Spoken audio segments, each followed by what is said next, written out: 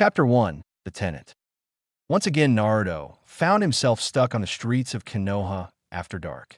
The carers at the orphanage had seen him running for the gates, trying to get back in before closing them.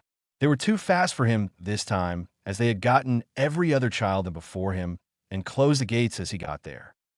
Normally, Naruto wouldn't mind sleeping on the streets. It would mean he was safe from the violent wake-up call he usually gets from the other kids and carers, even if it meant braving the streets. Whenever he went out on the streets at night, if he was found by some drunks or angry ninja, he would get beaten, and if he was unlucky, they would stab him in the shoulder or somewhere else non-lethal. After that, they would leave him. Thing is, this night was different. It was the night of his birthday. It was this day that the whole village mourned the death of the fourth Hokage during the day and then celebrate his victory against the Kyūbi at night. Although for Naruto, it was what he liked to call the hate Naruto more than normal day. The past 3 years, it just kept getting worse every birthday. He would always be left on the streets at night, and when found, would get beaten and stabbed or cut with broken bottles or kunai. It was a sure thing on this day. He knew they were holding back on him because he was still only a child. Tonight, though, he was more fearful for it was his 6th birthday, and he had grown taller, which made him look older, and he knew the villagers wouldn't hold back as much.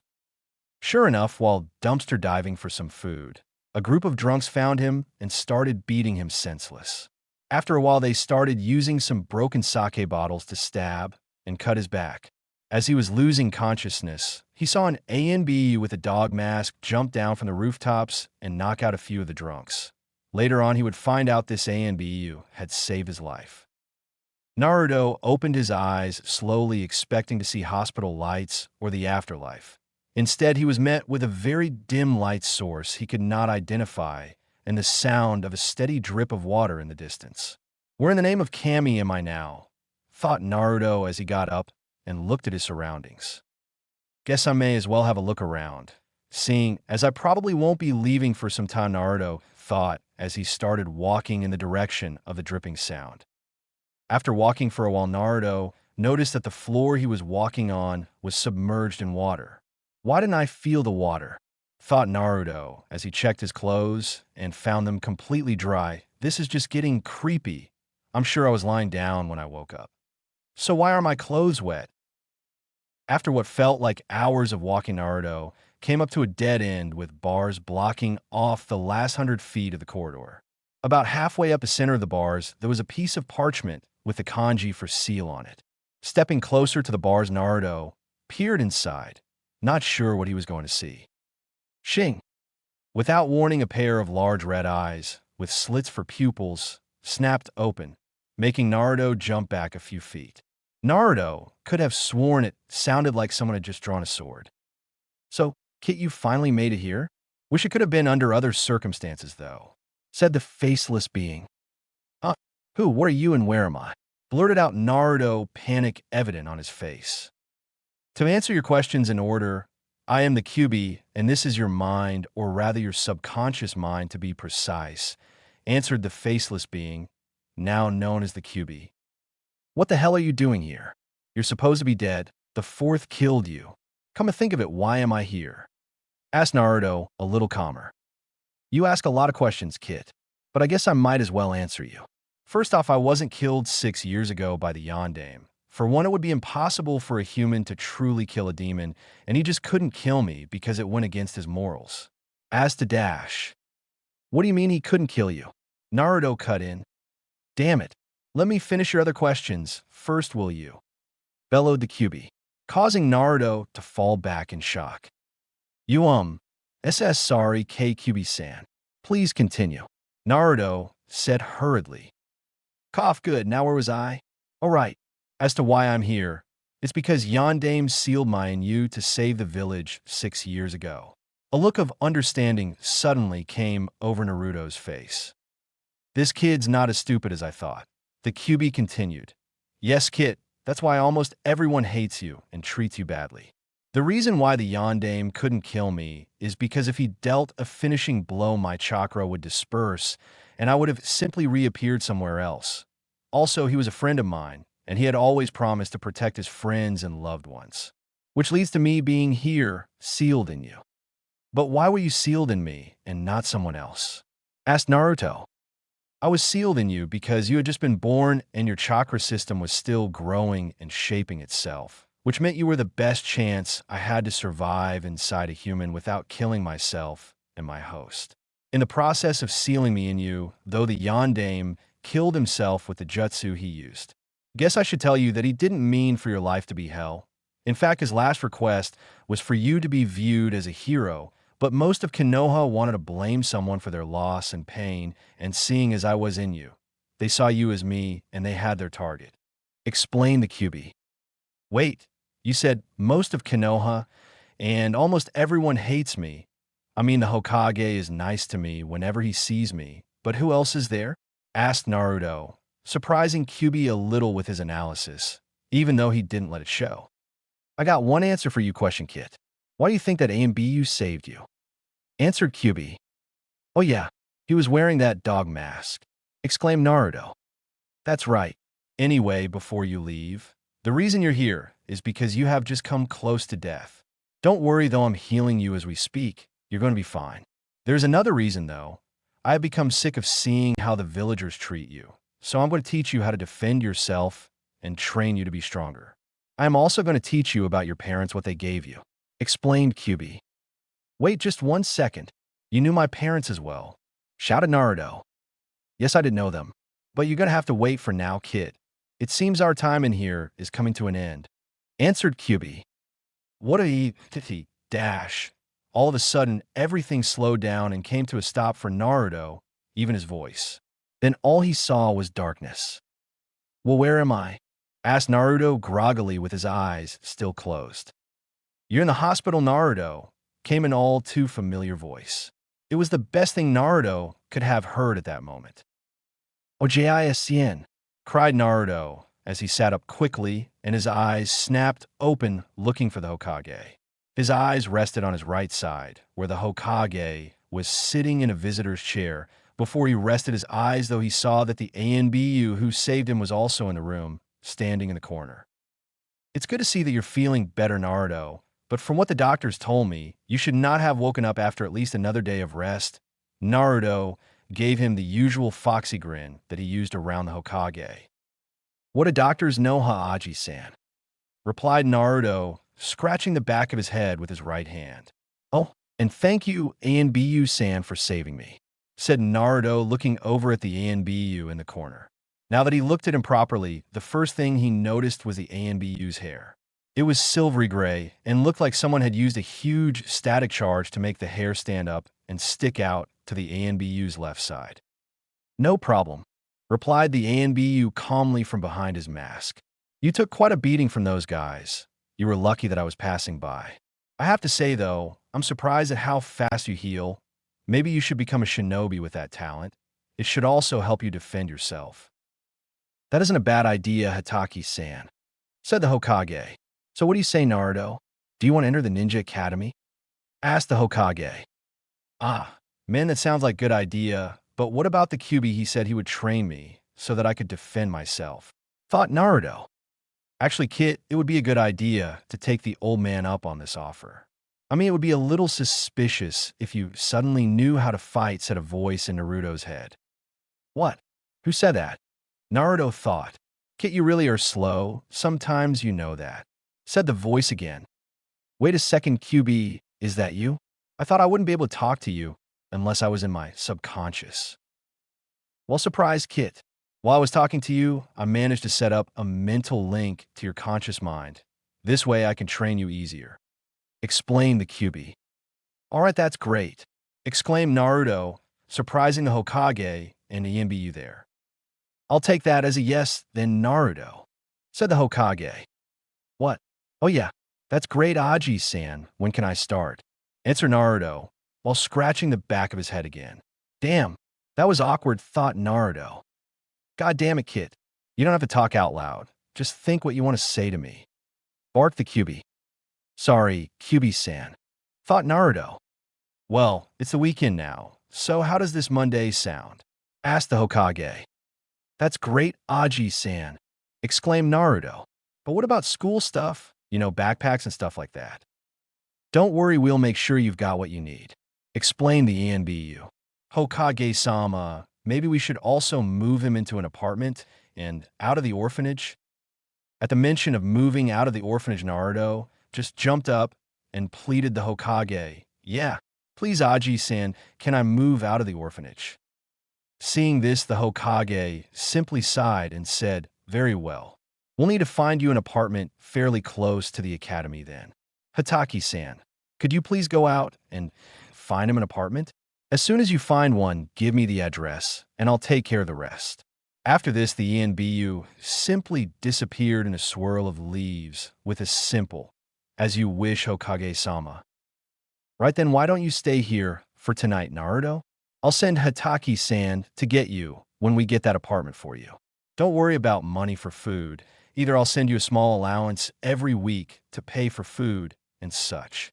I'll also have Hataki-san get you what you need for the academy. At this, Naruto simply jumped from the bed and hugged the Hokage. Thanks, Aji-san, exclaimed Naruto.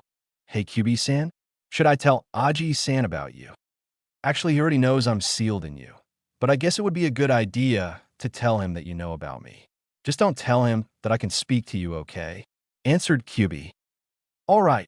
Naruto took a breath and asked, Aji-san. Yes, Naruto, asked the Hokage. I know why the people of the village hate me now, said Naruto in a somber voice.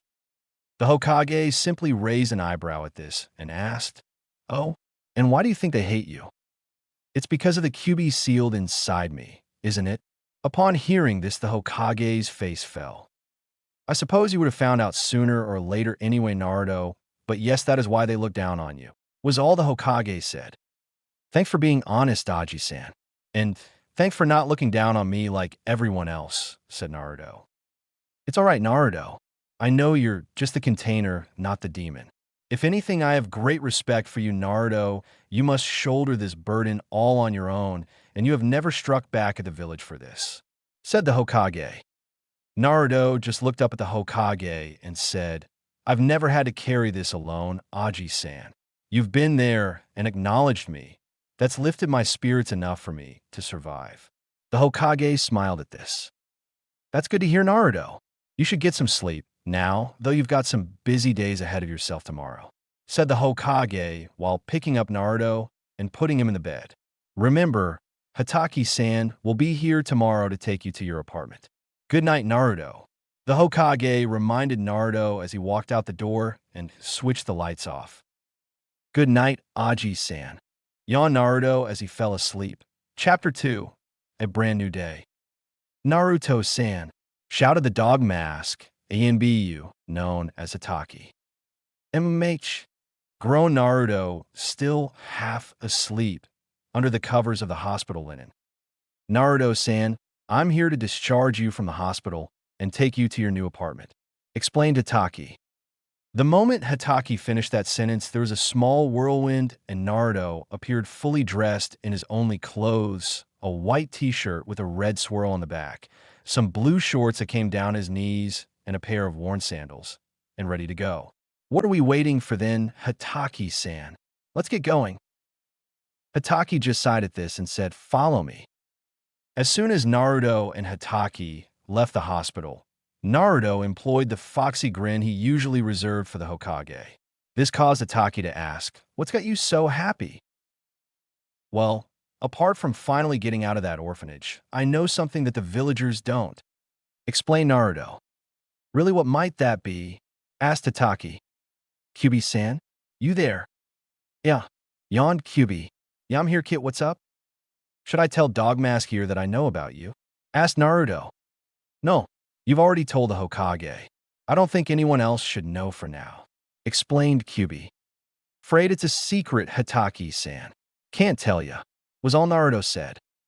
Hataki looked at Naruto for a moment and thought, does he know about Kyūbi? Nah, he couldn't. It's illegal to talk about the Kyūbi, even to him. Must have been the Hokage-sama that told him something to make him happy. After this, Hataki thought nothing more of it. Hataki and Naruto finally came to stop in front of an apartment complex.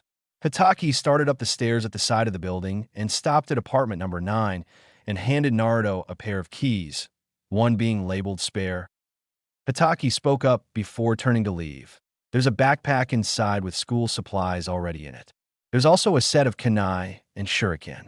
I suggest you don't start training with them until you get some basic knowledge from the academy. I also took the liberty of putting some food in the cupboards for you. Don't get too excited, it's just some instant ramen.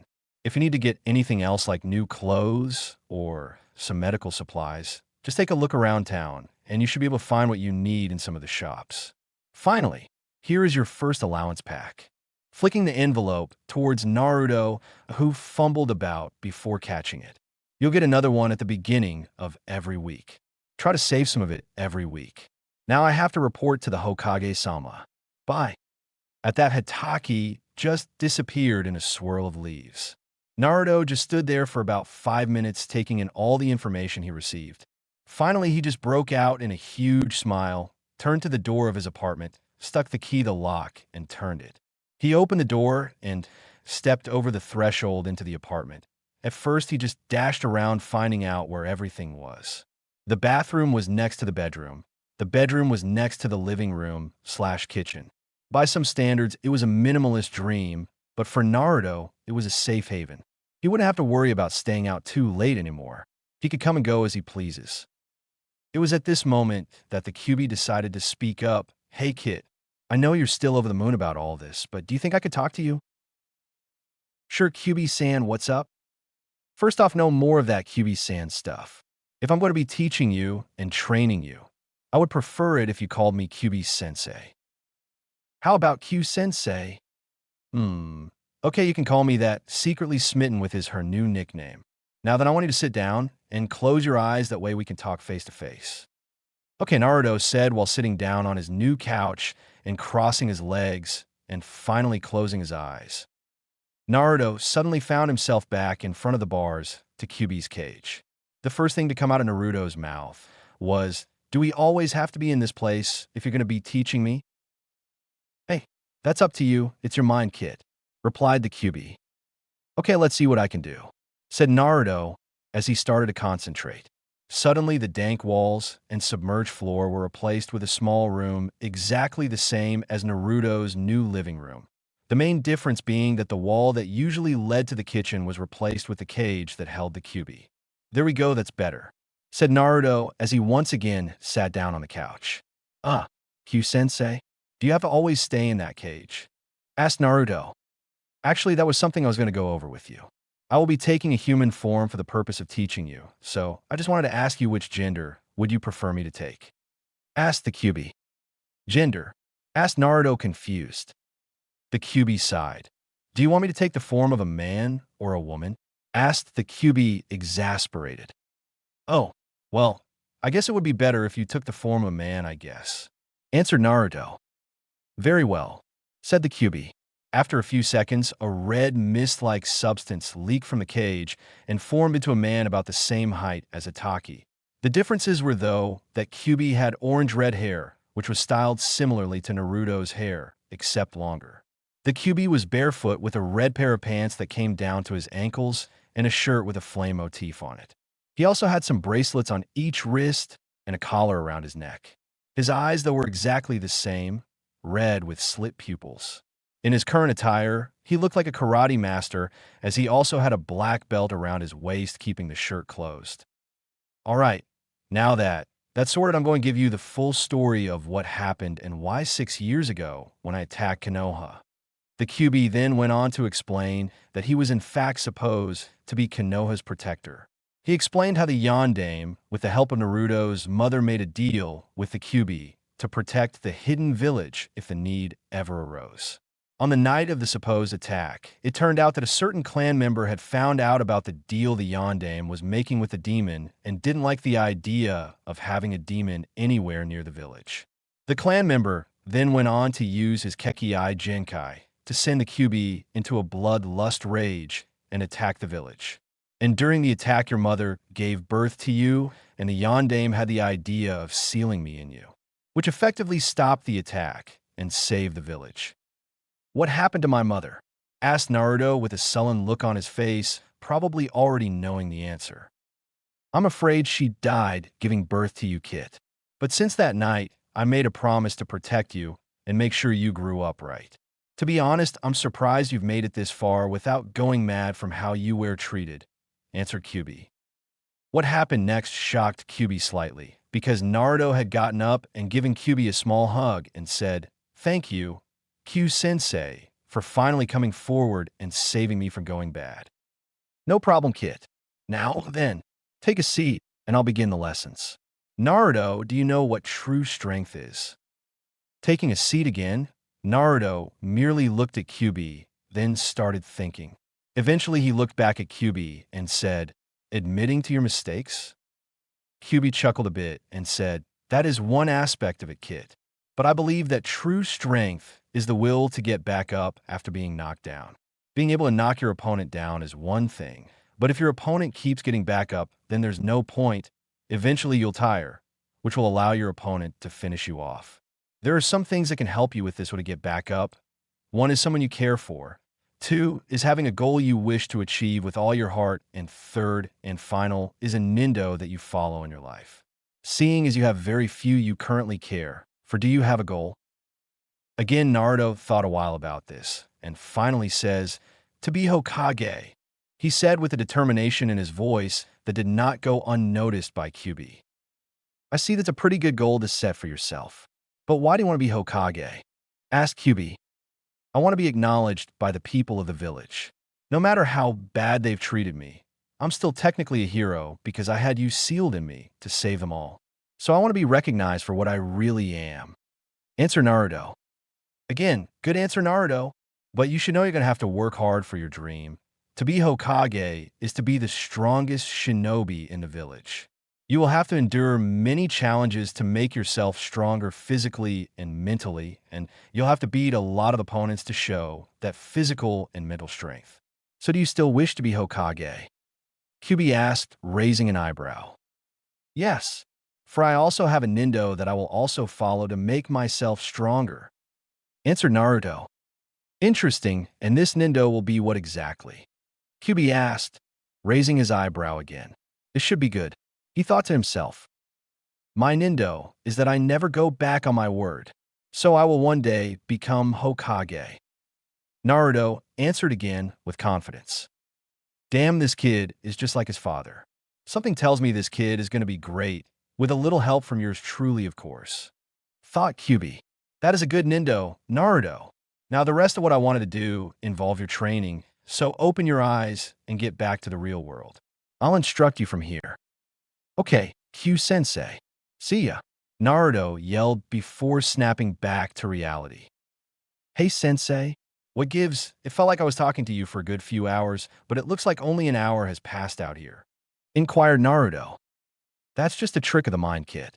Time is an illusion that only occurs in the real world when in your mind, you could spend what feels like a day in your mind, and only a few seconds might happen in the real world," Kyūbi explained. "Oh, okay, cool. All right, Q-sensei, what do I do?" asked Naruto in his head. "First off, let's see how much you got with your allowance from the Hokage," said Kyūbi. As soon as Kyūbi said this, Naruto grabbed the envelope which he had left in the kitchen. He ripped it open, not expecting much. A little while after opening it, Naruto finally asked the Kyūbi how much was there. "What, you can't count that. There's enough there to get a good amount of food for a month. Obviously, the Hokage expected you to buy some training equipment or something," Kyūbi exclaimed. "It's not my fault. I hate math. So what is it that you were thinking of getting with the money?" Naruto asked. "We're going to need to train your physical strength and stamina. I'll leave you to learn a few basics about chakra at the academy before I do anything about that with you. Now, there's a good way to train your physical strength and stamina, and that is by wearing weights. So let's go have a look at what they've got at the ninja stores. I guess it would also be a good idea to get some more food as well. Ramen's cheap, but not all that healthy. You're also going to need protein to build your muscles. Now, then let's get going," exclaimed Kyūbi. "All right, let's see what I can find," Naruto also exclaimed. As Naruto walked down the street, he noticed that it was a little afternoon from where the sun was, also thanks to a little help from Kyūbi as well. First things first, he wanted to find some weights for his legs and arms. Eventually, he came across a ninja equipment shop, which had all sorts of weapons and other equipment, but the one thing wanted caught his eye as he was about to leave the shop. There in a glass casing was a set of weights with removable plates, which allowed a person to increase or decrease the weight as the person saw fit. So Naruto asked Kyūbi if they would do. Yeah, those will do. It's got a good starting weight, which will be fine for your age, and the difference in weights will be good for when you're ready to up the weight. Plus, the blocks are large enough for me to alter them once you're used to the max weight, so I can make them heavier. Explained Kyūbi. Great. Now where's the shopkeeper? I gotta ask him for a set. Aha, there he is. Naruto thought, noticing the shopkeeper at the other end of the store polishing a weapon. Oh heyo, shopkeeper-san, can I have a set of those wrist and ankle weights, Chodai? Hi, give me a moment to get a set from the back, kiddo, said the shopkeeper in a tired voice. As he turned to look at his young customer before getting the weights, Naruto noticed there was something about the old man's look that wasn't uncomfortable, but it wasn't what he normally got from someone's look either. After the old man got back from behind the counter, he handed the box to Naruto and asked, "Now, why would someone so young want weights?" "I'm starting at the Ninja Academy this Monday, and I wanted to train myself." Answer Naruto. You're very committed for one so young. Not many young ninja bother with this form of training because it's quite exhausting, but the end result of the training is always worth it, said the old man. Good, because I want to be the strongest ninja. I'm going to be Hokage. Naruto emphasized the last part, causing the old man's eyes to widen, seeing the boy's strong resolve. That is good to hear, kiddo. I wish you luck on your way to be Hokage. Just remember where it all started and tell everyone about my shop. I like you, kiddo. I'll give you a 1/4 off the weight set. That brings the price down to 1,500 Ryo. A bargain, said the old man. You're telling me. That is a good deal. To pay for the set, give the old man 3 of those greenish notes. They're each worth 500 Ryo. Announced Kyūbi. Thanks, Q-sensei, Naruto said as he took out 3 of the greenish notes like the Kyūbi told him. Here you go, Aji-san. As Naruto began walking out, the old man shouted in a happy voice, Don't forget to tell your classmates about this place, and don't forget about it yourself, either, kiddo. Don't worry, Aji-san, I'll be back if I need anything. Naruto shouted as he walked onwards toward the markets to get some food. Hey, Ojisn, yelled a feminine voice from behind the counter. Yes, Tenen-chan. I can't hear you, I'm old, not deaf, replied the old man. Who was that? A customer or just a friend? Asked Tenten. That was a customer. You'll probably see him in the academy on Monday. He said he was starting there, replied the old man. Oh, okay. I'm gonna go home now, then, Aji-san. I moved everything like you asked. Bye, said Tenten. Bye, Tenen-chan, yelled the old man as the kunoichi ran out the door for home. It had been about half an hour since Naruto had gotten back from shopping for a few essentials, one of which was a small frog-shaped purse. He couldn't keep using the envelopes to carry his money. He had just finished putting everything away when Kyūbi spoke up. Hey kid, you better get those weights on now so you can get used to them. Already on it, he replied, pulling them out of the case and figuring out how they were supposed to be worn. Turns out they worked the same as sweatbands. He just had to slip them on his wrists and ankles and tighten the straps at either end to keep them from slipping off. The color, though, in his opinion, could be better. They were a tan skin color, which he thought was a bit boring. Hey, Q-sensei, should I add more weight to these things? It's just, they feel kind of light. I guess me being sealed inside you affected you more than I thought. You currently have 1/4 of the weights from the set on your body, and that's supposed to be heavy for a genin. Chuckled Kyūbi. I guess you better put a couple more plates in each limb. Kyūbi paused while Naruto inserted the plates. Better? Yeah, they feel fairly heavy now, replied Naruto. Good. Now get some rest, kid. I'm gonna work you to the bone tomorrow. That said, Naruto got in his bed. Marveling at how soft it was compared to the one at the orphanage, he quickly fell into a deep slumber. The next day, Naruto was awoken by the shout of Kyūbi in his mind.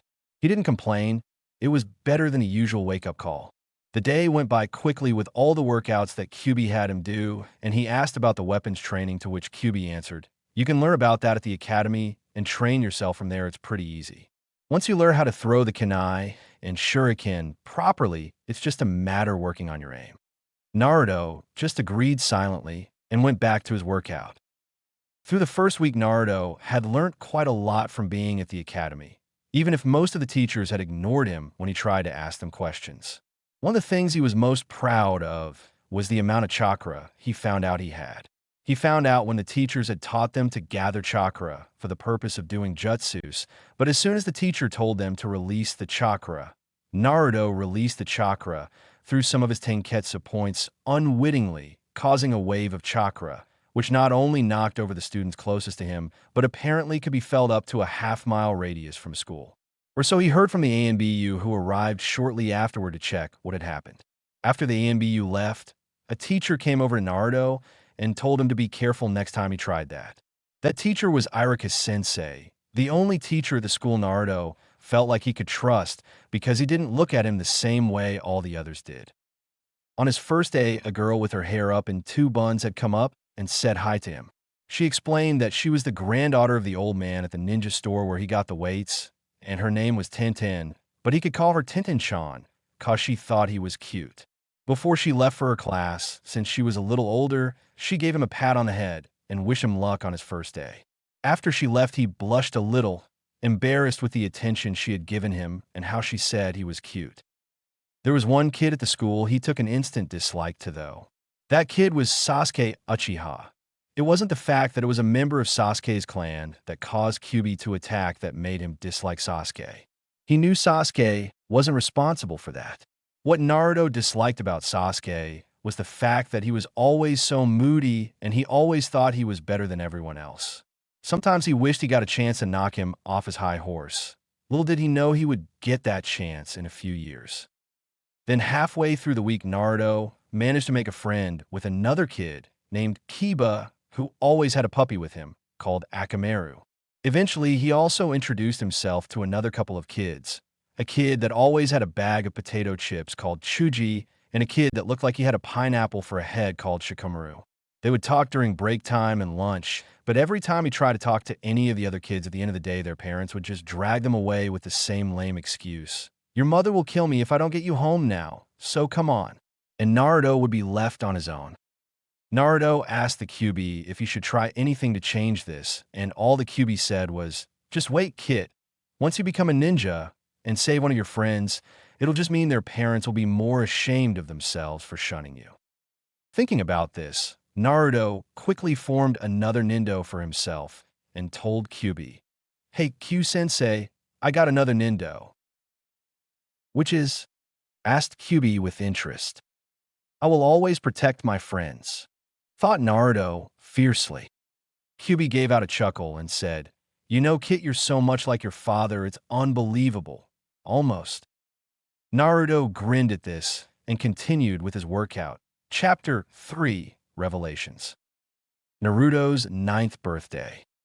Naruto had just finished at the academy for the day and was on his way to the training grounds when Kyūbi spoke up. "Hey, kid, forget about the training for today. I got a present for you." "A present? What is Q-sensei?" asked Naruto, thoroughly interested. Kyūbi chuckled a bit. "I'm afraid we have a bit of a walk before I can give it to you, kid." "Avalvi, man, can I at least jump on rooftops to get there? At least then I can get a bit of training in, and it should be a little faster." "Why, Naruto?" Kyūbi just chuckled again and said, "Okay, kid, but watch where you land. You're weighing in at over 500 kg with those weights. Now remember, I don't want you falling through a roof and almost dying on me."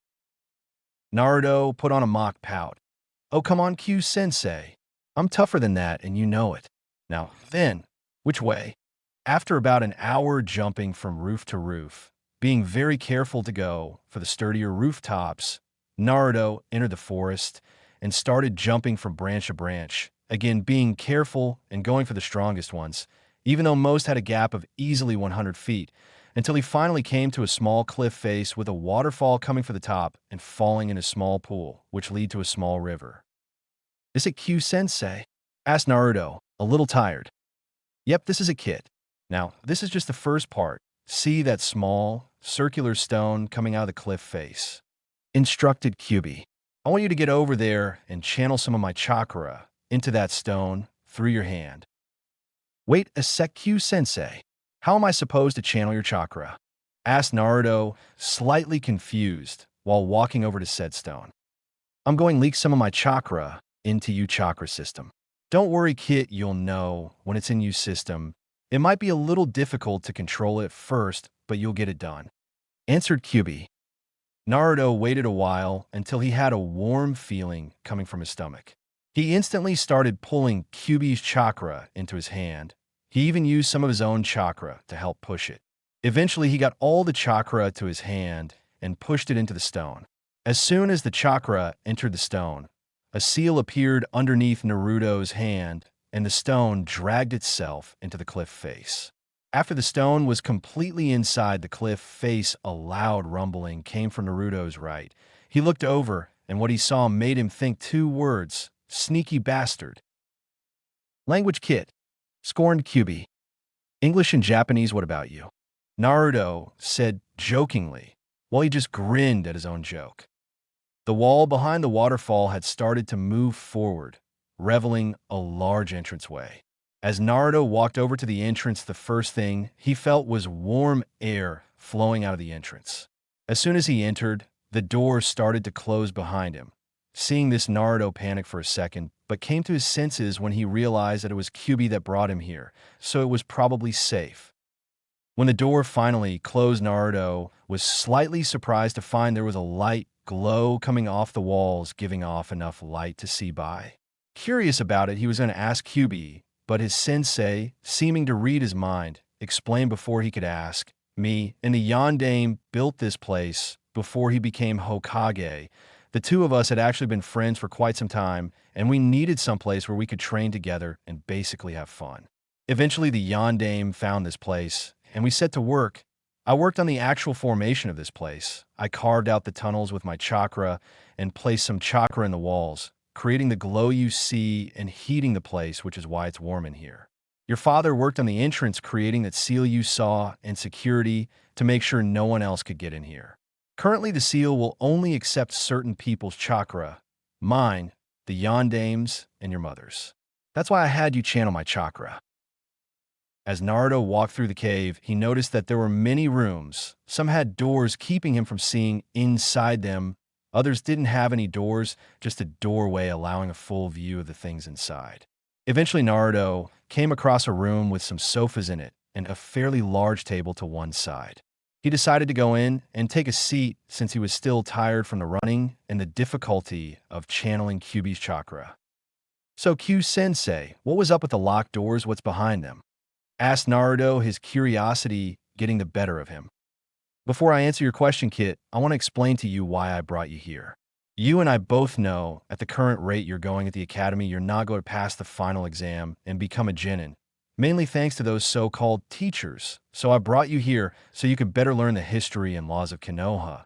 You're going to need to know these things if you want to be a good Hokage. I also brought you here to teach you some more advanced defensive jutsu. If you were found practicing them, you'd probably be taken away by the ANBU thinking you to be a spy." "Wait, why are you only going to be teaching me defensive jutsu?" asked Naruto. "I'm only teaching you defensive jutsu for now because I want you to be able to use these jutsu in the blink of an eye. Another reason for bringing you here is so you can receive the scrolls your mother and father left for you. They both wrote a short note for you before you were born and had me sealed in you. We're going to have to get back to the first door you came across if you want to read them." Naruto had gone back to the first door he came across on his way through the caves. It turned out the door was unlocked, and it led to a small room with a desk in the corner. There were two scrolls on the desk. One was sealed with the kanji for mother, while the other was sealed with the kanji for father. Naruto looked at each scroll and finally decided to read the one with the mother seal. He opened the scroll and started reading, "Dear Naruto, while I'm writing this, Kyūbi is attacking the village. I'm writing this just in case the worst should happen and I die in the attack or while giving birth to you. You should know I love you very much, Naruto. I hope you've grown to be a strong person and a proficient shinobi. You should know that if I am dead, you are now the sole heir to the Uzumaki clan from Yuzu no Kuni, the Whirlpool country. I have left all the clan's hidden jutsu and information on the Kekkei Jinkai you might inherit from me in the compound you found the scroll in. I have asked your father to place time seals on some of the more advanced jutsu in case you try to advance too quickly. I have also left all the clan's assets for you in a bank account in Konoha. Sorry for not being there to see you grow up, my little Naruto. I hope you find happiness in your life. Good luck, Naruto. Your mother, Kushina Uzumaki. A few silent tears fell from Naruto's eyes when he finished reading the letter. He knew at that moment this scroll would become one of his most precious possessions, not that he had many to begin with. Once he'd rolled the scroll back up and wiped his tears away, he placed his mother's scroll in his pocket, being sure to keep it in a safe place when he got home. He then reached for the other scroll, unraveled it, and started reading once again. Hey kiddo, I'm writing this because in a few hours I'm going to die while sealing away Kyūbi in you. Do not blame Kyūbi for my death, Naruto. He is a good person. If you don't already know, I'm afraid your mother died while giving birth to you. She loved you very much, Naruto, and I hope you realize that. I've left all my knowledge of jutsu and seals in the compound you're now in. I have placed a time seal on some of them, but with all the chakra you'll gain from having Kyūbi in you, I doubt you'll have much trouble performing the jutsu where chakra is concerned. You should also know that you are now sole heir to the Namikaze clan. I've left all the knowledge of the clan and its Kekkei Jinkai with the jutsus I mentioned earlier, although there are no time seals on those scrolls. I've also left you the deed to the clan compound and details of the clan bank account. Hope this helps, kiddo. I'm just sorry I couldn't be there to help you grow. With the seal I used on you, though, Kyūbi should be able to help you with training and stuff. Have a good life, kiddo. Protect those you care for. Find a woman you love. Live your life. And most importantly, never give up. See you around, Naruto. Your father, Minato Namikaze, the fourth Hokage of Konoha. As soon as Naruto had read the final line of the message, he froze. It took a moment for what he read to sink in. As soon as it did, he had more silent tears coming from his eyes. He handled the scroll from his father just as gently and with as much love as he had with his mother's scroll, keeping it in the same pocket as his mother's scroll, being sure to remember to keep them somewhere safe later on. After returning to the living area he had found earlier, he lay down on the largest sofa and started talking to Kyūbi. Why didn't you tell me, Kyū-sensei? Why didn't you bring me here sooner? Asked Naruto, sadness evident in his voice. Because I didn't want you getting a swelled head and acting like that, Uchiha Baka. I wanted to make sure you were willing to work hard for your skills as a shinobi. I didn't want you thinking that everything came on a silver platter because of who your parents were. I also needed to know you were mature enough to handle all this. Explained Kyūbi. Does anyone else know about my father? Or what he and my mother left me? Asked Naruto, a little happier seeing how much faith Kyūbi had in him. The current Hokage, your father's sensei, and one of your father's students knows you're the Yandame's son, but no one knows about what they left for you in this place. Replied Kyūbi, noticing Naruto's lifting spirits. So, you got any idea where they left the jutsu scrolls? Asked Naruto with his foxy grin. Don't you want more time to absorb this information, kid? I mean, you just found out your father was the Yandame, and you finally know who your mother is. Asked Kyūbi, a little surprised at Naruto's actions. You read the scroll Dad left me. He wanted me to live my life, not mourn their death for the rest of it. He wanted me to keep going. He didn't want me to give up. My mom wanted me to be happy. And you know I'm happiest when I'm trying to get stronger, so I could be Hokage and protect those I care for. One way of getting stronger is learning new jutsu, so let's find the scrolls they left me. Answer Naruto. Kyūbi chuckled at this and told him, Kit, your father would be proud of you right now. I guess you're right. We should get started on your new training. Having said this, Kyūbi then guided Naruto to a door with the Kanji 4 vault on the front. Kyū-sensei, are you sure about this? It's just this door doesn't seem all that secure. Asked Naruto sarcastically. Kit, this just leads to the vault door.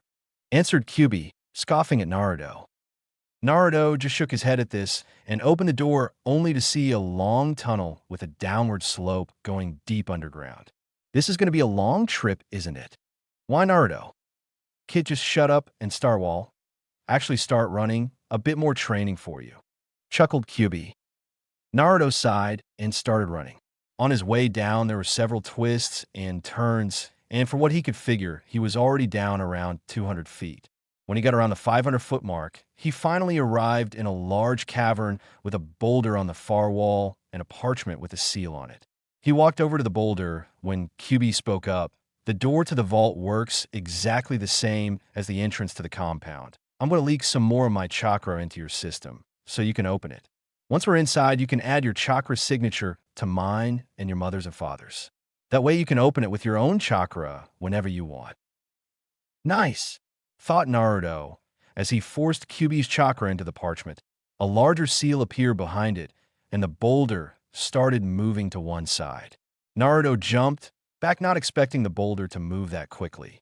Once the boulder had completely moved away from its original spot, Naruto noticed the small round opening about 2 feet up from the floor. That's just weird.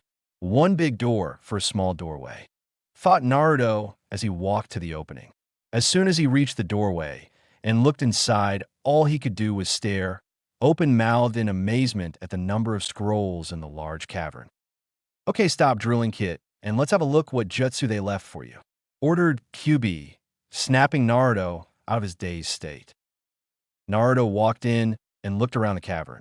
The walls were covered in pigeonholes with a scroll in each one, and underneath the hole was a small label naming the jutsu in the scroll. There are also a few larger scrolls stacked next to a large table with a chair placed next to it on the far wall. He guessed those contained the Kekkai Genkai he might have and the signature jutsus of his clans. Next to the table, there was also a large pigeonhole holding another large scroll with a simple label contract underneath it. Obviously, this led to Naruto's next question. Q-sensei, what's that? That kit is a summoning contract for my clan. You can sign it if you want, but I suggest you wait until you're at least a genin. Answered Kyūbi. Guess I should wait then, thought Naruto. After this short conversation, Naruto started looking through the jutsus on the walls. Don't you want to check out your family jutsus, Kit? I mean, you should have an easy time performing them, seeing as they were made for your family's bloodlines, inquired Kyūbi. Now, where's the fun in that? Asked Naruto. Besides, if I started using jutsu from Dad's clan, people would start getting suspicious. Plus, you want him to concentrate on defensive jutsus, so we might find something useful to start learning in these scrolls. Explained Naruto.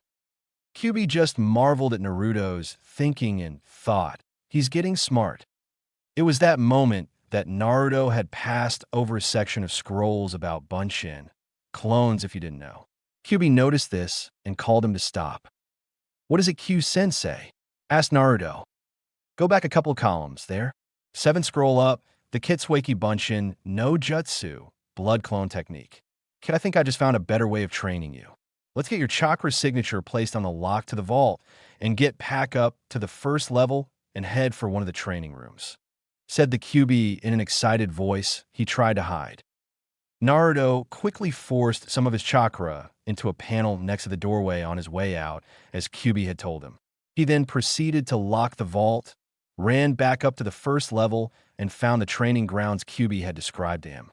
It was another large cavern, except it looked like it had been made naturally. The cavern was practically circular in shape.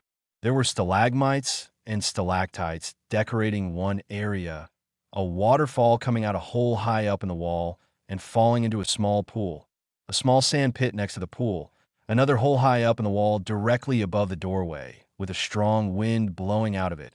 On another part of the wall was a large area of rust, and finally, in the middle of the cavern was a clearing about 300 feet in diameter.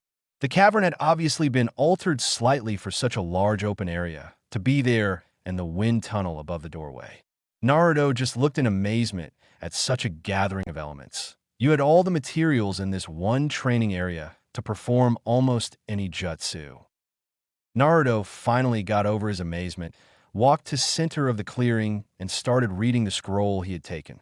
After reading, he had found out the Kitswaki Bunshin, no jutsu, used some of his own blood to make a real body for his clone, except it was fueled by chakra, not food. Because of this, the clone could stay in existence until the user dispelled the technique or ran out of chakra, where the clone would turn back into blood. But because of the nature of the jutsu, only one blood clone can be created at a time. Naruto thought about what he had read and figured it would require a lot of chakra to make a blood clone. From the sounds of things, this jutsu is going to need a lot of chakra. You think I have enough to use it, Kyūbi-sensei? Asked Naruto, still not understanding how this could help his training. Don't worry, kid. Just use the chakra I'm leaking into your system.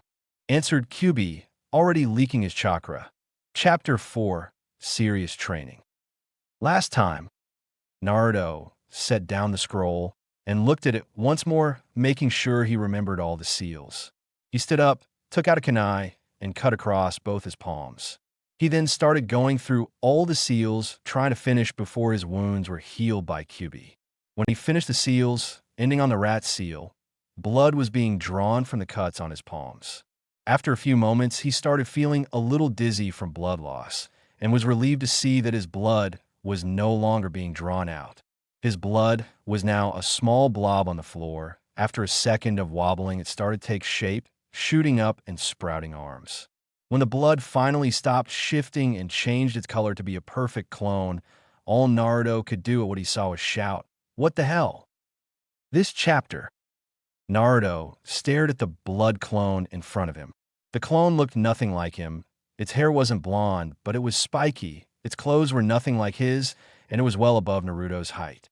In fact, the clone in front of him right now looked like Kyūbi in Naruto's subconscious, orange-red hair longer than Naruto's, but in a similar style. Red eyes with slit pupils. A shirt with a flame motif coming from the hem. The shirt being kept closed with a black belt around his waist, and finally, red pants coming down to his ankles with nothing on his feet. The blood clone even had the bracelets on each wrist and a collar around the neck. To be modest, Naruto was freaked out. So, what? Kyūbi started in Naruto's mind. Do you think of this kid? Kyūbi finished in his new body. Naruto was so surprised he simply started spouting nonsense and then promptly fainted. When he came to, he found himself in a large king-sized bed. He looked around the room and saw Kyūbi leaning against the wall, looking like he was asleep. Getting over the shock of seeing him, he decided to wake him. "Ah, Kyūbi-sensei." Kyūbi opened his eyes and looked over at Naruto in the bed. "You're finally awake then, kid? I knew you'd be surprised, but..." "Fainting, come on, kid." "I just don't get it, Kyūbi-sensei. How could you be out here? I thought you said if you try to break the seal and get out, that both of us would die," asked Naruto. Kyūbi started to explain. "That's true, but I haven't broken the seal. I'm still very much bound to you, kid, as you can see from my shackles," referring to the collar and bracelets. "Right now, I'm just transferring my consciousness into this clone made with your blood. Don't worry, it's my chakra that's fueling the clone, not yours, so I should be able to sustain this clone indefinitely. Although using some of your chakra to sustain this clone would be a good way to increase your chakra reserves," said Kyūbi, musing out loud. "So, this was what you meant by finding a better way of training me? Now you can actually help my train in the real world," exclaimed Naruto. "Yup, that's right, kid. This way I can teach you jutsus and other things much easier," explained Kyūbi. "All right, finally I can learn things properly. Hey, wait a second, how long was I out?"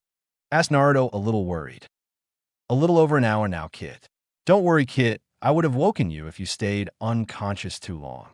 Either way, you better get back to your apartment. You have to be ready for the academy tomorrow. Don't worry, I'll stay here, and I still have my mental link with you, so if you need me, just call.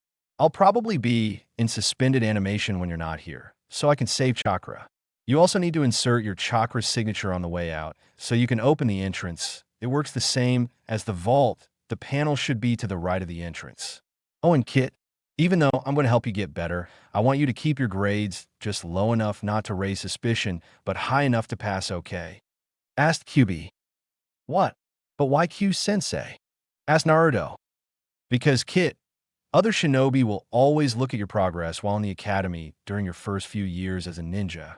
When they see that you only just passed when becoming a genin, this will most probably make them underestimate you and give you a trump card," explained Kyūbi. Naruto just nodded at this and started towards the door of the bedroom. The last time he saw of Kyūbi, he was sitting down on the bed Indian style. He closed the door. Instantly he knew where he was in the compound and headed to the exit. As Kyūbi had told him the panel was to the right of the entrance, he forced some of his chakra into it, and the door opened much the same way it did when he first came in. When Naruto stepped outside, it was already dark. Looking at his watch, he cursed. It was already past 11 p.m. He was going to have to be fast if he wanted to get enough sleep tonight. He sighed, "This is going to be exhausting, but hey, at least I'll definitely sleep tonight."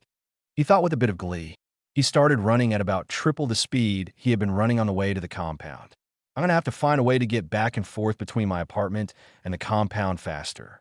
Otherwise, I'm either going to die from exhaustion or I'm not going to have enough time at the compound to learn much of anything," he thought as he was jumping from tree to tree. Eventually, he got back to the apartment by midnight.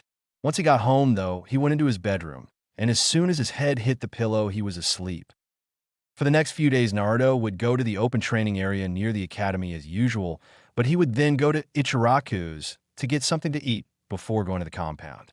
Because of the trip, Naruto would order more than usual, though, much to the joy of Tucci and a young Ayam. When the weekend finally came, he went to the open training grounds for a bit more target practice and taijutsu practice. After that, he went to Ichiraku's again and ordered a really big meal of 10 miso ramen, 10 beef ramen, and 10 chicken ramen. Once he finished his meal, he went to the supermarket for some food. The second time he'd gone to the compound, he found out there was a small kitchen with basic cooking areas and storage areas. Seeing as it was the weekend, he decided to spend his weekend in the compound training. If he planned on staying that long, he would need to take some food with him. Once he had all he needed, he headed for the compound to get some serious training done. Over the weekend, though he mainly studied in the library, he would study many subjects: law, history, even a little on basic seal making. He would come out of the library to get food and would sometimes enter the vault and went through the scrolls. It was here that he eventually found a seal his father had created, and he instantly found a use for it. It was a teleportation seal, which would allow a person to be instantaneously transported from one seal to the other. All a person had to do was write the two locations in a certain area of the seal and place them in those two areas. Then when the person wanted to teleport, all they had to do was put some chakra in the seal. The amount of chakra needed to use the seal would differ depending on the distance between the two seals. He set to work copying out the seal onto two different scrolls, using the seal equipment his father had left him. He would leave one out in the compound, wherever he was when he left, and would keep the other in his apartment when he went back on Sunday. After figuring the transport problem out, he went back to his usual routine. After the academy was over, he would carry on his target practice. Even though he really didn't need it anymore thanks to the tips he got from Kyūbi, he still kept up the practice, as practice makes perfect. Irika-sensei would always tell the class this when he was in charge of them. He also enjoyed the silence he got when he was training out there, even if the feeling of somebody watching him never went away. He could even swear he heard a gasp when he took his jacket and shirt off one summer afternoon because he was too hot in them. While he was at the compound, he would study, work on any new jutsus Kyūbi gave him until he could perform the jutsu in his sleep. For some reason, Kyūbi had him learn each and every one of the different clone jutsus in the vault. By far, his favorite bunshin was the Kage bunshin. For one thing, it didn't require any substance to create it, and any knowledge his clones gained while in existence was instantly transferred to him when they were dispelled. He liked to use them when studying because he could study up to 10 times the usual amount of scrolls he read when in the library, which is a big reason why he knew as much as he did. Although he didn't like to use them when learning new jutsu unless they were used to attack him or defend against him when using the jutsu. When he asked Kyūbi why he had to learn all the bunshin, he said that clones were useful as shields or when performing Korimi no jutsu. Since they would be the same shape and size as him, it would be easier to substitute with them and escape attack. Even though he performs the other clone jutsus pretty easily because they require more chakra to create, he still could not get the hang of the normal bunshin no jutsu. Kyūbi just figured this was because he had a large amount of chakra and the bunshin no jutsu required so little he would always overload the clones, making them useless. Out of all the clone jutsus, his favorite was the shadow clones. This was mainly due to the fact they didn't require any medium to create them, so he could make them anytime, anywhere. He also learned a few other jutsu. While at the compound, he did manage to read the scrolls left for him about his two clans. Suffice to say, he was impressed with the two Kekkei Genkai, but he decided not to try them out until he made Genin. Eventually, though, the weights he wore became light, and he needed to make them heavier, so he looked through the seals his father had made, and eventually found one that made things heavier, but from the look of it, he would have to put the seal on his body as a tattoo. At first, he didn't want to use the seal, but then he read that the seal would turn invisible and become passive, meaning it would stay on once Naruto used some chakra to activate it. He would also be able to increase his weight merely by using the ox hand seal and pouring more chakra into the seal. Each level the seal went up by his body weight would be increased by 100 kg. If he needed to, he could also deactivate the seal completely, letting him go full speed and full strength. He would be able to use this as another trump card in a fight. So with the help of Kyūbi, he had the seal tattooed onto his back. When he first activated the seal, after taking off his weights and storing them in a closet at his apartment, he instantly had to increase the level of the seal to level 6. He got some strange looks when he went into the academy the next day.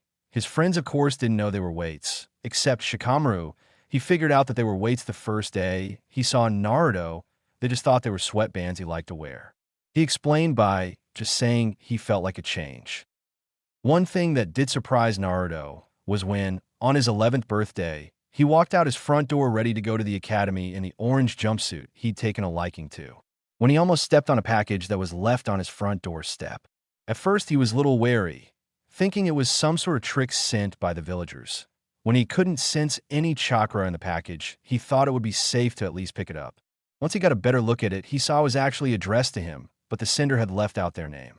This fact alone struck the Hokage off the list of people that might have sent him a gift. He had always sent things through the ANBU or signed the package to show he had sent it, and it couldn't be Irika, because he just usually took him out for ramen or got him new kunai or shuriken. Naruto eventually just shrugged and opened the pack only to find a pair of goggles. He grinned and instantly put them on his forehead, just as he would with a Hittite. It felt good to wear them, so he decided to keep them on. Obviously, he didn't notice the blush that a certain Hyuga in his class had seeing him wearing the goggles.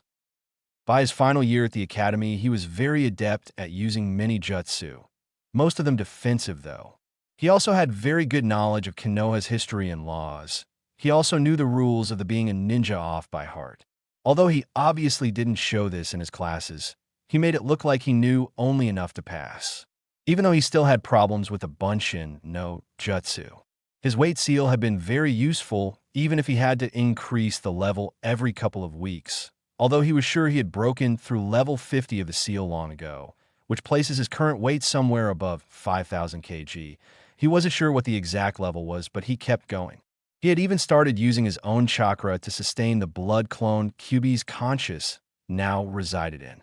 Through all his training, he had become very strong, very fast, and his already large chakra capacity had grown to be even larger. He could now sustain the blood clone through a whole weekend, even being able to perform a few simple jutsu at the same time. On his 12th birthday, though he had been resting in the bedroom, he now used whenever he stayed at the compound on the weekends. It was the same place Kyūbi had taken him a few years back when he fainted from shock at seeing Kyūbi in the blood clone. He was about to drift off into a power nap when Kyūbi burst in. "Get up, kid. I have a new jutsu for you. Actually, 3 to be exact." Naruto nearly jumped out of bed when he heard Kyūbi say this, all his tiredness gone from his eyes. "What are we waiting for then, Q-sensei? Let's get to the jutsu training area." Naruto had taken the liberty of naming some of the caverns since they didn't already have name. The one with all the elements gathered in it was called the Jutsu Training Area, while another cavern which had some target posts in it and a larger clearing for sparring. He just called it the Taijutsu Training Area, not very imaginative but straight to the point. When they got to the training area, Kyūbi had to explain a few things about these new jutsus before he was allowed to learn them. "I created these jutsu specifically for you to learn. There will be like a blood limit, if you will.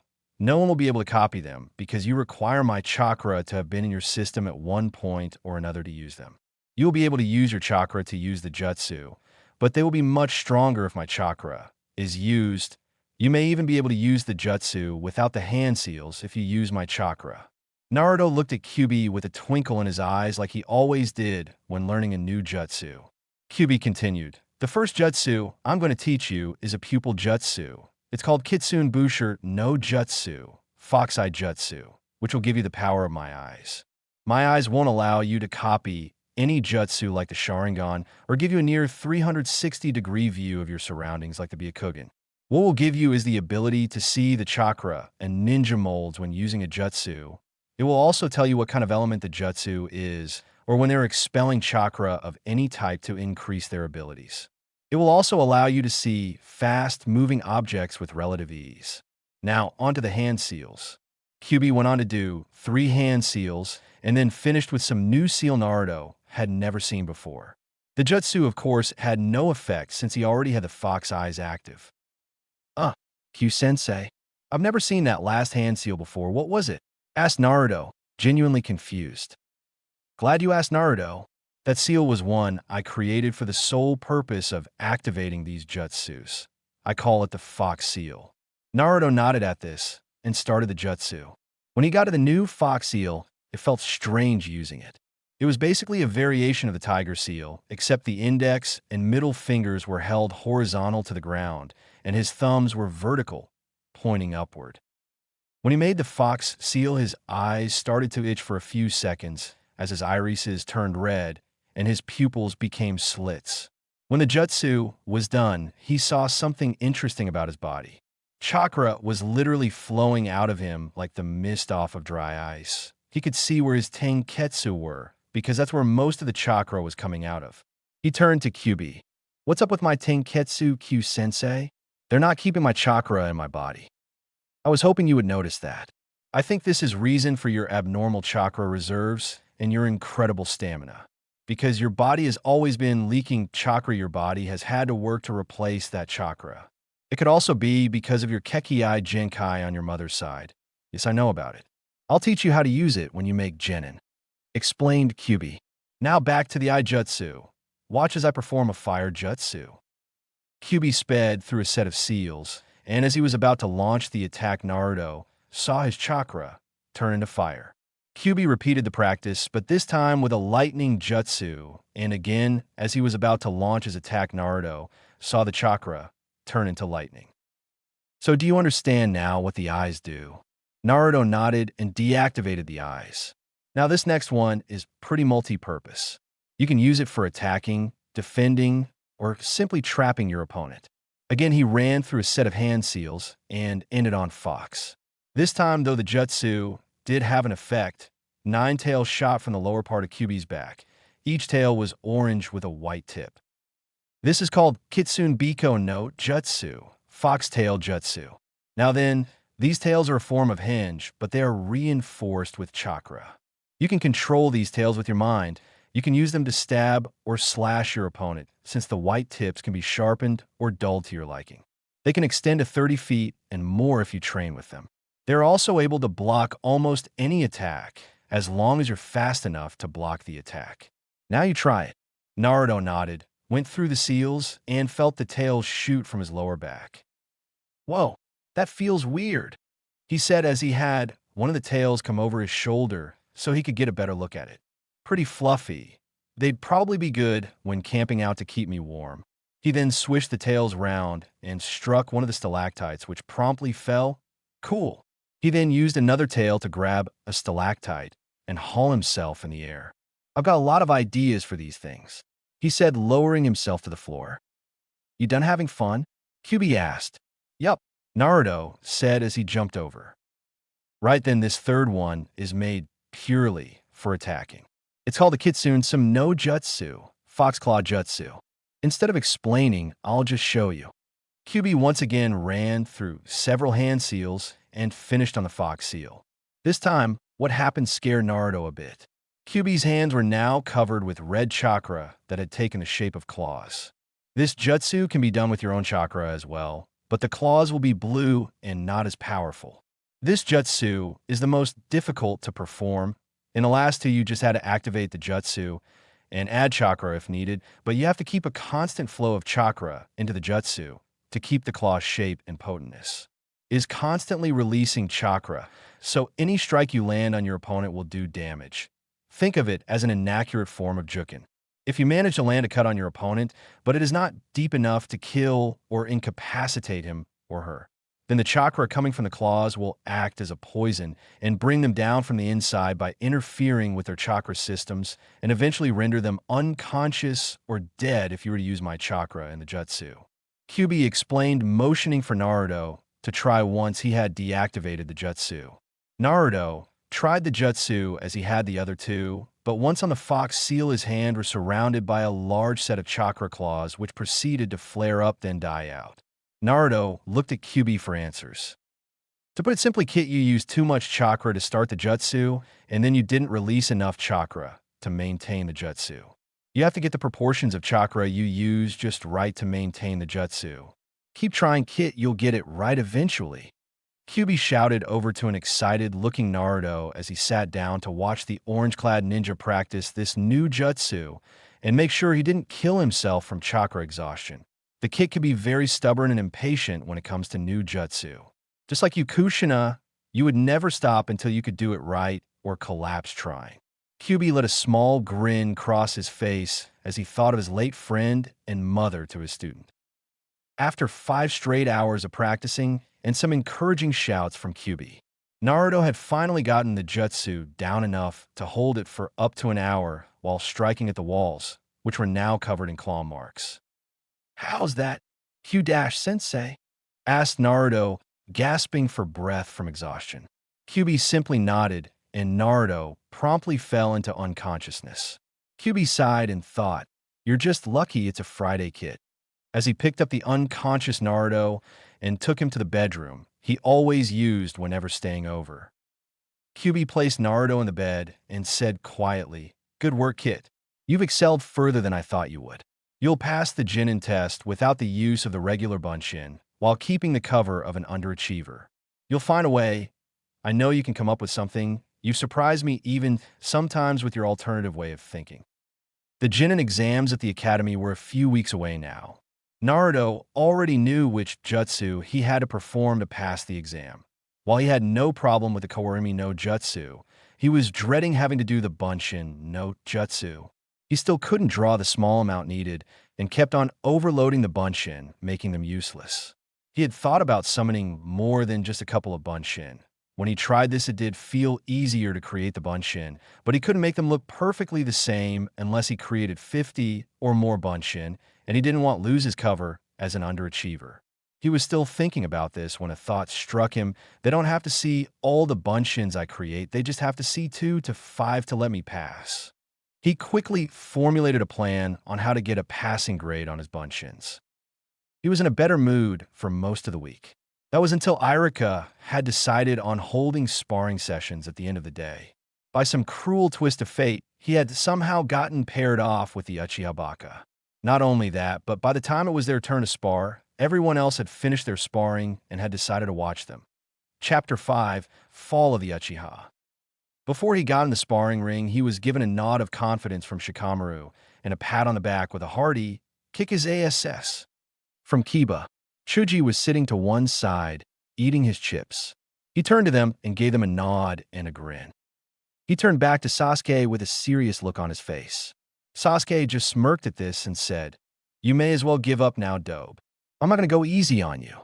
Having the pineapple head nerd and Mutt Boy back in your corner isn't going to help you one little bit." Sasuke's fangirls started giggling all around them. That was all the motivation Naruto needed. Nobody gets away with insulting my friends. Naruto thought fiercely, getting into the academy taijutsu stance. He would never use the taijutsu Kyūbi taught him against Sasuke. Partly because he wanted to keep his cover, partly because wanted to embarrass Sasuke by only using basic taijutsu. Sasuke slid down into an advanced taijutsu stance. A moment passed until Sasuke charged at Naruto, jabbing at his face. Naruto, on the other hand, had not moved an inch and just blocked everything thrown at him with his left arm. Eventually, Naruto started using both arms to block and showed Sasuke's weak defenses to everyone. Kiba shouted, "Stop showing off and just finish him, Naruto." Naruto was all too happy to oblige. He blocked another hit aimed at his head, but instead of knocking Sasuke's arm away, he grabbed it. He pulled Sasuke in close and landed a swift right knee to Sasuke's gut. Naruto then let go of Sasuke as he staggered backwards, holding his stomach. After a second of heavy breathing from the Uchiha, he stood up straight and charged Naruto again. Naruto, still in his academy taijutsu stance, simply brushed off the attack and punched Sasuke in the gut again. Not letting up, he quickly spinned on his right heel and landed a mule kick right in Sasuke's chest.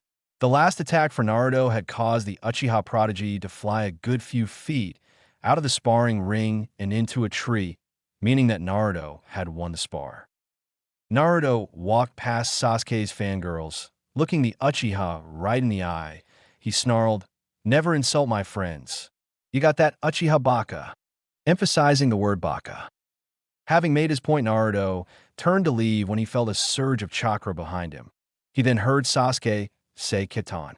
As soon as Naruto heard that word, he sped through a set of hand seals faster than the other students could blink, and before the giant fireball could hit him or any of the other students, a wall of earth erupted from the ground directly behind him, blocking the fireball, as he said quietly, "Doton. Daichi Hein no Jutsu." Earth wall.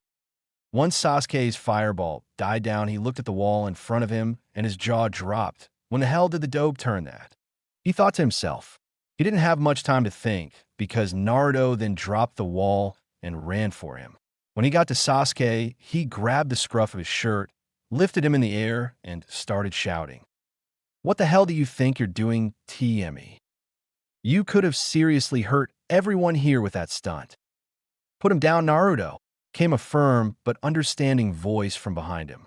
He looked around to see Iruka-sensei glaring at Sasuke, having finally gotten over the shock of seeing Naruto's fight. Naruto lowered Sasuke gently onto the ground in front of him, then turned around and addressed Iruka.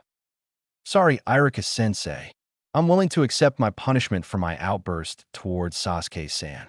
He said all this while bowing to Iruka. That's where Naruto runs away whenever he pulls a prank, but now he's owing up to his mistake.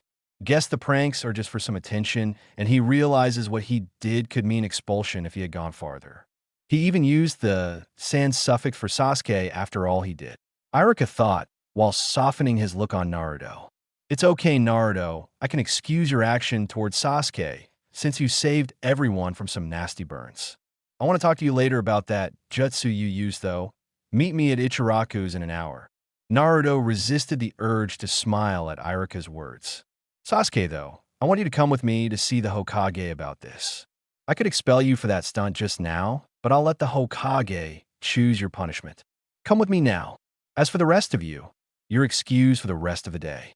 At that, he started towards the Hokage tower, Sasuke in tow. Sasuke, of course, didn't leave without first giving Naruto a quick glare. Once Iruka had gone round the corner and out of sight, everything went to hell. Sasuke's fangirls started shouting and hurling abuse at Naruto. Things like, "That was mean of you, Naruto," and "You were lucky that time, my Sasuke-kun is way better than you." The Ino and Sakura girls were the ones at the front of the group glaring at him, although none of them dared try and attack him after they had seen what he could do. After a few seconds of this, he just turned to his friends and decided to spend some time with them, seeing as the academy finished early. Before walking away completely, though, he turned back to them and said, "I can't believe you guys are still fawning over that team. If I hadn't used that jutsu at the last second, it would have been me and most of you girls that would have been burnt the worst. Something tells me that shows you how much he thinks of you girls. Think about that the next time you try and get his attention." The fangirls went quiet after hearing this and simply walked away in their separate directions. Some looked like they were deep in thought. Seeing that his words had the desired effect, he turned back to his friends. When he turned around, though, he had a small shock to see that Hinata was there bowing in front of him. Thank you, and Naruto Keikun, for blocking the F fireball," she said while hiding the blush on her face with the bow. No problem, Hinata. From where you were standing, though, I don't think you would have been burnt that much. But hey, at least there's one girl appreciating my help. I'm glad to see you're not part of those stupid fangirls either. You know, I think you may be the only girl that I actually respect for the simple fact that you're not going after that Uchihabaka. With that fact alone, it also means you have more brains than every one of those fangirls. Naruto said with a wide grin on his face. Hinata had listened intently on what Naruto had said and had turned several shades of red by the time he had finished his speech. She couldn't bear look up in case Naruto saw her face from all the blushing she had done. She quickly stood up, turned around, and started walking home while saying, "Thank you, Naruto, come but I must go home no," quickly over her shoulder. After walking several steps, she broke into a run. Huh, weird girl, but at least she isn't always fawning over Sasuke. Naruto said to no one in particular. He then carried on walking to his friends. "So, guys want to go do something until I have to go see Iruka-sensei?" He asked them all while wearing his usual grin and scratching the back of his head. "Sure, how about we have a race?" suggested Kiba. "Meh, too troublesome," said Shikamaru in a bored voice. "I'd rather just stay here and watch the clouds." "Sounds good to me," Chuji said, putting in his 2 cents and lying next to Shikamaru. "Same here," said Naruto, dropping down next to 2 of his friends. "Damn, you guys are lazy," exclaimed Kiba, grudgingly lying next to Naruto, Akamaru jumping onto his stomach. A fair amount of time passed in total silence until Shikamaru broke it. "So what was up with the Hyuga girl, Naruto? I saw you talking to her." "Oh, she just wanted to thank me for stopping the team's fireball. Guess there's finally a girl with enough sense to not fawn over him," explained Naruto. "Really? What did you say to her?" asked Shikamaru, still staring at the clouds, almost letting himself grin from what he knew. "Huh, well, I just said I respected her because she didn't fawn over him and she had more brains than all those fangirls." "W dask?" questioned Naruto, looking over at Shikamaru confused. "Because from the look of her face, when she left it looked like she was really embarrassed from what you said. I think she may be sweet on you," exclaimed Shikamaru, grinning mischievously. "What? No way. She's a Hyuga. There's no way she could have something for me," exclaimed Naruto, sitting up quickly and staring at Shikamaru. "Haha, think what you want, Naruto. Oh, you better get going, by the way. Otherwise, you're going to be late for your meeting with Iruka-sensei," Shikamaru said, turning his eyes back skywards to watch the clouds again. "Damn, you're right. See you guys tomorrow." At that, Naruto took off toward Ichiraku's. Kiba looked up to watch him leave, muttering, "Damn, I wanted to ask him about that Doton jutsu he used. Oh well, some other time." He lay back down. Naruto was walking down the street towards Ichiraku's, hands in his pockets and deep in thought. How could Hinata have feelings for me? I mean, she's cute and all. Wait, cute. Where'd that come from? Arg. I'm gonna have to think about this later. He quickly brought his thoughts back to the real world and noticed that he had already sat down and Ayam was asking for his order. "I'll have just 1 miso ramen for now, Ayame-chan." "Thanks." Ayam turned around and started on his order. By the time his order was done, Iruka had arrived. "Naruto, the reason I wanted to talk to you was to find out where you learned that jutsu you used today. If it's a secret, I won't press the matter further, but I would like to know if you're deliberately holding back in the academy," said Iruka with an understanding look in his eye. Naruto turned to Iruka without touching the ramen. "I'm afraid it is a secret, Iruka-sensei, but you're right. I am holding back at the academy." "Why though, Naruto? For what I saw today, you would have better grades than Sasuke if you wouldn't hold back," asked Iruka, a slightly angry look in his eye, since finding out his favorite student was holding back. "Because Iruka-sensei, grades aren't everything. Besides, could you imagine someone's surprise when they found out I was stronger than my grades at the academy would lead them to believe? I'm holding back so people underestimate me. That gives me an advantage. Plus, I don't want to turn into Sasuke, thinking I'm better than everyone because my grades are the best," answered Naruto, feeling guilty over the deceit he had used on his sensei and friend. Iruka, noticing his guilt, smiled and ruffled his hair. "Don't worry, Naruto. I forgive your lying to me. I'm glad to hear you're actually looking to future battles. To be honest with you, though, I'm just glad I won't have to fail you in the Genin exams. Could I get miso ramen, please?" "Thanks." We're talking about Iruka-sensei, asked Naruto, slightly confused. If you can perform that Doton Jutsu I saw you use today, I'm sure you can find a way to pass the test next week, replied Iruka, smiling while grabbing some chopsticks for him and Naruto. Naruto gave off his foxy grin to his sensei, then turned to his ramen. He clapped his hands together like Iruka, and they both said Itade Kamasu before they both dug into their ramen. Naruto was walking back to the apartment. He had stayed with Iruka and talked about some other things while also eating lots of ramen, of course. By the time he had finally decided to get home, it had started getting dark. Guess I should skip training at the compound tonight. It's getting too late. Oh, no, you don't, kid. As soon as you get over to the apartment, I want you to get your ass over here with that transport seal. I saw what you did today. Kyūbi barked in Naruto's mind. Naruto started sweating profusely and stammering back a reply. Q-sensei. I was going to tell you about today. Ashonest. Bet, replied Kyūbi. Naruto started running to the apartment. Once there, he went straight for the transport seal. Once he arrived at the compound, he noticed Kyūbi was already next to the seal with his arms crossed. Well, I'll excuse the use of the Doton Jutsu, since it was life and death. Also, you're lucky that your Iruka-sensei is very understanding. I was also glad to see that you trust him enough to tell him you're deliberately holding back, and he has faith in you.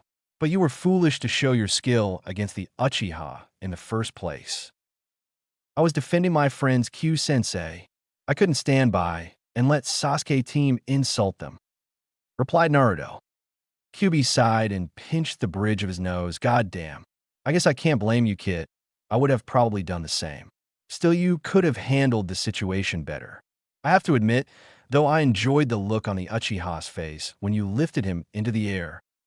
Kyūbi laughed a bit at this, as did Naruto. Alright, since I would have done the same, I'll go easy on you.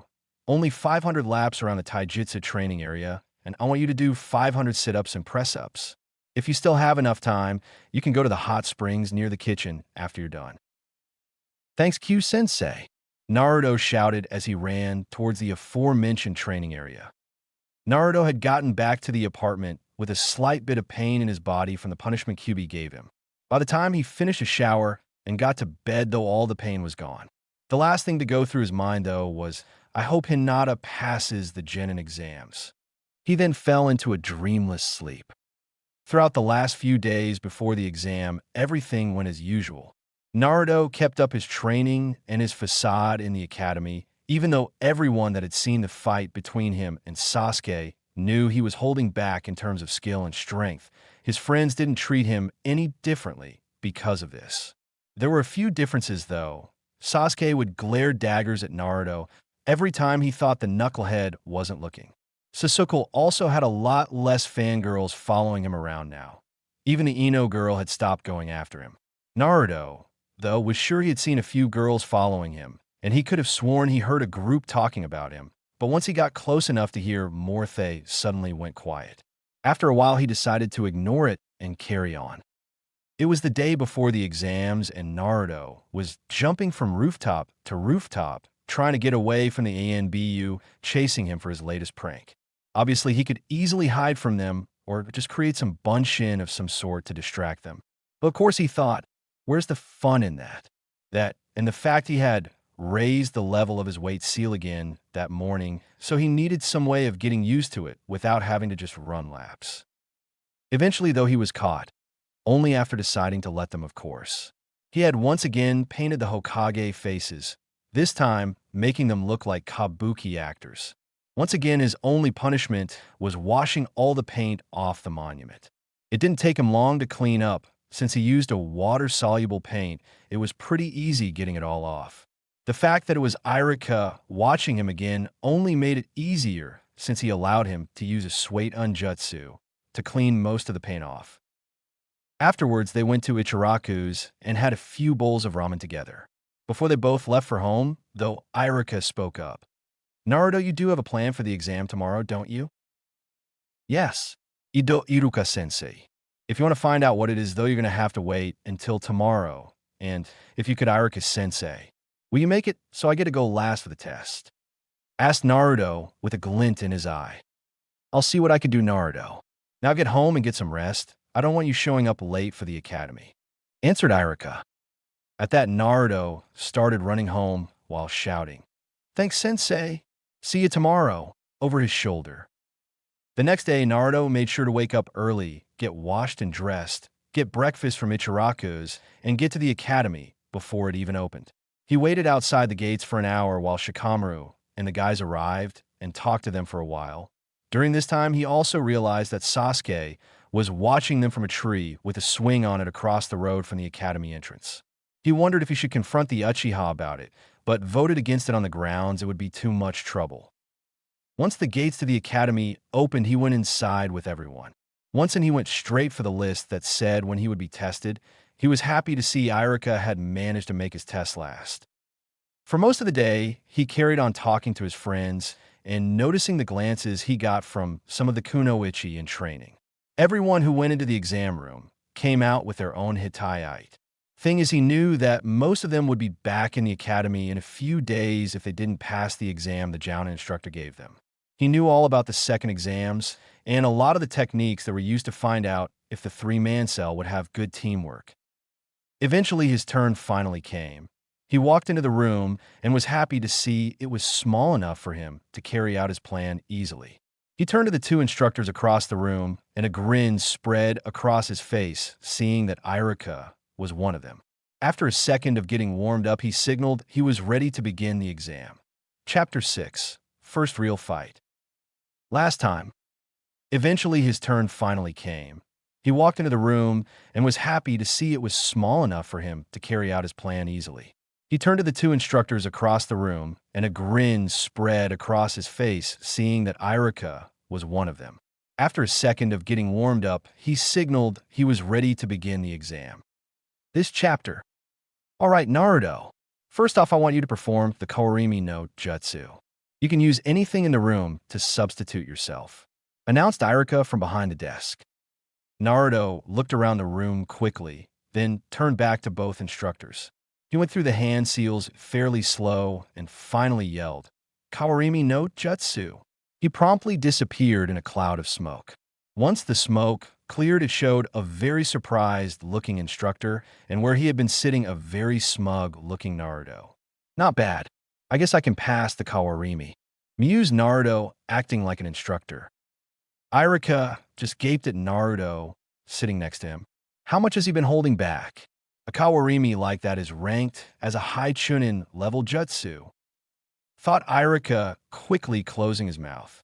All right, Naruto, very impressive. Please go back to your place for the second test, Iruka said, while motioning for the other instructor to come sit back down and then writing something on his clipboard. Naruto got up and went back to standing in the middle of the room. Okay, the second jutsu I want to see is the Bunshin no Jutsu. I need you to create 2 to 5 Bunshin for me. As soon as Naruto heard this, he started concentrating, trying to control where the Bunshin would appear. He went through the seals after a few minutes and produced 5 perfect clones of himself in the room. Excellent, Naruto. You passed the test. Here's your Hittite, Iruka said while picking up the last Hittite from the table and walking around to Naruto to give it to him.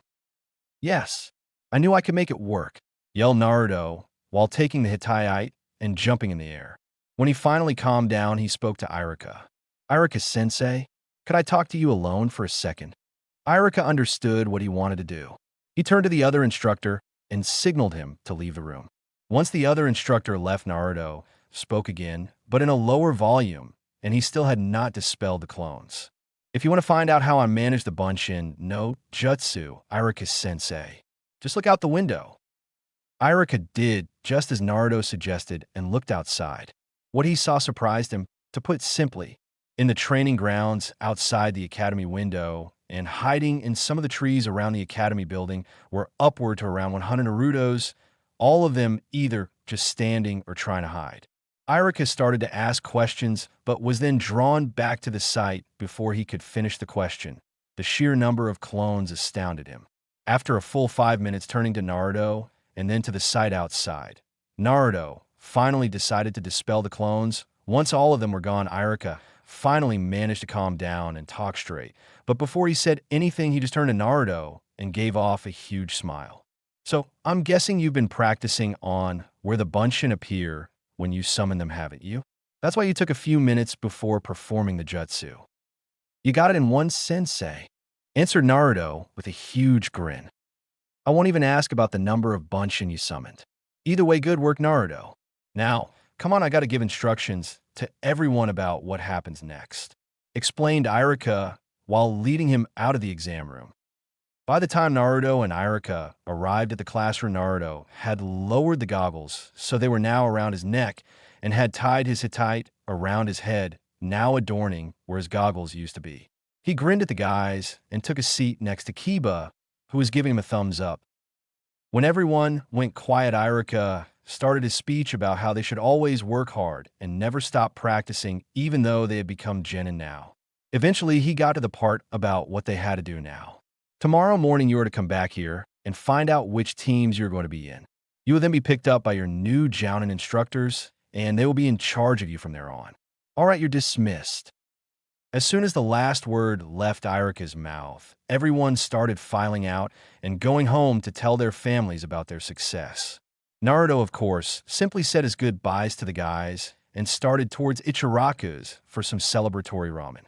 Once he got there, he was given a hearty congratulations from both Ayam and Tucci, and to his delight, was given a free first bowl of ramen of his choosing.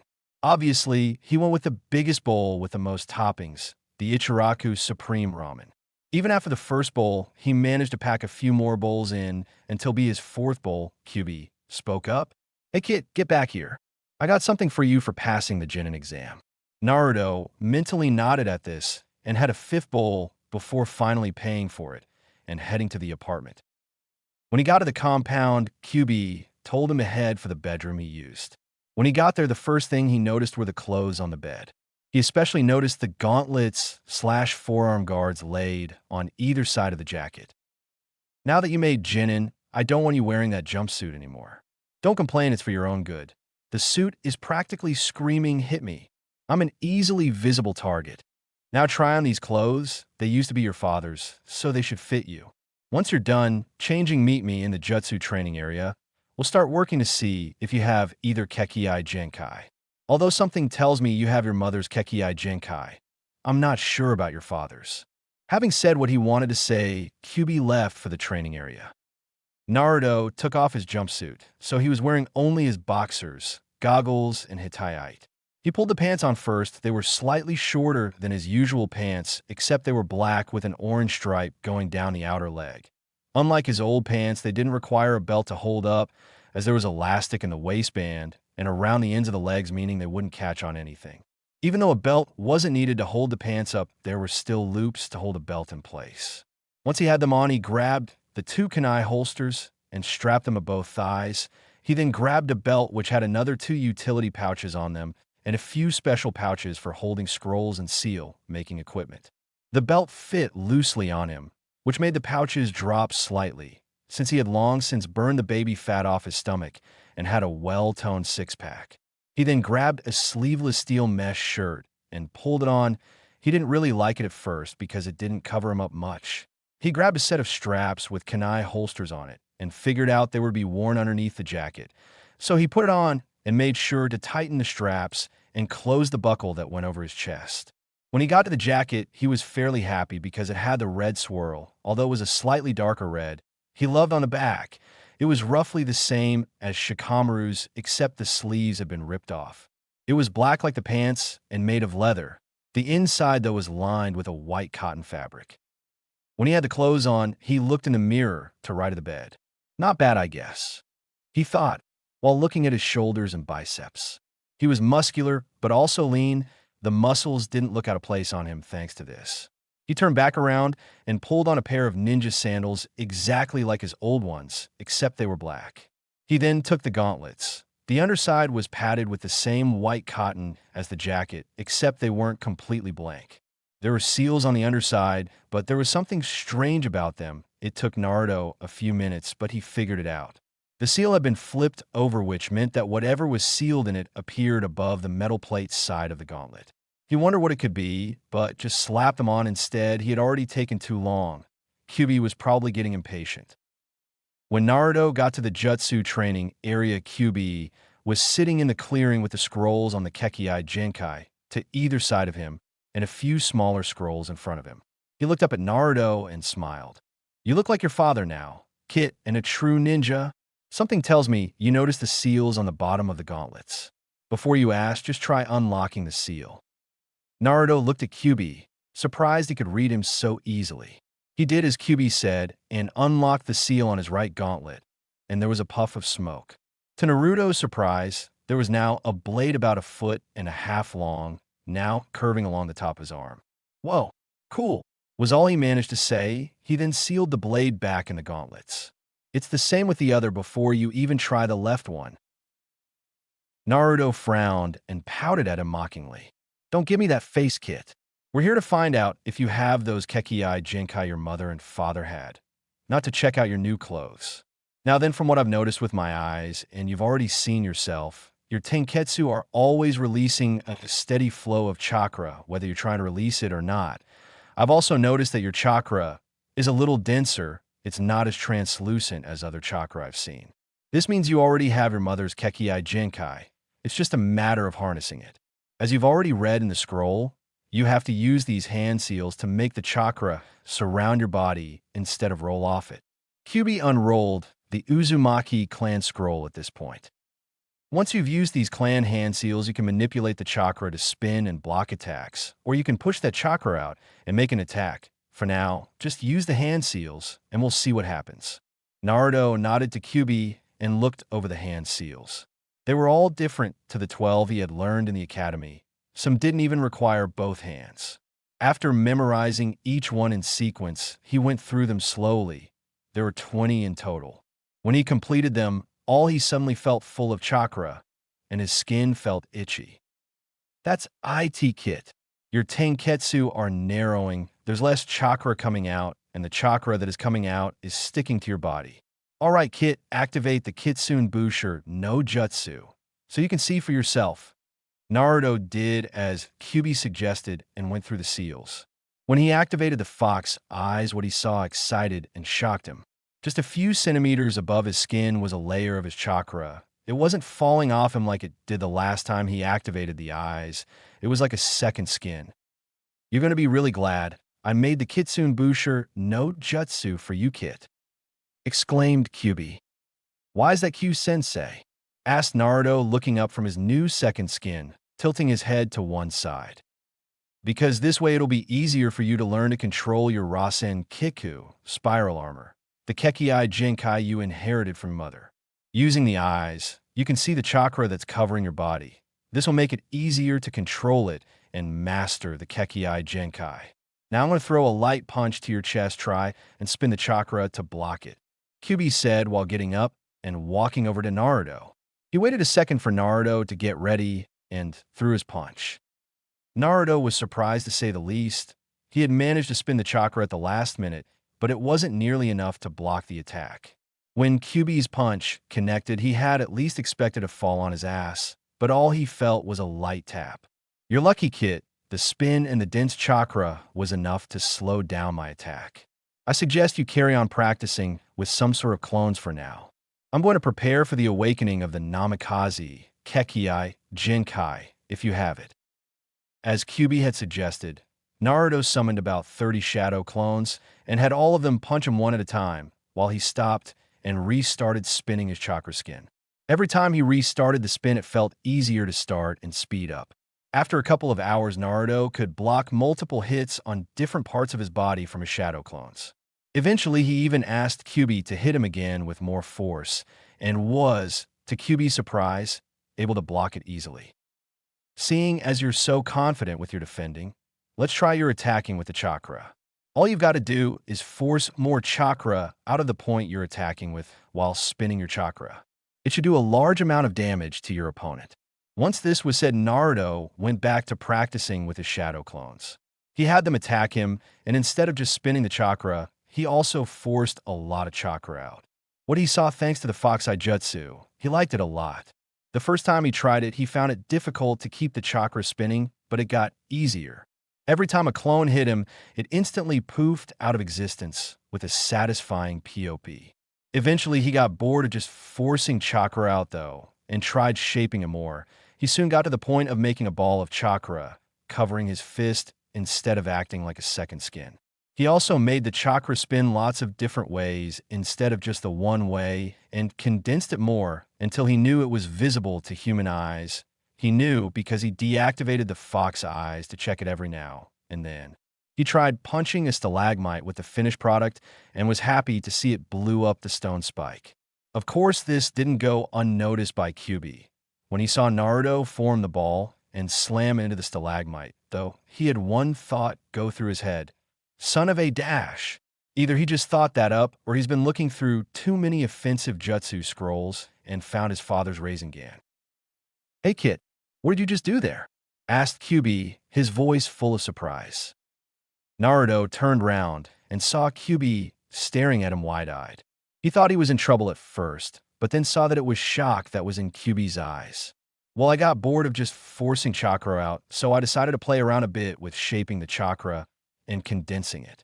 A ball was the easiest shape to make, and it was easy to make around my fist. I wanted to see what kind of damage I could do with it, and that's how this happened," said Naruto, motioning to the pieces of rock strewn around the floor. "I was going to try to just make a block of condensed chakra next that would just be a hard and heavy hitter. Thing is, it's really easy to make stuff out of chakra with the fox eye jutsu you gave me, because I can see the chakra take shape without having to condense it. That ball I just made had chakra spinning around in it, so I think that's what made the rock blow up. I think a block of condensed chakra would probably just smash it instead of make it blow up.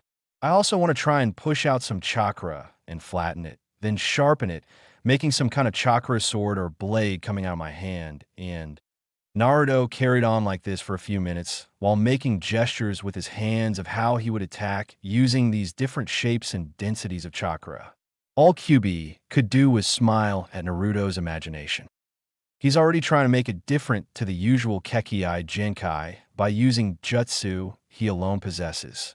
This kid is going to go far. Just then, Kyūbi heard something in the forest outside the compound with his sensitive hearing.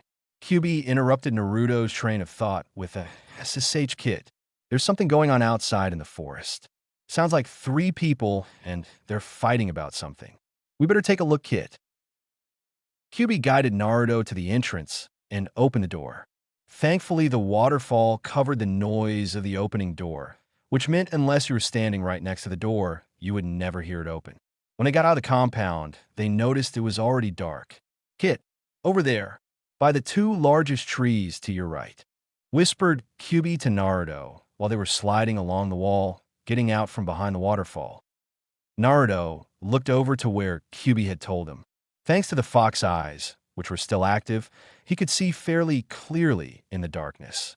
He could clearly see 3 figures, one on the floor being held down by another while the third was talking to the one being held down.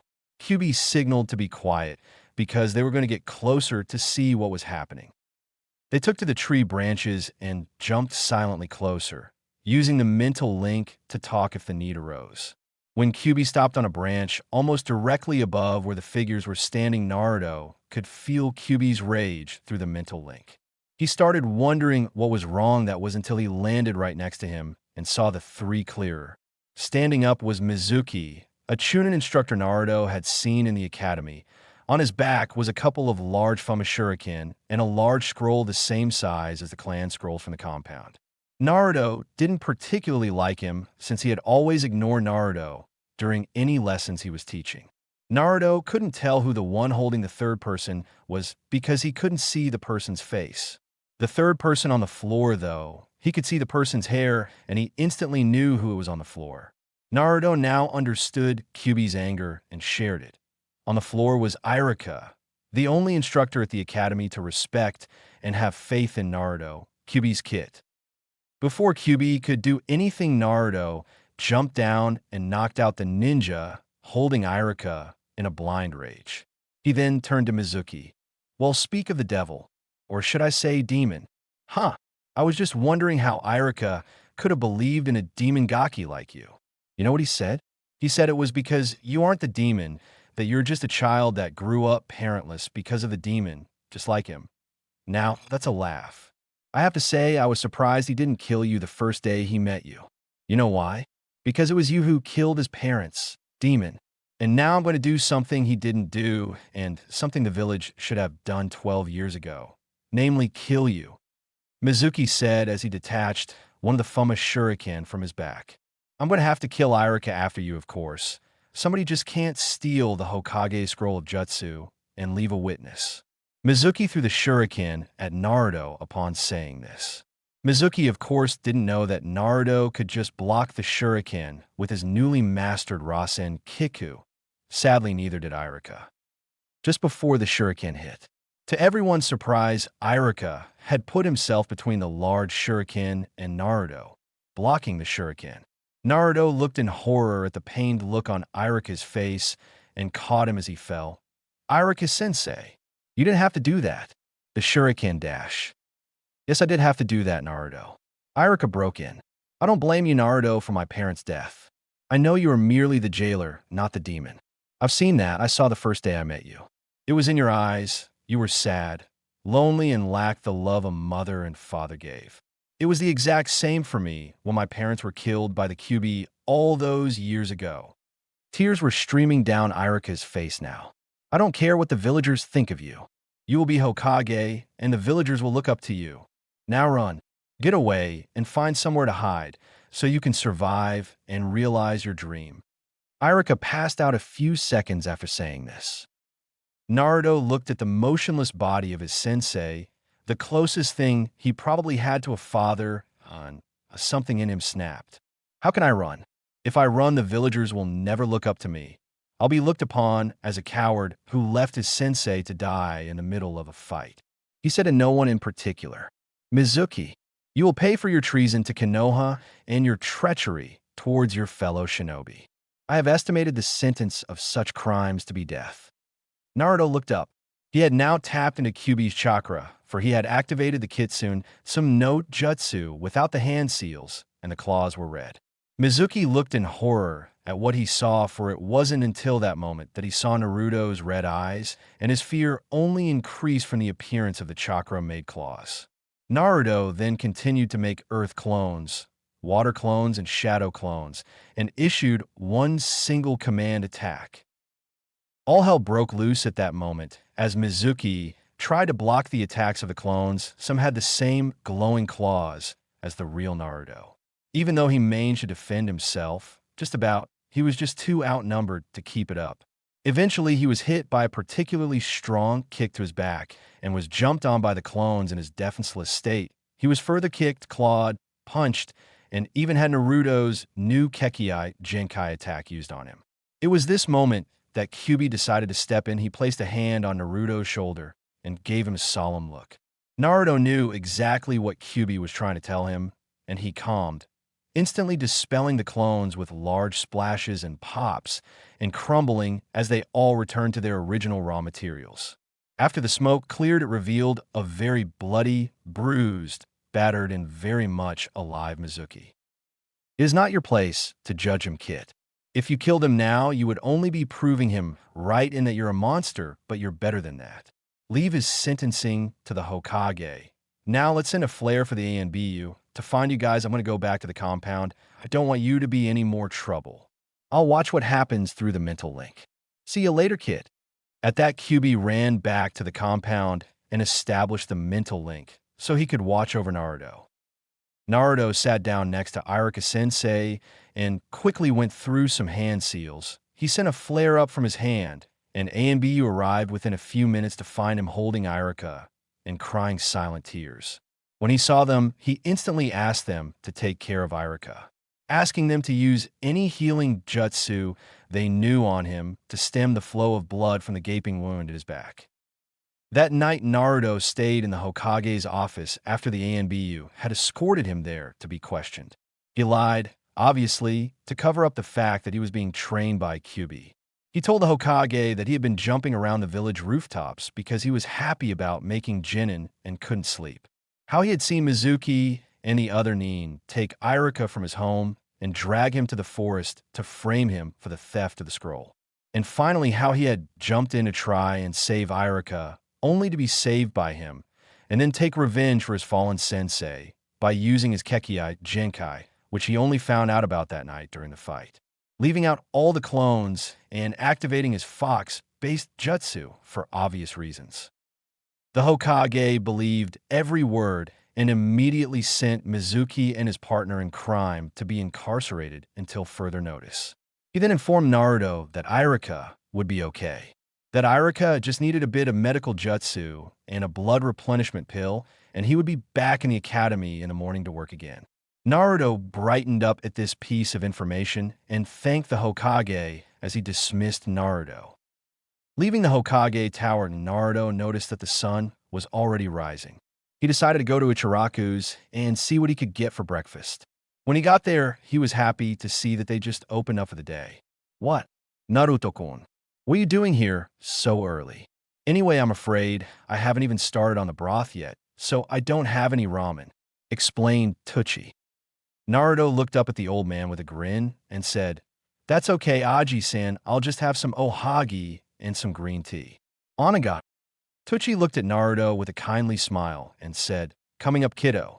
He turned around and started to walk into the back while shouting, "Hey, I am. Get some ohagi and green tea made for our #1 customer." A few minutes later, Iam walked out with a tray full of ohagi and propped it in front of Naruto. Wow, what happened to Naruto? He usually wears that jumpsuit of his. Guess he thought it wasn't good to wear if he was going to be a ninja, but wow, a body like that. I shouldn't complain, and none of the girls at the academy aren't going to complain either. I wish he could be just a few years older. "Arigato, I am Chan," he said in a cheerful voice and started munching down on the food. "You're here early, Naruto-kun. I know. You were probably too excited at becoming a genin to sleep last night, and probably stayed up all night, didn't you?" Naruto just nodded at this, not wanting to worry her with the truth. "I knew it. You're so full of energy all the time, I'm surprised if you can sleep at all. I'll be right back with you green tea." "'Kay." She left with her usual cute grin. Man, I'm glad I found this ramen place back when I started the academy. Not only do they have great food, but they don't fear or hate me here either, and it's nice to have a girl look at me with a smile instead of just hit me and tell me to bug off. Naruto thought as he waited for Iam to get back with the green tea. A few minutes later, and she came back and placed the cup next to the tray. Naruto finished the ohagi he was eating and drank some of the tea. He just stayed there for a half hour talking to Iam and enjoying his breakfast. Eventually, he looked at his watch and decided it was time to go. He grabbed the last ohagi and finished off the tea. He thanked Iam and Teuchi, paid for the food, and started walking toward the academy. When he got there, he found the gates already open early and walked straight for his class while he finished his breakfast. When he got there, he sat down and waited for everyone else. The next person to get there was Sasuke, which he had already guessed would come in early. Sasuke looked at Naruto wide-eyed, at first surprised to see him wearing anything other than his orange jumpsuit, and actually early to class. He then just went to sit down in his usual spot by the window. About half an hour after that, he saw Hinata walk in the back door and take her usual seat in the corner. After that, some of Sasuke's remaining fangirls arrived and argued over who would sit next to him. They didn't even look at Naruto as they came in. After that, another group of girls walked in.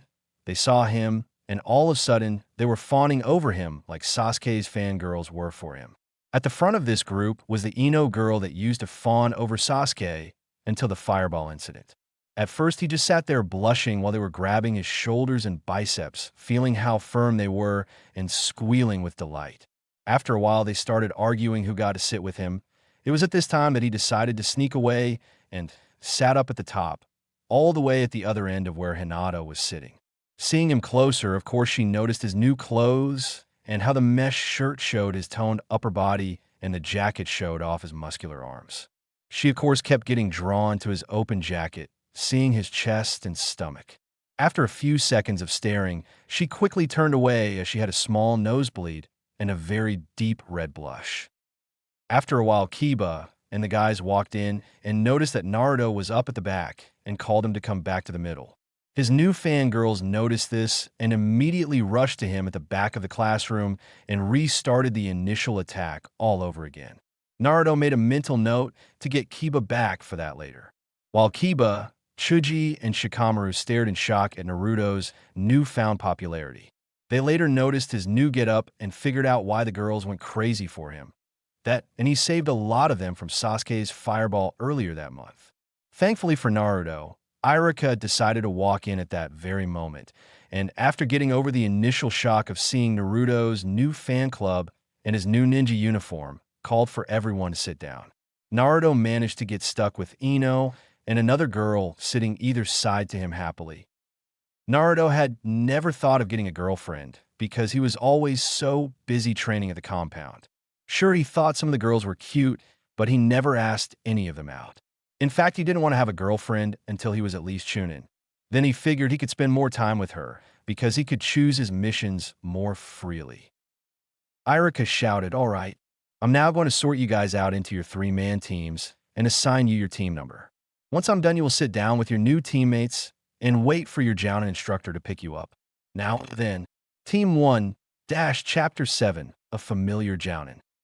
Last time, Irika shouted, "All right, I'm now going to sort you guys out into your 3-man teams and assign you your team number. Once I'm done, you will sit down with your new teammates and wait for your Jounin instructor to pick you up. Now then, Team 1 This chapter, Irika carried on like this for a few minutes. Naruto didn't care much for finding out the rest of the teams, so he just zoned out and tried to ignore all his new fangirls looking at him. When Irika finally called out his name, and he snapped back to reality, Uzumaki Naruto, Haruno Sakura, and Uchiha Sasuke.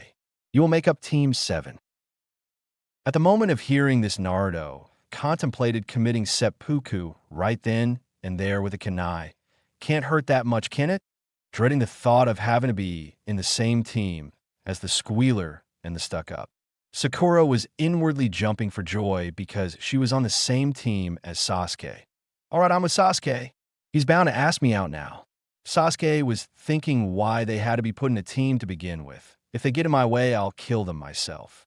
Every girl in the room, including Hinata, thought the same thing about Sakura at that moment. Lucky forehead girl. I should be with Naruto/Sasuke. The three then sat down together so everyone else could be put in their own teams. After Irika was done, he told them all they had to wait until after lunchtime for their new instructors to pick them up. At that, everyone got up and walked with their teams to get lunch together. Naruto, Sakura, and Sasuke did walk out the building together, but as soon as Sakura asked Sasuke if he wanted to eat lunch with her, he disappeared. Naruto spoke up. I would ask you if you want to join me for lunch, seeing as we're teammates now, but something tells me you're going to say no. Sakura turned on him and started shouting, Naruto, shut up. You're so. At this point, she had finally turned around and taken notice of his new clothes. She obviously also noticed how his new clothes showed off the body he would usually cover up with the jumpsuit. She just stood there open-mouthed and gawking at his body. Naruto waited a couple of seconds, expecting her to answer him. He then waved his hand in front of her eyes. Sakura-san? Hello. When she didn't answer, he just shrugged and walked off for Ichiraku's. When he turned the corner, Sakura managed to snap out of her shock and sighed when she saw that Naruto had ditched her in her shocked state. She then went to find a bench where she could enjoy her lunch. Naruto just walked back the same way he had come from that morning to get back to Ichiraku's. It had gotten a lot more busy since the morning.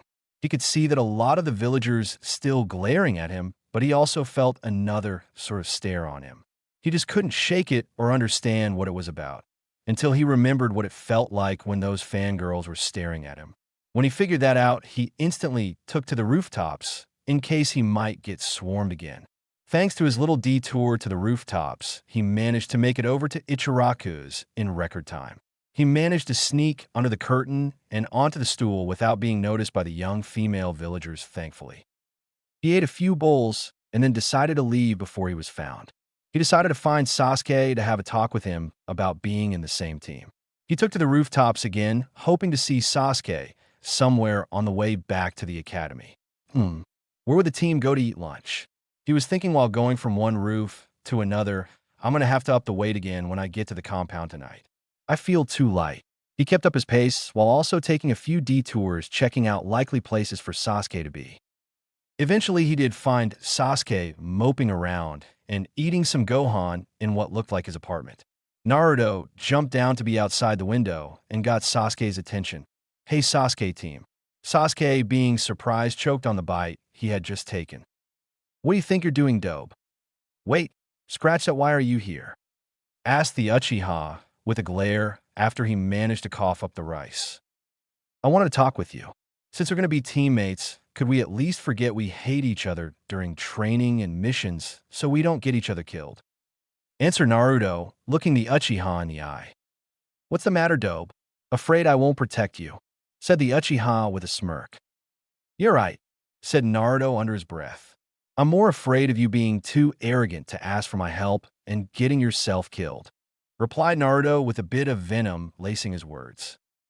Sasuke narrowed his eyes at Naruto now and said, "Fine, but don't get in my way or I'll kill you myself. That goes for that pink-haired fangirl that's always following me around as well." Naruto sighed and started back for the academy. Guess that was the best I could have hoped for with his arrogance.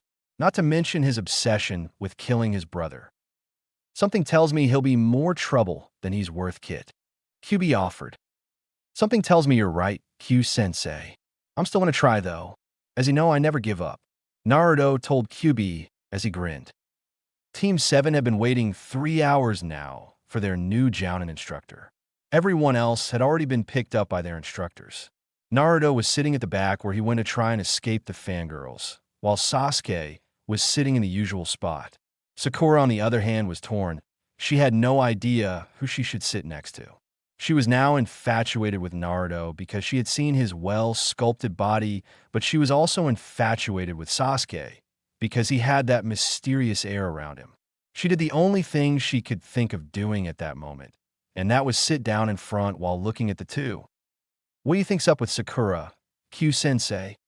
asked Naruto to Kyūbi. "If I didn't know better, Kit, I would say she's wondering which of you looks better, and depending on her decision, she's now going to be that person's fangirl," answered Kyūbi matter-of-factly. "Well, the team can have her. She's too prissy for my liking," Naruto thought, not liking the way she was looking at him like a piece of meat. "I wouldn't worry about it, Kit. From the look on her face, she's going to take her time deciding," Kyūbi comforted Naruto. Naruto relaxed a little more on hearing that. He started wondering why the instructor was so late when Kyūbi spoke up again. "Think about it, Kit. You've read all those ninja statistics that your father left you. Try and figure out who it is from that. It'll help with your problem-solving skills." Naruto liked the idea. It would at least keep his mind busy. All right, so we know it's not Sarutobi Asuma or Yuhi Kurenai. They would have been top of my list of wanted instructors from what I read about them. The other Jounin that came here weren't anything special. Our Jounin is late, though. Now, which Jounin have I read about can be late some? Oh, hell. "What is it, Kit?" asked Kyūbi, slightly alarmed. "I think I just figured out who our instructor is going to be. The only hint I'm going to give you is that he knows who my father was," replied Naruto. "Ah, shit. I was hoping you wouldn't get his lazy ass." Knowing the village council, they probably set it up like this so he could train their precious Uchiha on how to activate and use his Sharingan. Figured Kyūbi. "Doesn't matter, I got you to train me. He'll be good enough to help protect us during missions, won't he? Plus, I'll finally get to thank him for saving me that night 6 years ago." Reason Naruto. "You still remember that kid?" exclaimed Kyūbi. "I guess you're right, though. He is good enough to protect you guys while on a mission." At that moment, Naruto felt the door behind him open. He instantly grabbed a kunai from one of the holsters under his jacket and threw it over his shoulder. It embedded itself in the door frame right in front of the Jounin's face. Both Sasuke and Sakura looked at him strangely. "You're late, sensei," Naruto said as he turned around to see the Jounin walk in with his one eye not giving any emotion away. He grabbed the kunai and tossed it back to Naruto, who caught it with ease and placed it back in the holster under his jacket. "Now, that wasn't a very nice greeting. I wasn't that late," he said in a sort of monotone. "Either way, I want to meet you all on the roof now." At that, he'd disappear in a puff of smoke, but not before a thought passed through his head. That was an interesting greeting. Naruto looked at Sasuke and Sakura and contemplated the use of the same jutsu to get to the roof and give them a surprise, but decided against it. "We better get going. was all Naruto said as he got up to leave. When the three got to the roof, the Jounin was already there sitting at the far end. He gestured for the three to sit down. All right, how about we get to know each other? Introduce yourselves, he said in the same monotone voice. Sakura raised her hand almost instantly. Sensei, what should we say? Well, you should obviously say your names. Maybe then you could say your likes and dislikes, your hobbies, and maybe your dreams, replied the Jounin. Why don't you go first? We can't keep calling you just Sensei, suggested Naruto. Okay, my name's Hataki Kakashi. I have no intention of telling you my likes and dislikes. As for my dreams, I have few hobbies. Secretive guy. All we learned was his name. Thought Naruto, but I already know some other stuff about you, Kakashi. Sasuke and Sakura both thought the same thing. All we learned was his name. Okay, what about you with the pink? Kakashi said, pointing toward Sakura, who was sitting in between the other two. I'm Haruno Sakura. The person I like is, and my hobbies are, my dream is to... She hid her face with her hands at this point, in embarrassment and confusion. All the time she had been saying this, she had been looking between Naruto and Sasuke, not sure which one to settle on. Anything you hate? Asked Kakashi, still not giving away emotion. I know pig, she shouted instantly. Oh, that's perfect. A fangirl that likes both her teammates and can't choose which is better. That's going to be annoying, Kakashi thought. Okay, what about you, Blondie? He said while pointing at Naruto to the left of Sakura. The name's Uzumaki Naruto, shouted Naruto with confidence. Like you didn't know that already, Kakashi. He thought briefly. I like ramen and training. I dislike the 3-minute wait after adding water to the ramen cup when making instant ramen. I got some hobbies, but I ain't saying what they are. My dream is to be Hokage. He yelled the last part for emphasis. Sakura was looking at him with hearts in her eyes. Sasuke just narrowed his eyes at him, and Kakashi just looked bored with his only revealing nothing. He's grown up strangely. I was expecting to be more bitter, thought Kakashi before turning to Sasuke. All right, emo kid, you're up last. I'm not emo, Sasuke yelled, his eyebrow twitching. This elicited a chuckle from Naruto. Fine, just get on with the introduction. Everyone thought that Kakashi had finished at that, but Naruto managed to hear the quiet, emo kid, that Kakashi had said under his breath. This caused Naruto to stifle another chuckle. My name is Uchiha Sasuke. There are many things I hate. There aren't a lot of things that I like. Also, I have an ambition that I have no intention to leave as just a dream.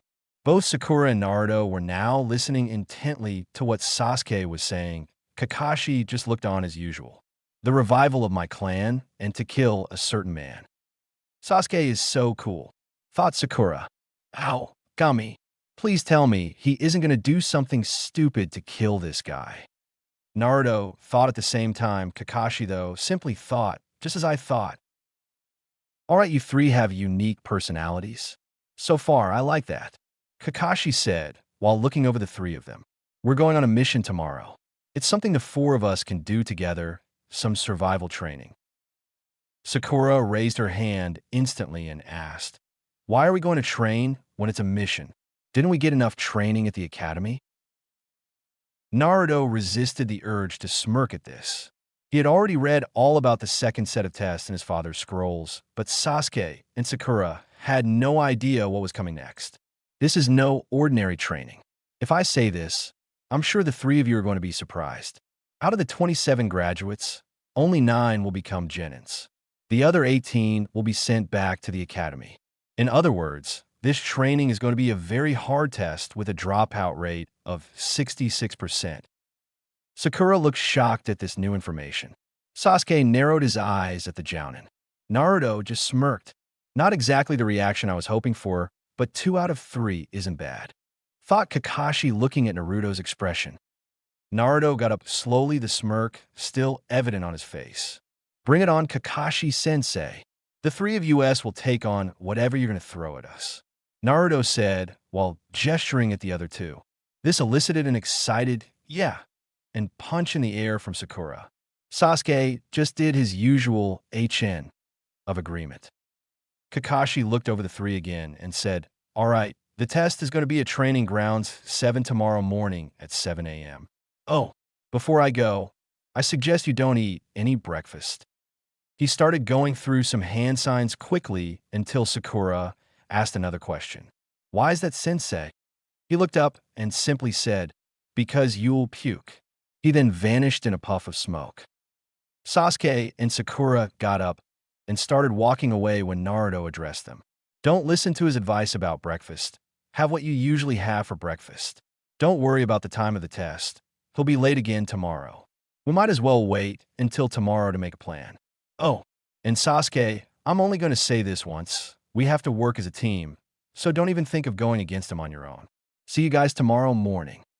Naruto started jumping from rooftop to rooftop, at that point wanting to get to the compound. "Dope," said Sasuke as he walked away again. Naruto was walking through the compound on his way to the ninjutsu training area. Kyūbi told him since they didn't get a chance to check for the Namake's Kekkei Genkai the other night, they would do it tonight.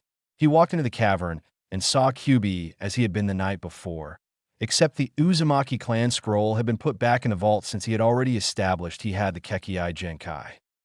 "All right, kid, let's get this over with. You've already read the clan scroll. You know what the Kekkei Genkai will allow you to do.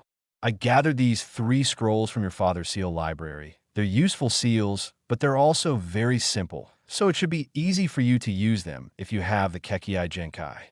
First, I have this one." Kyūbi took the first scroll and opened it up. It is a basic paralysis seal. You can use it to capture enemies or targets, depending on the situation. It can be broken if the target has a strong enough will, though.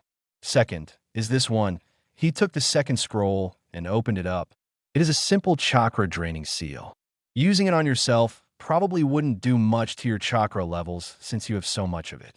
It should be useful against other genin and maybe some chunin, though. Finally is this one. He took the third scroll and opened it up. It is a seal made for sealing items within scrolls or anything you put the seal on, really. You simply place the item in the center of the seal and use a half ram hand seal.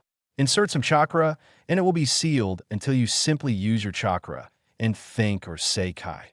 Release. There, that should be enough to copy for now. Give it a try. You remember how the scroll instructed, don't you? Naruto nodded, stepped up to the 3 scrolls, and sat down in front of them. Naruto remembered what he read in the scroll very clearly. There weren't any special seals like the Uzumaki Kekkei Genkai. All he had to do was concentrate on the seals in front of him and feed chakra into his eyes. While doing this, the Namake's Kekkei Genkai should activate if he had it. The first ability was being able to copy the seals. His pupils would turn red, then back to black when he had copied it. Kyūbi suddenly spoke up. "There it is, kid. Your pupil just turned red for a second. Guess you have both Kekkei Genkai. Now which seal were you concentrating on?" The paralysis," Naruto said dumbly. It hadn't felt like he'd copied it. In fact, it felt like nothing had happened. "All right, try the other 2 now, just in case I was seeing things. Although I highly doubt it." Naruto did as Kyūbi said. When looking over the other 2, his pupils flashed red again, and he thought he felt something. "No doubt about it, kid. You have the Kekkei Genkai." "Yeah, I felt something in my eyes this time.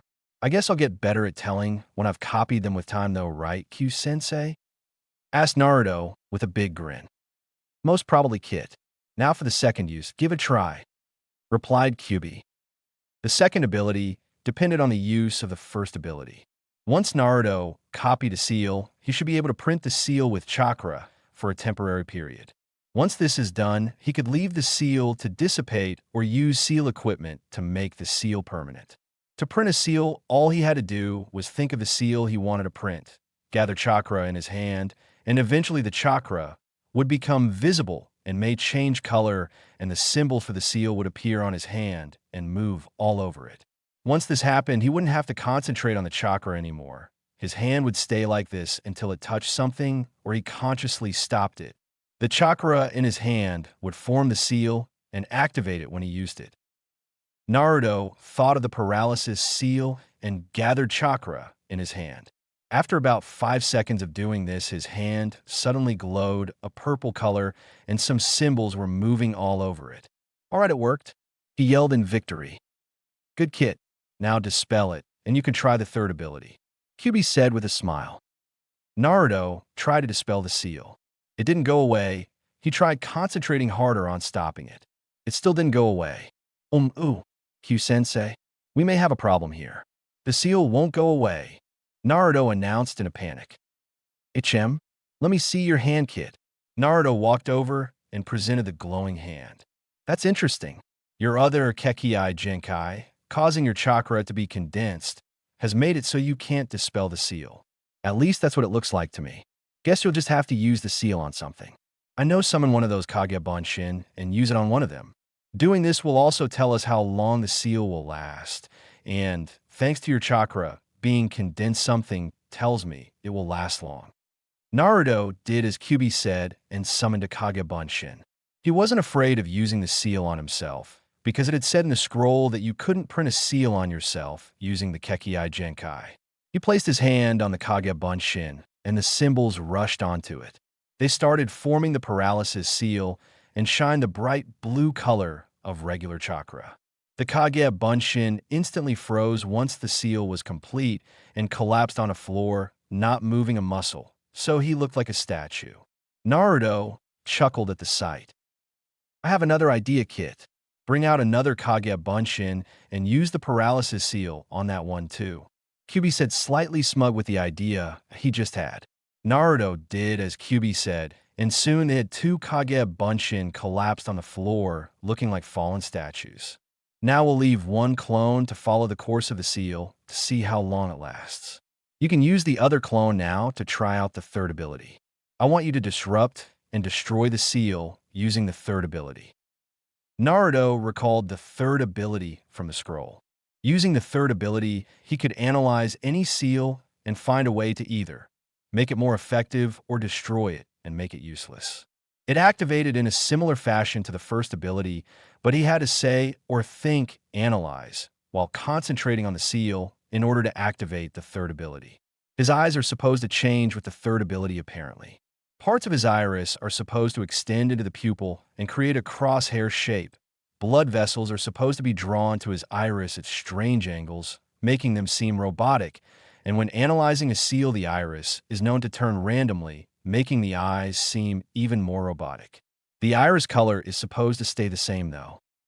Naruto sat down next to the clone, concentrating on the seal. He gathered chakra to his eyes and thought analyze with all his might. The next second, he felt his eyes begin to itch, and he knew they were changing. Once the itching stopped, the symbols of the seal in front of him suddenly raised off of the clone, and he could see what each symbol and marking did for the overall seal. He looked over each symbol and marking. He finally stopped at a symbol and decided, looks like if I destroy this symbol, the whole seal will be destroyed, but I'm not sure. What the hell? Let's try. He came out of his thought and used some chakra to destroy the symbol. To Kyūbi, it looked like Naruto was touching empty air. At first, he thought Naruto was playing around until he saw the seal on the Kage Bunshin's chest just disappear. All right, it worked, Naruto shouted, punching both fists in the air. Good work, kid. Looks like you understand exactly how to use the third ability. Although it looked like you were doing something in front of you in midair. What were you doing exactly? Asked Kyūbi with obvious interest. Naruto looked at Kyūbi, not understanding what he was talking about until it hit him. Only he could see the symbols when they were raised, thanks to the Kekii Genkai. Oh, well, I was destroying the seal. When my eyes activated the seals, symbols raised from the clone and spread out. Then I looked over the symbols and found the one I had to destroy to get rid of the whole seal. Guess I must have looked crazy just prodding at empty air like that, huh? Naruto dispelled the clone at this point. A little bit, kit, but that doesn't matter. You managed to use all three abilities.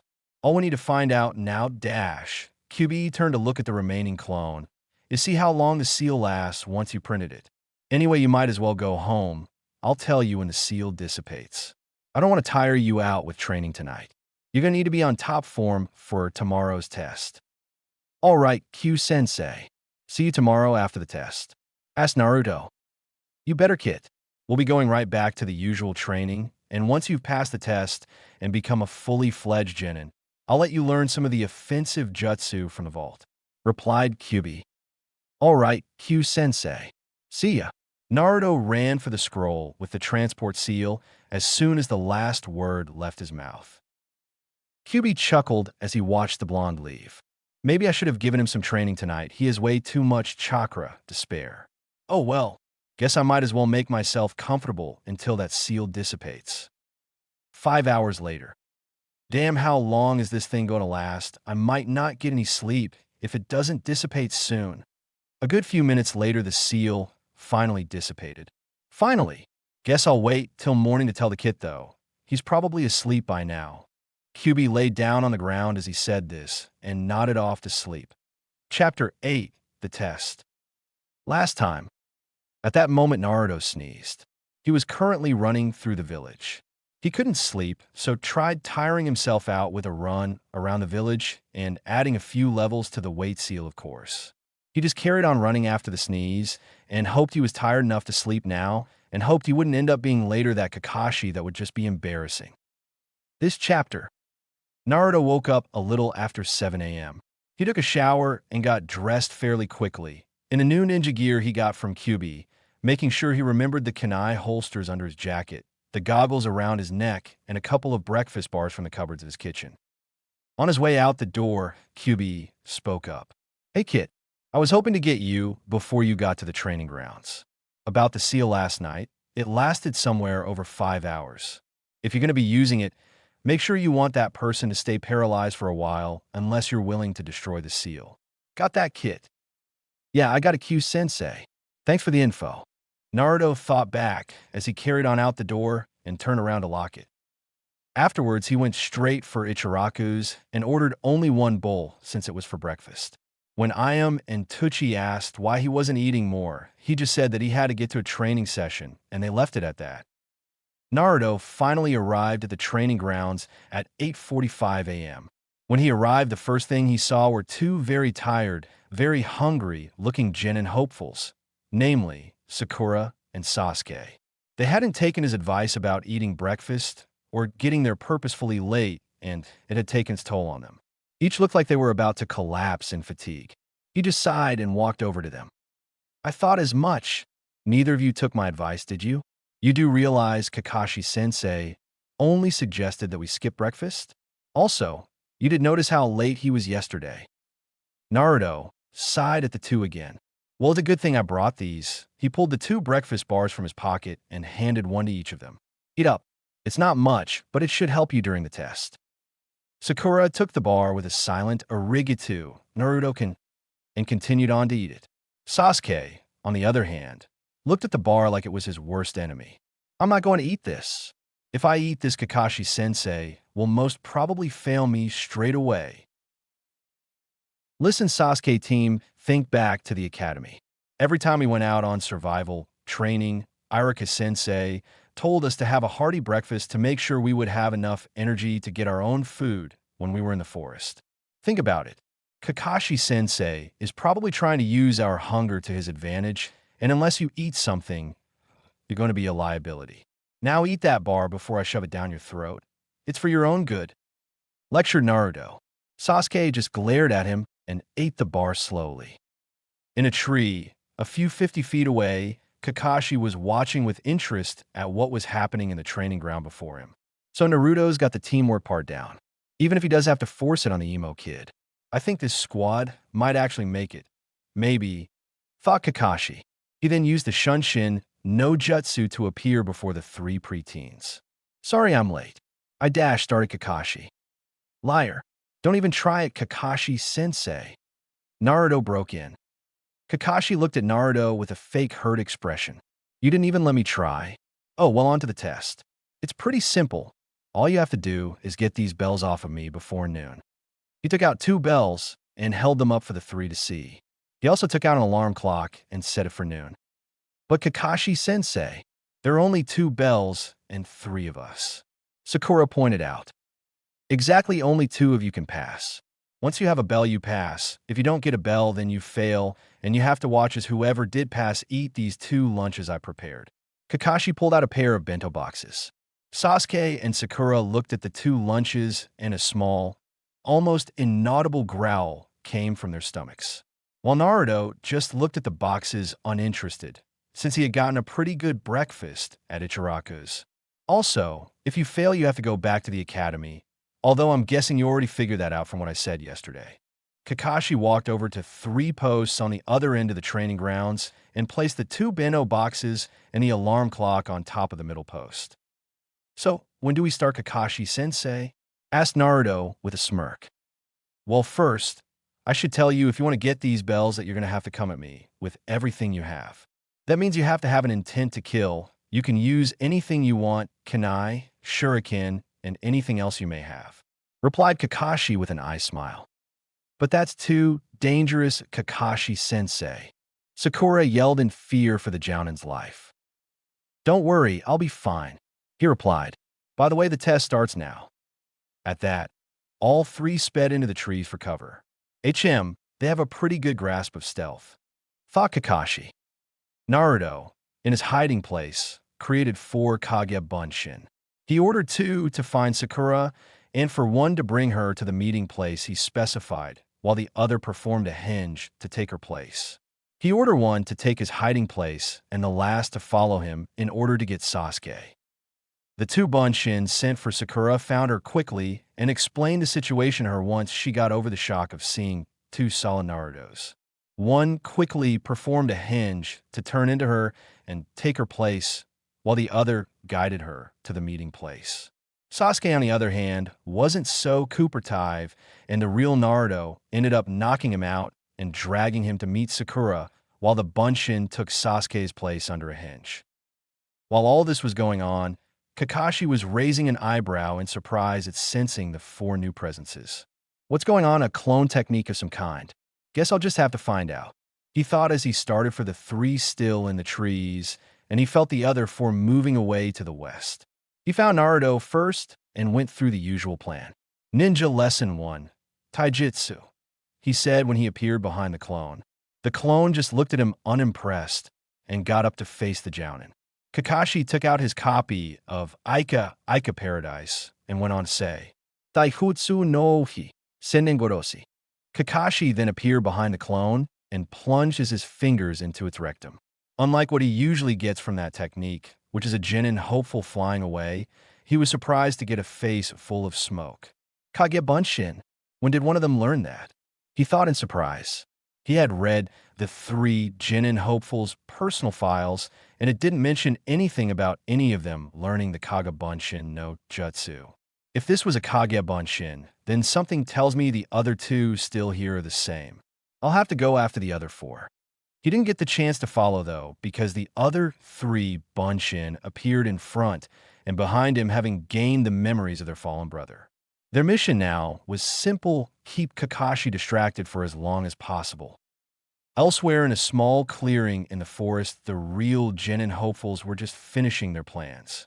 One obviously not liking the fact that he had been dragged into this. "Okay, then, now that that's sorted, you guys get going on the traps. I'm going to find a place to hide and wait for Kakashi.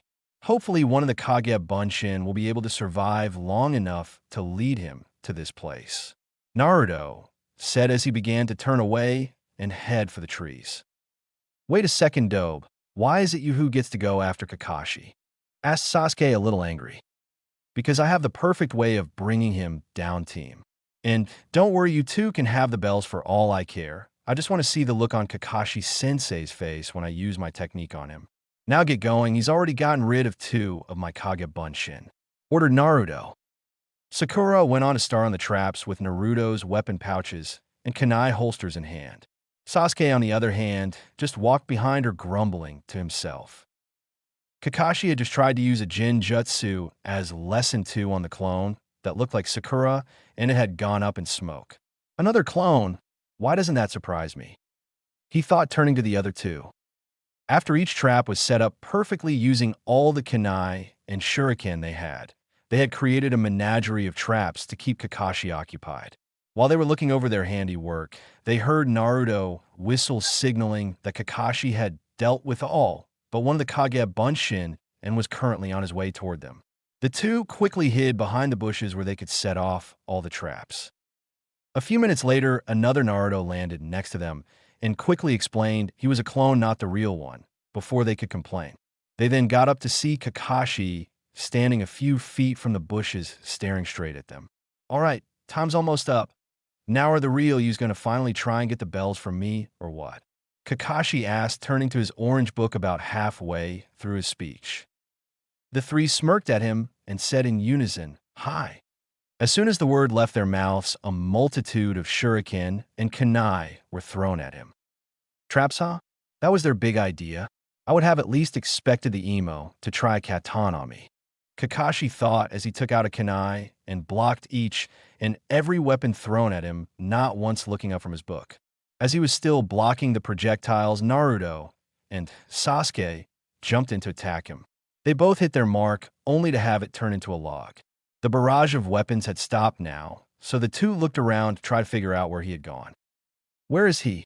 Sasuke thought, while Naruto was also looking around. All of a sudden, the ground beneath both of them crumbled, and Kakashi's hands came up, grabbed both their ankles, and pulled them under, leaving only their heads above ground.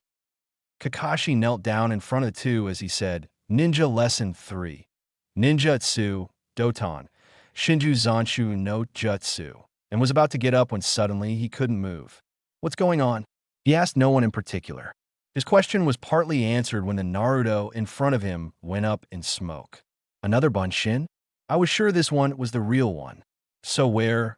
He was thinking wide-eyed when Naruto stepped out into his field of vision. I couldn't even feel his chakra. He's better than he's letting on, or was letting on at least. How do you like my paralysis seal, Kakashi-sensei? Naruto asked the immobile Jounin while he summoned some Kage Bunshin to get Sasuke out of the ground. Naruto went over to the Jounin and unfastened the two bells. "I'll take these. Hey Sakura, catch!"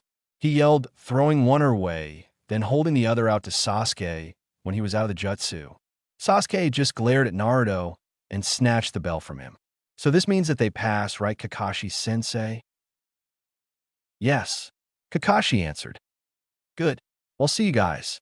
I'm going back to the academy since you two have the bells and I don't," Naruto said with a grin as he turned around and started for the academy when Kakashi spoke up. "Stop, Naruto. You all pass," Kakashi told him. Naruto already expected this and would have grinned, but instead held it back, while Sakura and Sasuke just looked surprised and confused. "You realized the purpose of this test and got the three of you to work together to take me down. The purpose was to see if you could work as a team, and you did. You knew that me telling you not to eat breakfast was so I could use your hunger against you, so you brought food for your teammates. There's a saying I like to follow: those who break the rules are scum, but dash. Those who abandon their friends are worse than scum." Naruto finished. Kakashi did an eye smile and answered, "Exactly. Now that you all pass, could you please take the paralysis parchment seal off me?" Kakashi asked with an eye smile. "Why don't you just break it? Being a Jounin, you must have a strong enough will to break it. I mean, it's a pretty simple seal," replied Naruto, hands behind his head. Kakashi simply replied, "I'm too lazy." Naruto sighed while the other two had a large bead of sweat appearing on their forehead. "Okay, give me a second." Naruto walked back over to Kakashi. Once his eyes were out of sight of Sasuke and Sakura, he activated his Kekii Genkai and quickly destroyed the seal. Coming back from behind Kakashi, who stood up, he pretended to stuff something into his jacket to make them think it was the parchment seal. "Now then, you three can have tomorrow off. I need to get some paperwork done concerning you three becoming genin. Meet me here the day after tomorrow at 8 a.m., and we'll start on your training and missions." "Dismissed," Kakashi announced, and started to leave for the Hokage Tower while Sasuke and Sakura were leaving the training grounds. He would have carried on, but was stopped by Naruto. "Hey, Kakashi-sensei, can I talk to you for a second?" The blonde asked his new sensei. Everyone turned to look at Naruto at that point. He quickly told Sasuke and Sakura to go on without him, and that he would catch up. Sasuke humphed and carried on walking. Sakura nodded and followed Sasuke. Once they were gone, Kakashi spoke up. So what is it you wanted to talk to me about? I wanted to talk to you about my father and to thank you for saving me 6 years ago. Naruto replied. Not many things can shock Hatake Kakashi, and this statement was one of the few that did. Well, I'm surprised that you remember that. No problem, by the way, I was just following orders. But why do you want to talk to me about your father? Drop the act. I know that my father was your sensei. I know who my father was. So there's no point acting stupid. I found a place my father left for me, thanks to a little help from a friend. I know my father was the Yondaime, the fourth Hokage, announced Naruto. Kakashi looked at Naruto with slight awe. So, is this place where you learn the Kage Bunshin no Jutsu? Among other things, yes. Naruto answered. I was also trained by the same friend who led me there. He trained me to the ground and helped me awaken my Kekkei Genkai. Both of them. Kakashi was staring wide-eyed again at Naruto. Both Kekkei Genkai? He asked in an incredulous tone. That's right. I gained my father's Kekkei Genkai and my mother's. I'm telling you this now, so you don't find out later and question me. I have a good understanding of both Kekkei Genkai. In fact, it was through my father's Kekkei Genkai that I was able to paralyze you and remove the seal. If I hadn't removed the seal, or you hadn't broken it, you would have probably been stuck like that for about 5 hours, by the way. Naruto informed the stunned Jounin. This friend you're talking about, it's Kyūbi, isn't it? Kakashi asked, the awe still present on his face. Not lazy enough to figure that out, are you? Yeah, Kyūbi trained me and everything, and from the fact that you're not shaking in your boots from talking about him. I'm guessing you know he didn't mean attack the village? Naruto asked, raising an eyebrow. Yeah, I know all about how he went on the rampage thanks to someone from the Uchiha clan using the Manjikyu Sharingan on him. Minato-sensei explained it to me before he sealed Kyūbi in you. He wanted to be sure I wouldn't blame Kyūbi for the attack, and I don't. Explained Kakashi. Good to know. So we won't have any problems with each other? Naruto asked. No, I haven't got a problem with you or Kyūbi. I am afraid to say, though, that at your current level, I probably couldn't teach you much anyway. Something also tells me you weren't even trying the test today. You could probably take me on and have a good chance at winning. Kakashi replied with a small-eyed smile. Naruto grinned at this and went on to say, Don't worry. I know you were probably forced to take on Sasuke as your student so the council could get their Imo Uchiha to be stronger. Kyūbi says he can still keep training me as well. Knowing him, he probably hasn't taught me half the stuff he knows. Plus, I still got the scrolls in my dad's library to go through anyway. Naruto's grin turned into a frown at this point. I've got some concerns about Sakura, though. She isn't strong enough physically. She has book smarts, that's obvious, but she needs to do more physical exercise and get her chakra reserves up. She's going to be a liability at the best of times. Kakashi nodded at this thoughtfully. I know what you mean. I'm going to be busy training Sasuke, so I probably won't have that much time. That's not the only problem, though. She's a fangirl for the emo, and I think she has her eyes on you, too. Fangirls are always more interested in going after their idol. Maybe you could train her? She might listen to you, and you could train her away from emo kid. Naruto thought about this for a second.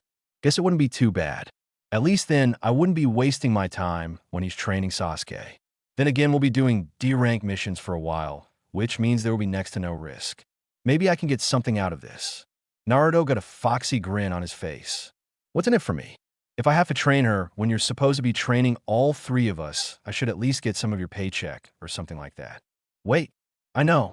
After every training session, you have to take me out for ramen at Ichiraku's and pay for at least 5 bowls of ramen for me. Deal. Nice one, kid. Less money you have to spend. Kyūbi chuckled.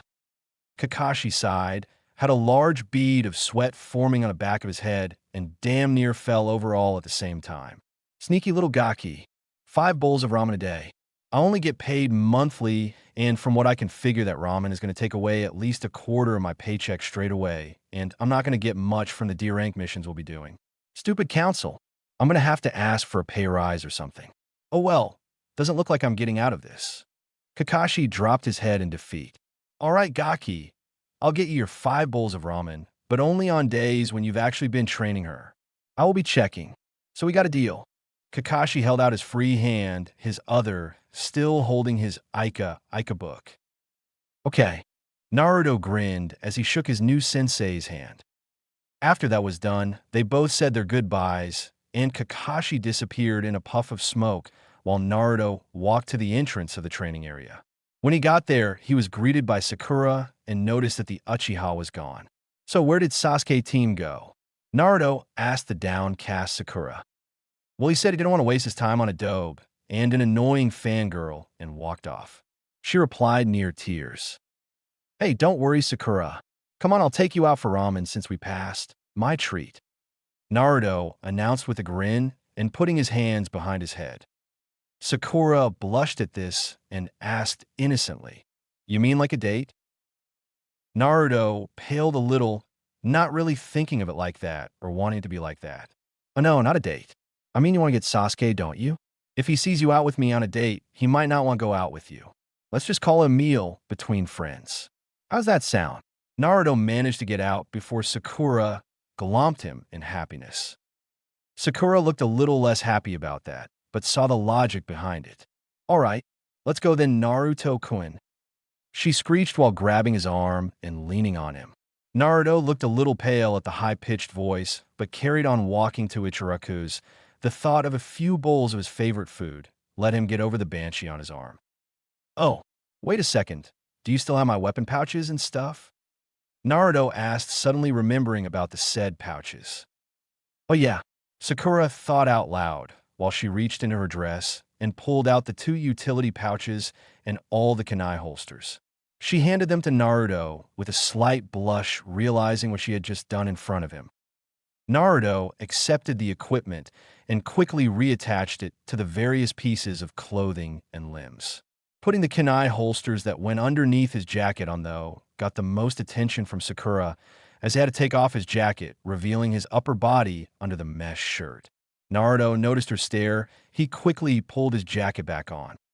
While walking through the village towards Ichiraku's, Naruto, with Sakura attached to his arm, he luckily, or unluckily, depending on your point of view, came across Ino, who had also passed her test, making her a genin.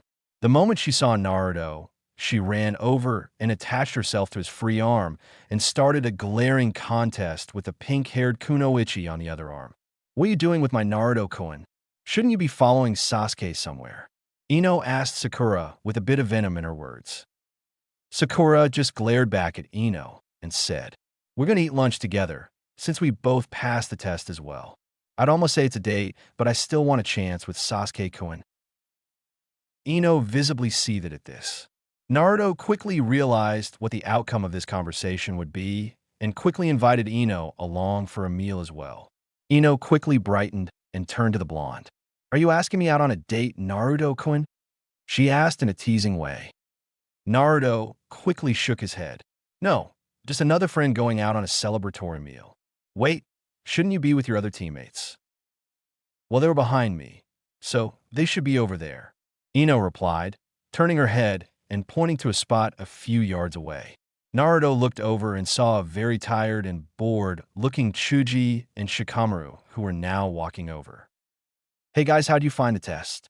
Was it troublesome or just HN? Naruto asked the two, using Shikamaru's favorite words for describing something. Troublesome, Shikamaru replied simply. Wasn't too bad, Chuji replied, taking a break from eating his chips. You guys want to join us? We're going to Ichiraku's to celebrate. Naruto asked with a look in his eye that screamed, Please help me out. I don't want to be stuck with these two alone. The look didn't go unnoticed by Shikamaru, who instantly broke into a smirk and contemplated leaving him to the fangirls. Eventually, his friendly side won over, and he nodded his head in a yes, while muttering, troublesome. The 5 continued their trip and got to Ichiraku's without any other problems. They all had a couple of bowls, except for Chuji and Naruto, who had 10 bowls each. They all got a congratulations from Tucci and I am, of course, smiling at the blonde with the 2 girls either side of him, obviously expecting this to happen the morning he came in his new clothes. After everyone finished their meals, they headed back home. Naruto had to go home with the two girls attached to his arms. When they got to his apartment, though, they both unlatched and went to their homes. Naruto sighed when he got inside and went straight to the transport seal under the carpet and got to the compound. When he arrived, he met up with Kyūbi and they went over the plans for his training of the pink-haired banshee. Naruto also asked Kyūbi about copying the seals in his father's library with the Kekkei Genkai and about learning some more jutsu from the vault. When they were done, Kyūbi guided him to the seal library. Naruto thought for a second that they would be starting on the seal copying. Oh, how he was wrong.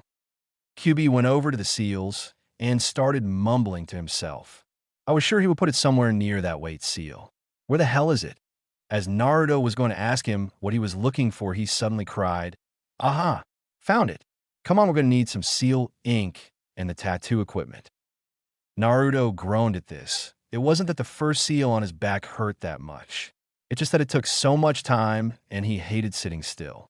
He followed Kyūbi over to the seal equipment and asked the obvious question. So, what am I getting this time? A stronger weight seal? Kyūbi smiled at his container's question. No, the weight seal you have now is good enough. It lets you progress steadily and you can keep going exponentially, so you'll be keeping that seal. The seal, or seals I should say, I'm going to put on you now is so you don't give away the fact you have a weight seal. Right now, I'm guessing the seal is increasing your weight way above the 6,000 kilograms mark. Eventually, you'll start making craters with each footstep. If this keeps up, the seals I'm giving now are for your feet. They're cushioning seals. Having these seals on your feet will make it seem like you're a normal weight. Even when people are holding you up or carrying you, to them you'll feel like you're a normal weight for a person your size and age. Naruto just looked uninterested and slightly annoyed at the amount of time he would have to waste getting these seals done. Okay, I guess it's a good idea to get this done. I want to know something though. Will it be possible for me to deactivate the seals if I want? Naruto asked as a foxy grin came over his face. You're already thinking of ways use this in combat, aren't you, Kit? You're as cunning and sneaky as a fox. Maybe I've had too much of an influence on you. Then again, that isn't exactly a bad thing in the ninja line of work. Anyway, you could deactivate it if you want. After all, it's your chakra that will be activating it. You'll be in full control of the seal, don't worry. Kyūbi explained to the slightly happier Naruto. Well, let's get the seals done then, so we can go back to training, Naruto announced with his usual enthusiasm. The seals only took a couple of hours to do, thankfully. After the first half hour, Kyūbi got annoyed with Naruto because he kept moving. He came up with a way to keep Naruto occupied, though, by giving him a few seals to copy and analyze. It kept busy enough that Kyūbi was able to do the seals without any more trouble. Naruto, of course, didn't feel any different when he activated the seals, but he didn't think anything of it, and the two just went back to the usual training regime all the way into the second day. Chapter 9, Birth of a Useless Jutsu. Last time, the seals only took a couple of hours to do, thankfully. After the first half hour, Kyūbi got annoyed with Naruto because he kept moving. He came up with a way to keep Naruto occupied, though, by giving him a few seals to copy and analyze. It kept busy enough that Kyūbi was able to do the seals without any more trouble. Naruto, of course, didn't feel any different when he activated the seals, but he didn't think anything of it, and the two just went back to the usual training regime all the way into the second day. This chapter, Naruto woke up in the middle of the taijutsu training area. He and Kyūbi had trained until he collapsed, and Kyūbi just left him there. He could have at least moved me to a softer piece of ground. Naruto yawned. Better get something to eat if I'm going to do any more training today. Naruto made his way through the compound towards the kitchen. He checked the cupboards but couldn't find anything appetizing. Hey, Q-sensei. I'm going to head back into town to get something for breakfast. I'll be back in an hour or so. All right, Kit. While you're in town, could you get some food for the kitchen and some Pocky for me as well? Requested Kyūbi. Pocky? I thought you didn't need food. Naruto asked, confused. I may not require food, but even I like my treats. Haven't you noticed that some of the sweeter things you buy seem to disappear fairly quickly? Kyūbi asked. That's a relief. I just thought that I was eating too much or eating in my sleep or something. All right, I'll get you your Pocky. Naruto replied before using the seal to get back to the apartment. He headed out straight for Ichiraku's determined to get some good ramen. What Naruto didn't expect, though, was to find a patch of fencing that was completely wrong. He wouldn't have said anything, but it was just such an awful attempt. You know that's an awful Kakaremino no jutsu. The fence posts aren't lined up properly. Even the color is wrong, so why don't you drop it? Naruto announced loudly. The jutsu was dropped slowly, revealing a small child with a muffler and something that made his hair stick out at the back. Wait, yeah. What do you know, Blondie? Yelled the boy. I bet you couldn't do better. Naruto frowned at the boy and quickly did the Shunshin jutsu, only to reappear on the fence behind the boy. You bet I couldn't do better than you, huh? Look to either side of you. Naruto did a quick Kagebunshin jutsu and created two clones either side the boy. Both were hidden with the Kakaremino no jutsu, except they were perfectly hidden unlike the boy. The boy looked to his right and left. What are you talking about, Blondie? I don't see anything. Exactly. That's how that jutsu is supposed to work. Look again. Naruto informed the boy. The boy looked again and was surprised to see copies of the boy above him appear from underneath some cloaks. How'd you do that? I haven't even seen my sensei do that. Simple. I made Kagebunshin and used the Kakaremino no jutsu. Only difference is I did right. Naruto announced with a grin. Wow. Hey, could you be my sensei? I don't like the one I've got now. The boy asked with a frown. Kid, I only became Genin yesterday. Besides, I don't think your sensei would appreciate it. Who is your sensei, anyway? Naruto asked the boy. He's a closet pervert. He keeps reading this book when he thinks no one is looking. My grandpa says he's an elite jounin, but he doesn't act like it. His name was Ebichu. No, wait, Ebiku. At that moment, a ninja wearing sunglasses, dark clothes, and a bandana appeared in front of the boy. Honorable grandson, where have you been? You will never be the next Hokage without my training. I am your shortcut to being the next Hokage, announced the new ninja. Well, that's a load of bull, Naruto announced loudly. There aren't any shortcuts to being the Hokage. Only hard work and training can make someone the Hokage. The ninja looked at Naruto, and one thought went through his head. The demon child. Come, honorable grandson, you should not associate yourself with this hoodlum. The ninja started walking away. Naruto noticed the stare he got from a ninja and instantly didn't like him. No, I want Blondie and Isan to be my new sensei. The boy shouted. A kid. The name's Naruto, not Blondie. Now that I think about what's your name, there is no way I'm calling you honorable grandson all the time. Naruto asked a little confused. The boy looked at him and smiled. My name's Sarutobi Kinomaru. I was named after the village. Honorable grandson, please come with me now and stop associating with the hoodlum. The other ninja asked. You know, we're going to need to get rid of your old sensei for a second. Naruto jumped down and put his hand on Kinomaru's head. He then performed another Shunshin, taking the two to Ichiraku's. There we go, that should give us some time. Come on, I want some noodles. Hey, I am Nachan. Can I get a miso ramen for me and my friend here, please? Naruto asked the ramen girl. She nodded with a smile, turned to make the ramen. All right, I'm not going to be your new sensei, Kinomaru, but I will teach you something that will put that closet pervert of a sensei you have at his place. First, though, I need lunch. Naruto told Kinomaru with a grin. Kinomaru just grinned back, excited to be learning something new. The two ate a few bowls of ramen. Well, Naruto had 9, while Kinomaru had 2. All right, this technique is basically just the hinge no jutsu, except you have to turn into something specific for it to work. Naruto explained. The thing is, Naruto had found a stash of books and magazines in the bedroom he used, and some would be very useful when he got a girlfriend. The magazines are what gave him the idea for this jutsu, though. It was perfect for perverts and closet perverts alike. It would shock them, but that was about it. All right, I'll give you a quick demonstration.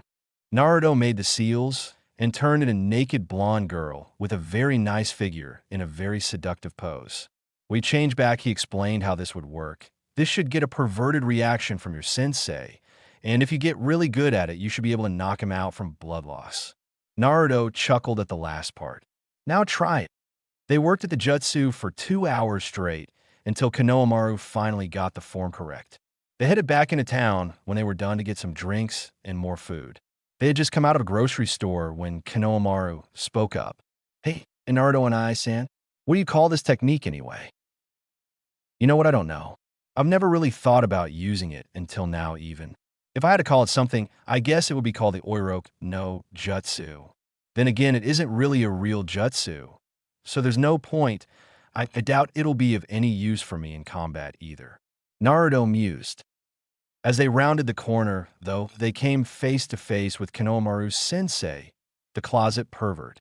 Honorable grandson, I finally found you again. You better not have done anything to him, Uzumaki. Hey, Konohamaru, why don't you try the technique I taught you on him now? Naruto suggested with a grin.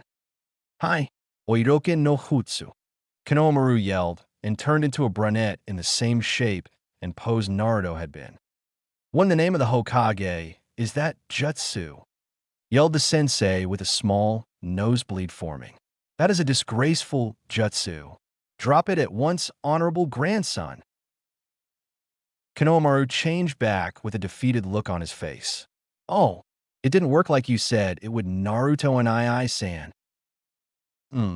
He's a tough one, but I think I have a way to expose his perverted side. Naruto dropped the bag he was carrying and quickly performed the Kagebunshin no Jutsu, producing at least 20 more Narutos. Now then, I call this the harem no Jutsu. All the Narutos yelled at once and turned into the blonde girl again.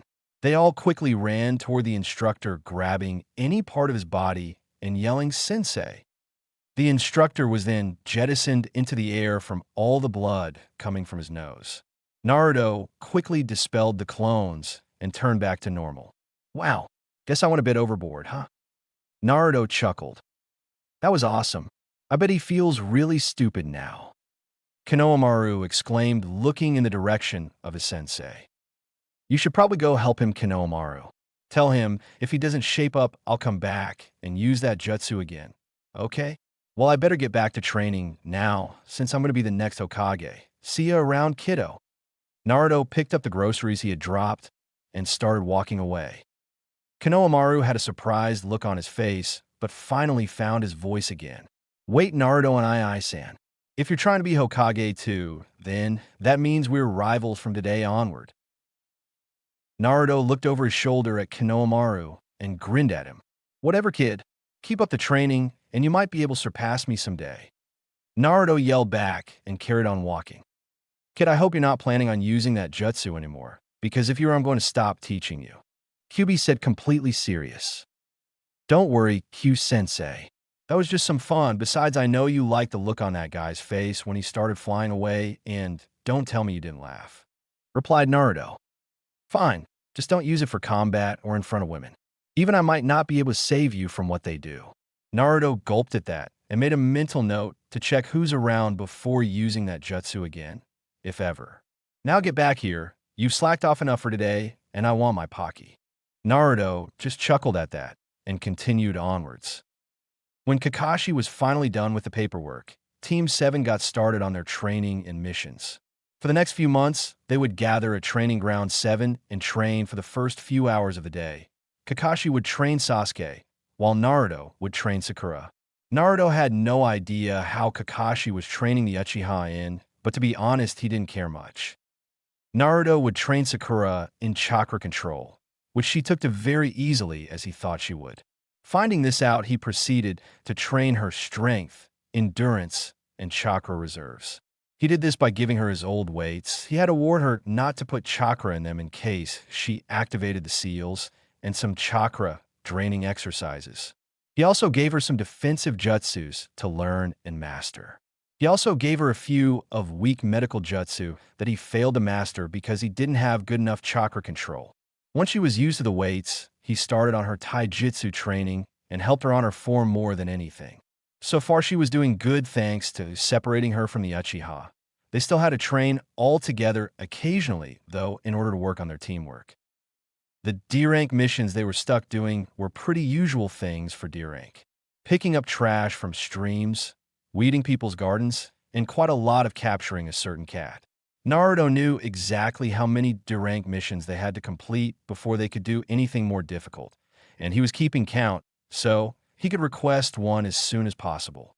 He was getting tired of doing things that normal civilians could do, but were just too lazy to do. Even his patience had a limit, even after all the meditation lessons with Kyūbi. There was a small advantage to the missions, though. He learned to dislike Sasuke less. He was already used to Sakura from all the training he gave her. Once the days were over, Naruto would go over to Ichiraku's with Kakashi for his agreed 5 bowls of ramen. He'd also meet other people on the way and ask them to join them. Usually it would be someone from another team who were going home.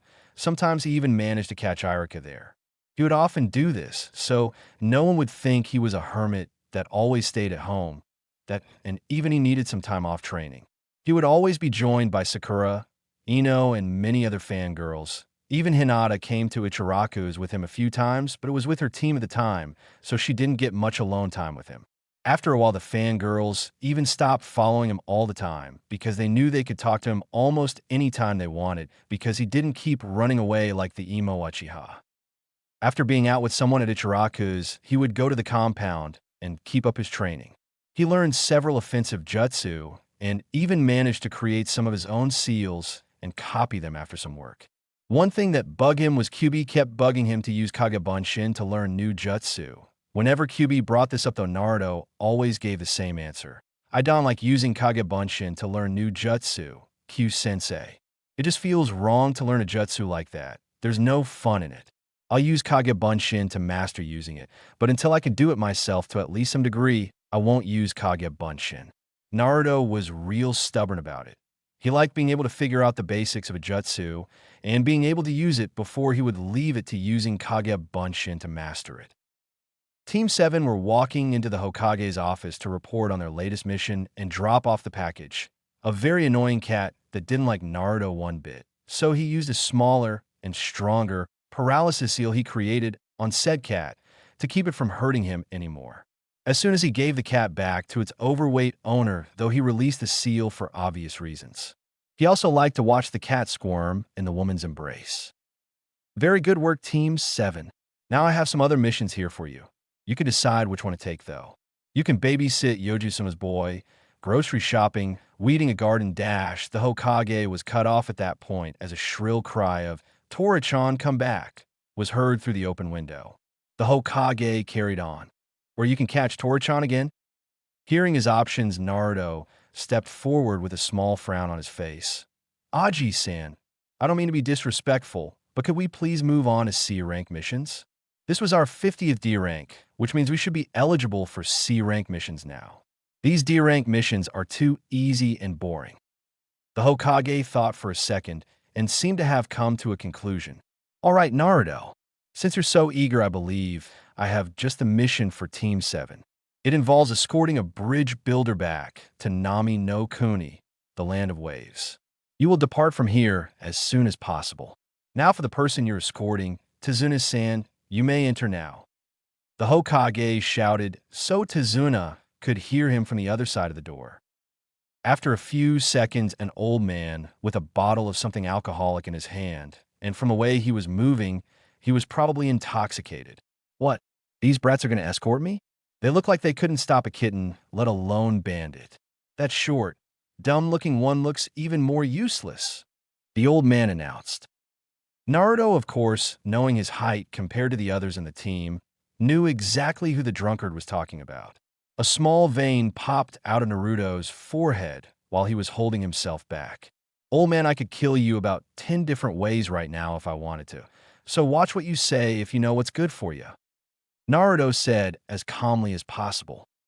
Kakashi, noticing the problem unraveling, quickly put his hands on Naruto's shoulders to hold him back at least a little if he decided to attack, and said, Naruto, you're not allowed to kill the client, so please refrain from trying.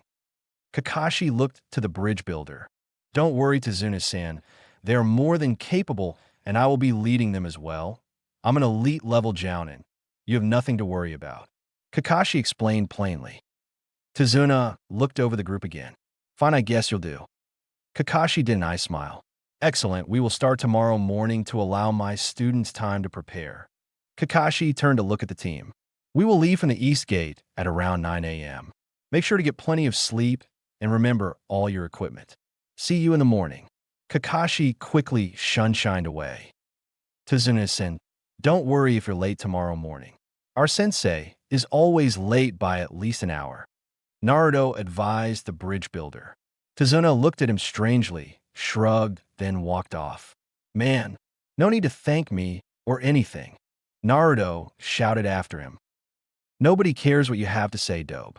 Just don't get yourself killed, Sasuke said before he walked out. Sakura walked up to a now frowning Naruto. What an emo. It's like he has a huge stick up his ass all the time. Sakura looked over to Naruto and gave him a small smack on his shoulder. She didn't dare do anything else because she knew how strong and skilled he was from all the training he gave her. Please don't talk about Sasuke-kun like that, Naruto-kun. Fine. Will you want to grab some ramen? It's probably going to be a couple weeks before I can get any more after tomorrow. Naruto asked with a grin. Sakura's only reply was a smile and a nod. They walked over to Ichiraku's together, as they usually do after finishing missions for the day. They managed to pick up Team 8 on the way and a couple of other fangirls. Naruto was just glad that Team 8 was there as well, especially since Hinata managed to grab the seat next to him and protect him from the fangirls. What he didn't see was her activating her Byakugan to scare the other girls away, so she could have the seat. Once she turned back to Naruto, though, she turned back into the shy girl she usually is around Naruto. When he got back to the compound, he went at his training with a bit more enthusiasm. He was psyched up at getting a chance to go outside the village. After the usual workout, Kyūbi had him go through water jutsu that would come in use. Since he was going to the wave country, he figured there would be a lot of water to use for the jutsus. The training went well, and by the time he was ready to go home, it was obvious he would get a good night's sleep. When he stepped up to the transport seal, though, he was stopped by Kyūbi. What's up, Q-sensei? Got some last-minute advice or something? Actually, Kit, I got something more useful. Kyūbi reached into his shirt and pulled out a scroll. He set it down and unrolled it, revealing a complex seal with an empty spot in the middle. Naruto looked at it with the analysis eye and was impressed to see multiple layers of symbols. For what he saw in the symbols, it was some sort of storage seal. I'm guessing you figured out what kind of seal it is, seeing that you've activated your Kekkai Genkai. It is a storage seal that I've created so that this blood clone can be stored within it. I had to make the seal special so it could withstand my demonic chakra. Using this scroll, I can come with you outside the village and help you. If you ever get in trouble outside the village, but only use it if it's a dire situation, I'll even tell you when you should summon me. What would you think, Kit? Naruto looked up at Kyūbi with a frown. But what if I'm knocked unconscious, Q-sensei? I wouldn't be able to release you then. I know. Don't worry, there's a way for me to release myself. You forget that I'm mentally linked to you. If I want to, and you allow me to, I can see and feel everything you do. I'll know when you're in trouble. So, what are you waiting for? I need you to seal me in the scroll and keep it in one of the scroll pouches on your belt.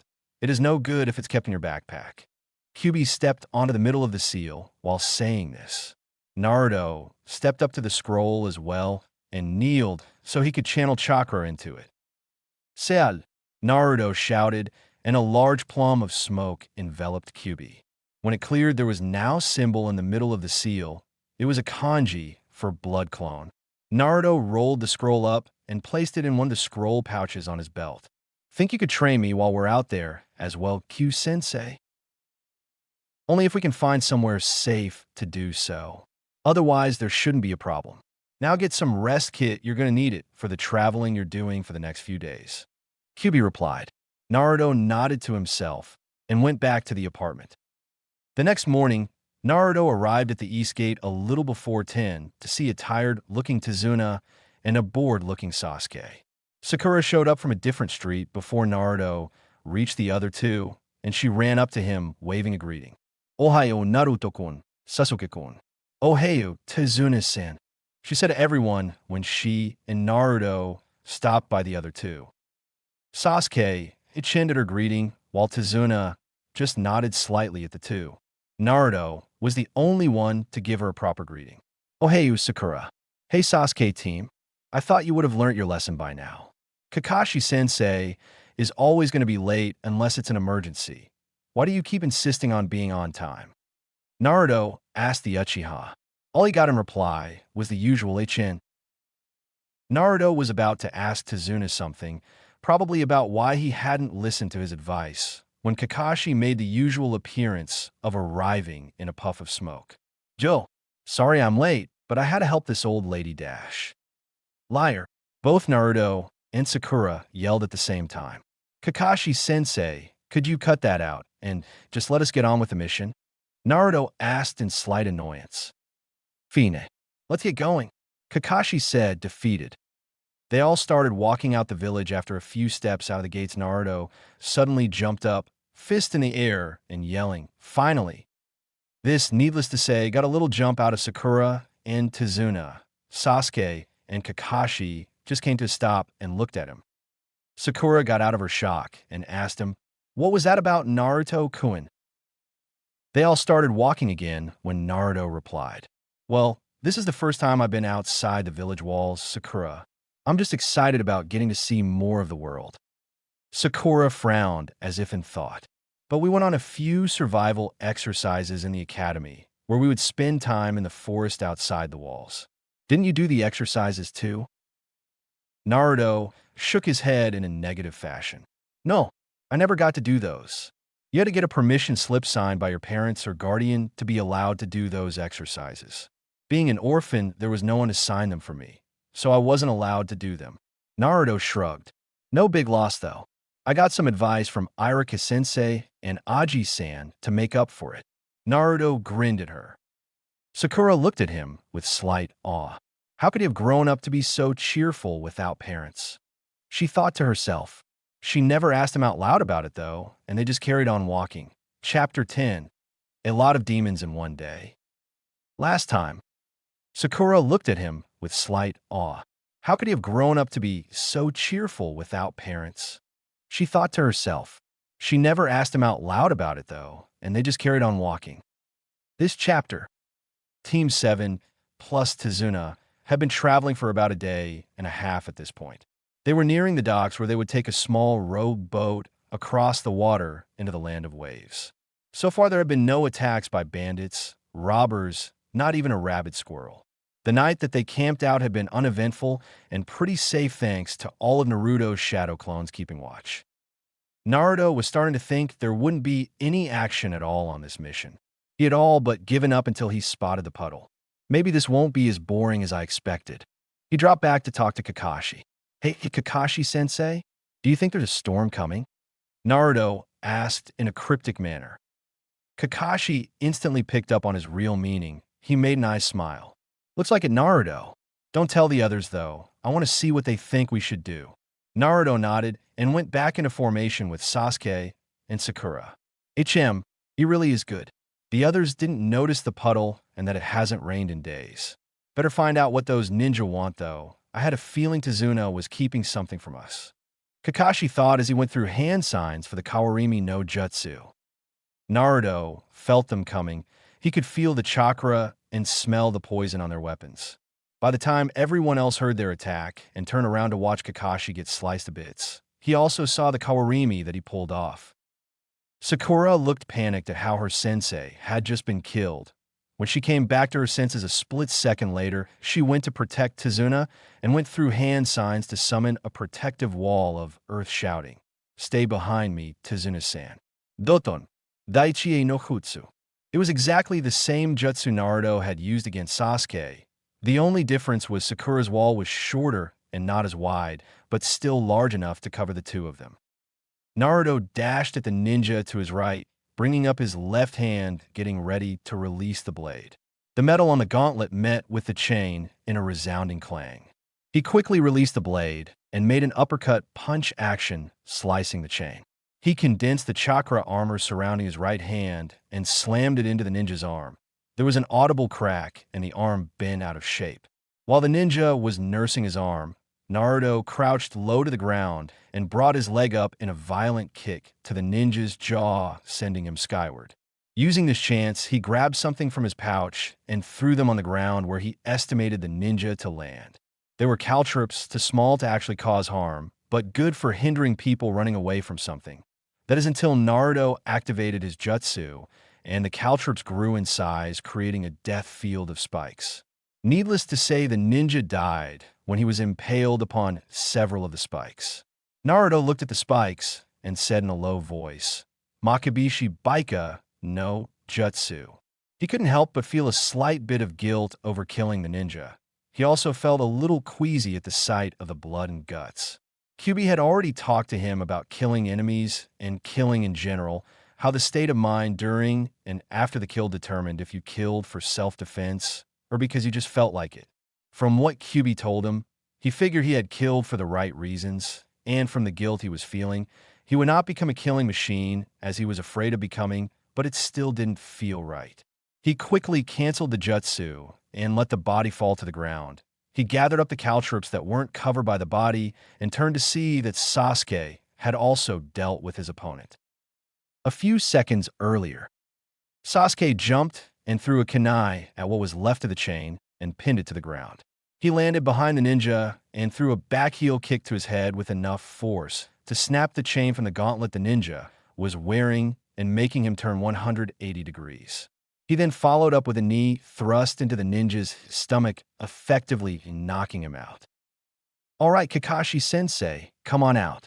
Sasuke heard someone shout from over his shoulder.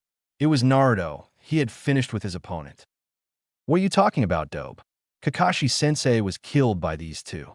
Sasuke stated rather coldly. "Do you really have such little faith in your sensei? Sasuke? Maybe I should stop teaching you if you believe I would die that easily," Kakashi said as he appeared behind Sasuke. Sakura lowered her earth wall and was surprised to see her sensei still alive. "Kakashi-sensei." She had a slight gloss to her forehead. She'd been sweating from the stress of keeping the wall up. "Yo, good work, Sakura. You went straight in to defend Tazuna. That was pretty interesting jutsu as well. Did Naruto teach it to you?" Kakashi asked in a chipper tone. Sakura wiped her brow quickly and nodded her head with a machin. "He said it's good for blocking wide-ranged attacks as well as direct attacks, so I thought it would be best against the chain those two had." Sakura gasped as her eyes fell on the body of Naruto's opponent. She had to look away quickly and covered her mouth to try and keep her breakfast down. "Good choice. If you need to throw up, don't be ashamed. A lot of people can't handle that kind of thing." Kakashi turned to Sasuke. "Good work taking down your opponent. Very smooth, Sasuke." Kakashi finally turned to Naruto and his kill. "Congratulations, Naruto, your first kill. I have to say, that was an interesting combo.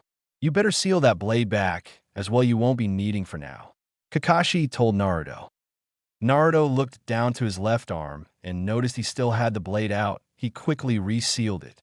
"What do we do with the body, Kakashi-sensei?" Naruto asked in a grim tone. Kakashi walked to the body, took out a scroll, and opened it on the floor next to the body. He quickly sealed the body.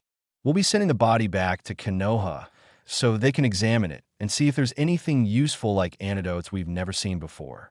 It will also be a requirement to confirm your kill." Kakashi stood up, turned to face Naruto, and put a hand on his shoulder. "Don't feel guilty, Naruto. You killed him out of self-defense and to ensure a successful mission." "Thank you, Kakashi-sensei," Naruto replied with a nod. Kakashi saying that out loud had actually helped Naruto.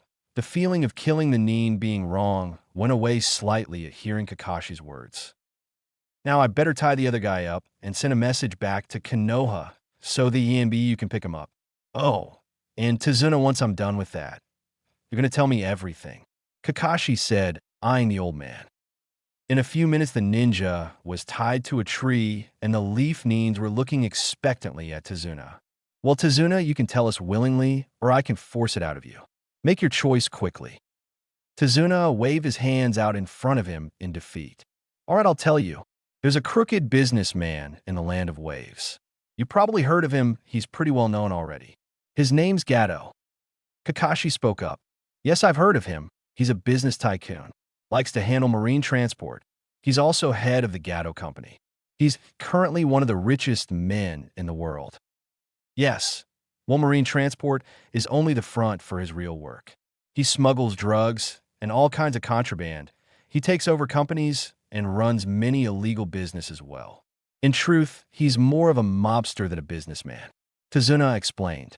When he came to the land of waves, he used violence and money to completely take over our sea traffic and marine transport, hiring ninjas and thugs to do his dirty work. In a country like the land of waves, our economy depends on marine transport for import and export. When Gato took that over, he started charging everyone ridiculous prices, and our economy suffered. Now he wants to stop me from finishing the bridge. Because if you finish that bridge, Gato will no longer be in control. You'll be able to accept goods from any traveling merchants and sell your wares to travelers. Eventually, your economy would do better. Kakashi put in. Right? That's also why I didn't mention the chance of a ninja attack. We simply cannot afford a new thing above a C-rank mission. Tazuna finished with a grim look on his face. Well, since this mission is ranked too high for my team, we'll head back to Konoha with the ANBU when they get here. Kakashi stated in a monotone. You're welcome to join us or head on back to your home. Your choice. Kakashi-sensei, we can't leave this Gato guy to keep doing what he's doing. It's just not right. For me, this mission is still on, Naruto announced with his usual confidence. Kakashi sighed. Naruto, there's no shame in backing down from a mission that's too difficult for your level. You three aren't ready for a mission of this difficulty yet. The next time they attack Tazuna, it will probably be with more Chunin or even a few Jounin. I can't protect you three and Tazuna from that many ninja. But we just took on 2 Chunin-level Nins with next to no trouble. Kakashi-sensei, if we're not ready now, when will we be ready? The life of a shinobi is always full of danger. If we don't face it now, we'll just be more nervous next time. I say we carry on the mission, Naruto said with confidence. But Naruto, we're not even getting full pay for this mission, Kakashi argued. Is it always about the money? We don't need a reason to help these people, Kakashi-sensei. They need help and we can provide it. So why don't we? Naruto looked at Kakashi in a questioning manner. Sakura looked at Naruto with even more awe if that was at all possible. Sasuke just looked indifferent. He would follow his sensei either way. Kakashi looked at his 3 charges and then at Tazuna. From the looks he was getting, he just couldn't drop this mission. He sighed heavily. Okay, we'll carry on with the mission. Remember though, I can't guarantee your safety if we come across a lot of ninja. Seeing as we're going, Naruto leaves some clones to watch over this guy. He pointed at the unconscious ninja. I'll also leave the scroll with your kill with one of your clones so you can give it to an AMBU. Get ready to move out. I have a feeling we're going to have a lot of trouble. Naruto created 4 Earth clones to watch the Nin and had one carry the scroll with his kill. The group then set off toward their destination. Just as a precaution, Naruto created some shadow clones and hinged them to look like wild animals. He ordered them to keep watch around them as they traveled. Elsewhere, a small pudgy man was standing in a doorway and yelling at a much taller man. They failed, and against a couple of brats no less. From the amount of money I'm paying you, you should have had no problem taking out the old man. The demon brothers seem to be overrated. Don't worry, I'll take care of this myself, the taller man stated as he picked an enormous sword like it was a feather and placed it on his back. Just don't fail again, or I'm not paying you, the small man replied. The taller just shimmered away with one thought on his mind: annoying shrimp. During the boat trip, he created some water clones underwater and had them keep watch from there while his shadow clones walked across the water. When they got ashore, he canceled the water clones and found that nothing suspicious had been seen so far. It should have made him feel better, but it made him feel worse. It felt like the calm before the storm. From what he could feel, it would be a hell of a storm. They carried on walking towards Tazuna's home, and everything seemed fine until Naruto suddenly got the memories of a clone that had dispelled itself. The clone had apparently seen a rogue Nin with a huge sword and a face covered in bandages standing in a tree a few hundred yards ahead. Hey, Kakashi-sensei, we got trouble up ahead, Naruto told Kakashi as he waved everyone to stop. How do you know, Do? Sasuke asked. Because I've had some shadow clones disguised as animals checking out our surrounding area since I found out there would be more ninja on this mission. One of them just dispelled itself, and from what I could see, there's a Rougenin a few hundred yards ahead. He has a huge sword on him, and I'm sure he knows how to use it. Naruto explained. All right, good work, Naruto. I want you three to stay protecting Tazuna when we go against this guy. I'll take him on. Kakashi ordered. But, Kakashi-sensei, why don't we just go around him and avoid a fight completely? Sakura asked. Because if we do that, Sakura, the enemy, will just come back later. It's better to take care of him now and get it over with. Naruto explained. Right, Kakashi-sensei? Kakashi nodded. Exactly, Naruto. They set off, and after a few more minutes of walking came to a very dense mist. So Kakashi the Sharingan was on their team. I guess I can't blame the Demon Brothers for losing against them. This should be an interesting fight. The man with the huge sword thought as he moved in on the unsuspecting Leaf Neens. They could barely see a few feet in front of them when Kakashi and Naruto screamed, "Get down now!" at the same time. Everyone quickly dropped to the ground only for a large sword to come flying overhead. The Leaf Neens quickly got back up, and Sakura helped Tazuna to his feet. Naruto and Kakashi, however, were looking at where the sword had landed, for now a Neen had appeared standing on the blade's hilt. I see. You're Momochi Zabuza, also known as the Demon of the Mist, an exiled ninja of Kirigakure, the village hidden in the mist. So you're the one we have to protect Tazuna-san from? I was hoping for an easy day. I guess I'll have to make do with this, Kakashi said in his monotone. Kakashi the Sharingan. There was a profile on you in our bingo book back in Kirigakure. We had an order to kill you on sight. You were also listed as the man who had copied over 1,000 jutsu, giving you the second nickname of the copycat Nin. I'm guessing you won't just hand over the old man. Zabuza asked Kakashi. Kakashi the Sharingan. Only some members of the Uchiha clan had a Sharingan. Why would Kakashi-sensei have it? Sasuke thought, looking at his teacher. Afraid not. I'm going to need to use this to fight you by the looks of things, Kakashi said as he reached up and uncovered his left eye, revealing the Sharingan. I'm honored you feel that you must fight at your fullest to take me down. I'm afraid you won't have time to use it, though. Zabuza disappeared as soon as the final word left his mouth. Not only that, but the mist started to thicken. Protect Tazuna. Don't drop your guard for a second. Zabuza is a master of the silent killing technique. He could kill you in an instant, and you never know until you were dead. His first target will probably be me, Kakashi informed the three genin. After a few more seconds of waiting, the mist thickened enough to make Kakashi invisible to his team and client, who were only a few feet away. Naruto was about to call out to his sensei when Zabuza's voice pierced through the mist. 8 points: larynx, spine, lungs, liver, jugular, subclavian artery, kidneys, heart. Which one shall be my kill point?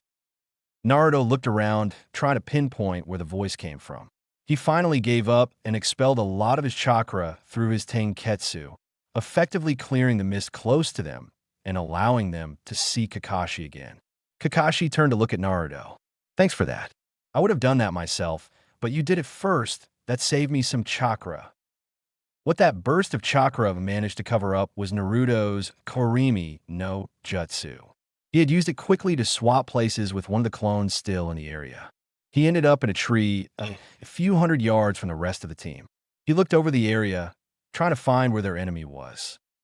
Kakashi looked over to Sasuke. He was shaking and gripping his kunai tightly. What happened next annoyed the Jounin slightly. Sasuke had started drawing his kunai up to his throat. The chance of being killed at any second without even realizing it. The air feels heavy like it's trying to suffocate me. I'd rather just dash, the thought was cut off.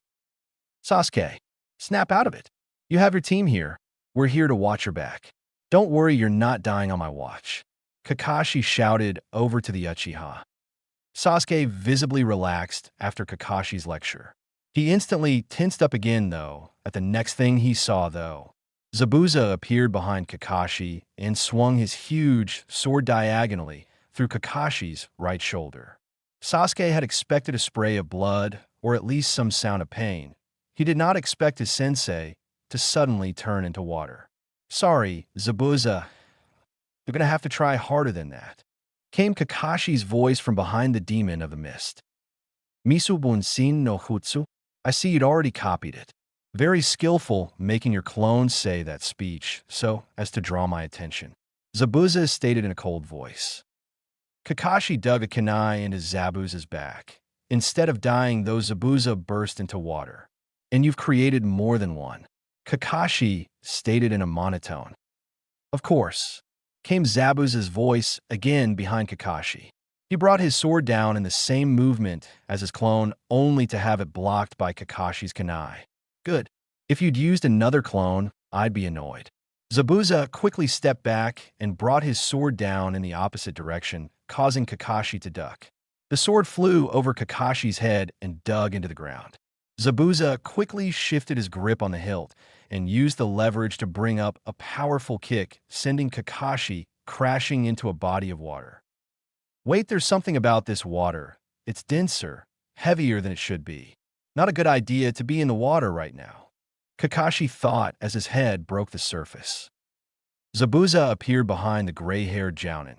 He sped through hand seals and shouted out his jutsu. Suido no jutsu. Kakashi was enveloped in the water and quickly trapped in a sphere that was held by Zabuza's right hand. Now to get rid of your little brats. Mizu Bunshin no jutsu. He's more skilled than I anticipated. The others can't handle this. Kakashi looked to his students and shouted out his order. Take the bridge builder and run. This guy is on a whole other level. You can't win this. Yeah, right. Retreat was out of the question as soon as you were caught. Our only chance is to get you out of the prison. Sasuke thought without conviction. He quickly broke into a dash, followed a second later by who he thought was the real Naruto, going straight for the water clone. He quickly threw a few shuriken at the clone and leapt into the air.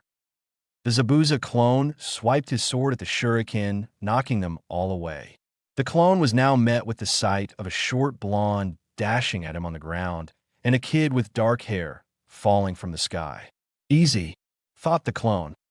Sasuke reached the Zabuza clone first, trying to dispel it with a flying kick.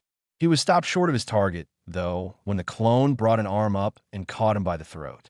He was also held up high enough to see Naruto get a swift kick from the Zabuza clone, only to disappear with a puff of smoke. He was using a shadow clone to attack this guy. Wait, if that was a shadow clone, then where's the real one? I knew it, he's a coward. He left a shadow clone and hightailed it to somewhere safe. Sasuke thought, his anger growing at the blonde despite the crushing pain at his throat. Naruto was looking on with fear, not of losing his life to Zabuza, but to losing his teammate. He quickly formed a plan and summoned several more shadow clones in various places, one being right next to him. He quickly hinged himself into a kunai and set his plan in motion. Sakura was looking on with horror at what was happening in front of her. Whereas Naruto, I'm sure he wouldn't abandon us like this. Maybe I should do what Kakashi-sensei said and run with the bridge builder. No, I can't leave Sasuke like that. I've got to do something, she thought, and was about to charge the clone herself when 3 kunai were launched at the Zabuza clone from several spots in the woods. It's Naruto. I knew he wouldn't just run away like that. She watched on as the clone brought up his sword to block the kunai. What happened next shocked and awed her and the Zabuza clone as the 3 kunai turned into 3 Narutos. One latched itself onto the arm holding Sasuke and slashed at it with his blade unsealed on one of the gauntlets. Sasuke was immediately dropped as the water clone was dispelled. A second Naruto caught the falling Sasuke and dashed into the forest for cover. The third Naruto just stood facing the real Zabuza in the middle of the lake. Sakura had hoped to see more only to feel the tug of the Kawarimi no Jutsu and find herself sitting on the floor next to Tazuna with several more Narutos standing near the two. Naruto, I knew you wouldn't just leave us to fight like that. She squealed silently at one of the blondes. SHHHH, Sakura, we're only clones. We were ordered to help you protect Tazuna-san from the cover of the forest, in case there are any more ninja on Zabuza's side. We were told to follow your command, since we're only clones though. A clone quickly explained. Sakura nodded and with haste told each clone to take up a lookout spot in the trees while she stayed by Tazuna's side, kunai in one hand and the other ready to form any hand seal she may need. In short, She was ready for damn near anything. She looked at the aged bridge builder and offered a smile. Don't worry, Tizuna-san. Naruto and Sasuke will help us get out of this, I know they will. The truth was, she believed every word that came out of her mouth. She believed they would get the whole team out of this trouble. Naruto just stood in the clearing defiantly, simply watching as Zabuza created another water clone. More shadow clones, huh? Guess I'll just have to make you go poof too.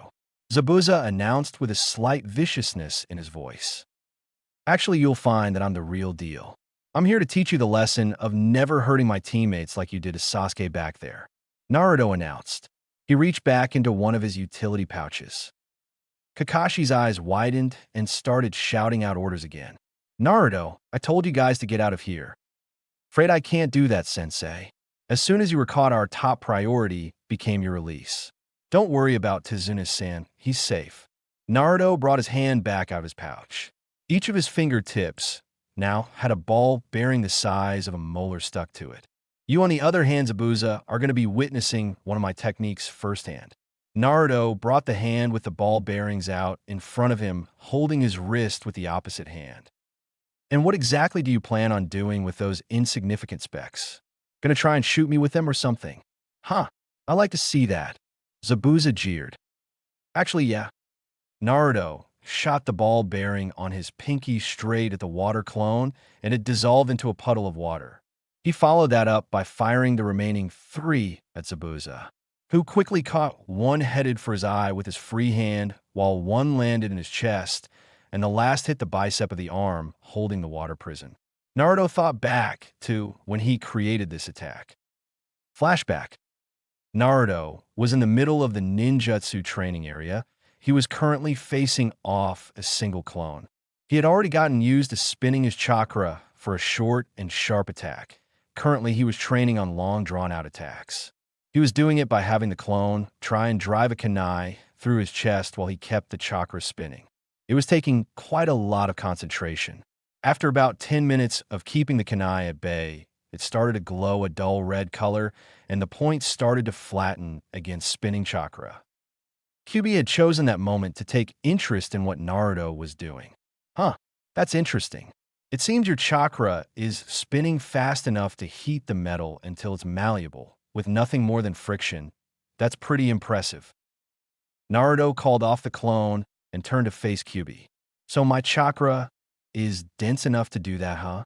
Hey, Q-sensei, if I can use the armor to keep things away from my skin, do you think I could use it to keep something close to my skin as long as I spin the chakra? Kyūbi thought for a second. I suppose, theoretically, yes. If you place something between your skin and the layer of chakra and spin your chakra, you would be able to hold it there. But as you just saw, anything touching the spinning chakra will heat up from the friction. Naruto let a grin break onto his face. That's why I'm counting on. Q-sensei, I know you said I wasn't allowed to learn any of the explosive seals till I was Chunin, but could you maybe let me learn a small one? How small exactly? Kyūbi asked, raising an eyebrow. Small enough to fit on a ball bearing about the diameter of my fingernail. Which brings me to my next question, do we have any ball bearings that big anywhere? Naruto, still with a grin on his face, suddenly had a twinkle in his eye, and Kyūbi, of course, noticed this and broke into his own grin. Have I ever told you how impressed I am with that deviant little mind of yours, Kit? Kyūbi replied. Flashback end. Huh, and here I thought that was actually going to be an interior. HRK? What the dash? Zabuza failed to get the full sentence out as the 3 ball bearings started searing into his flesh and embedding themselves into his skin. When the burning feeling finally cooled and the ball seemed to stop, he turned back to the blonde. A wave of killing intent was sent straight at him. I'll admit that caught me off guard, Brat, but it did nothing more than piss me off. Now I'll be sure to make your death slow and painful. Naruto quickly employed his foxy grin at Zabuza's threat. Hey, give me a second, the attack isn't even over yet. Naruto brought his hand into seal and yelled, K.I. A split second later, all 3 ball bearings blew up. Not huge explosions, but enough to cause some gaping wounds. Zabuza gave a loud growl of pain, but kept his hold on the sphere of water. Damn, I was hoping you'd drop the prison from that attack. Guess you got a really strong will to keep on holding it with a wound like that. Zabuza glared at the kid with open hatred. He was feeling a lot of pain and knew he was lucky to still have a hand in the sphere. Congratulations, GAKI. You just made your death 60% more painful. Zabuza growled. He created 3 water clones and gave them a single order. Get the brat. As the 3 closed on him, he performed a Kawarimi mid-dodge and gave a silent order for the 2 disguised as Sakura and Tizuna to transform back and join the fight. He then found himself next to Sasuke. In a tree, across the body of water, a ninja wearing a mask watched the fight unfold. He had almost jumped into the fight when the explosions happened.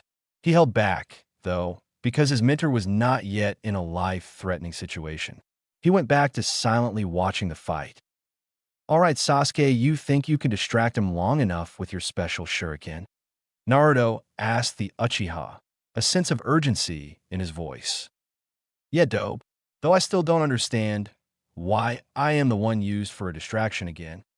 Sasuke spat back, obviously not liking his role in the plan.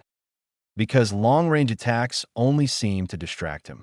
To get Kakashi out of that sphere, someone has to get up close and use their chakra to disrupt the sphere long enough for him to escape.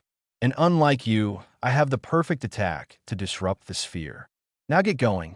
Naruto reasoned with the Uchiha. Sasuke glared at him quickly and went off to get closer to the fight to make his entrance and attack. Back with Zabuza and the clones.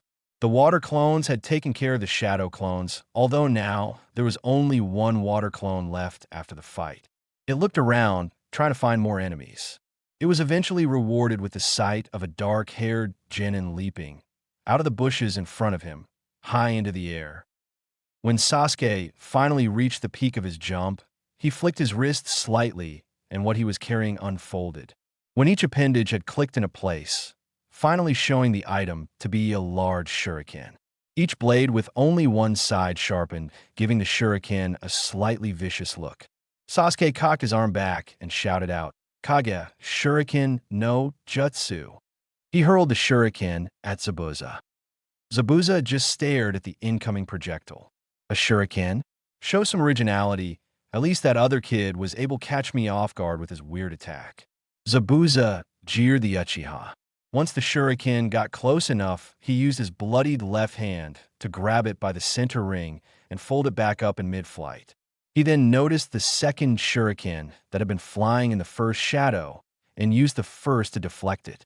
I'll admit that wasn't bad, using the first shuriken shadow to hide a second and hope to catch me off guard. Wasn't a bad idea, but I was a little more cautious after that first kid. I'm not taking any chances around you brats anymore. What Zabuza didn't see, and Kakashi did though, was a blade that seemed to be made entirely of chakra rising silently out of the water. I really hope it's Naruto or Sakura under the water, or I'm dead, thought the gray-haired jounin. Under the water was a very frustrated Naruto. He had activated the Fox Eye Jutsu, so he could see the chakra and manipulate it easier. What frustrated him was having to keep himself in place under the water by waving his free hand. It was making controlling the chakra blade pretty difficult, but he managed. Come on, just a little closer and I can cut that sphere wide open. Naruto stretched his blade a little more, the tip just reaching the sphere. All right now. He pushed up quickly, being sure to move the blade away from the sphere as soon as it pierced it, careful not to hurt his sensei. Zabuza felt the sudden movement in the water below him. He also saw the glowing blue blade that was cutting its way through the water prison.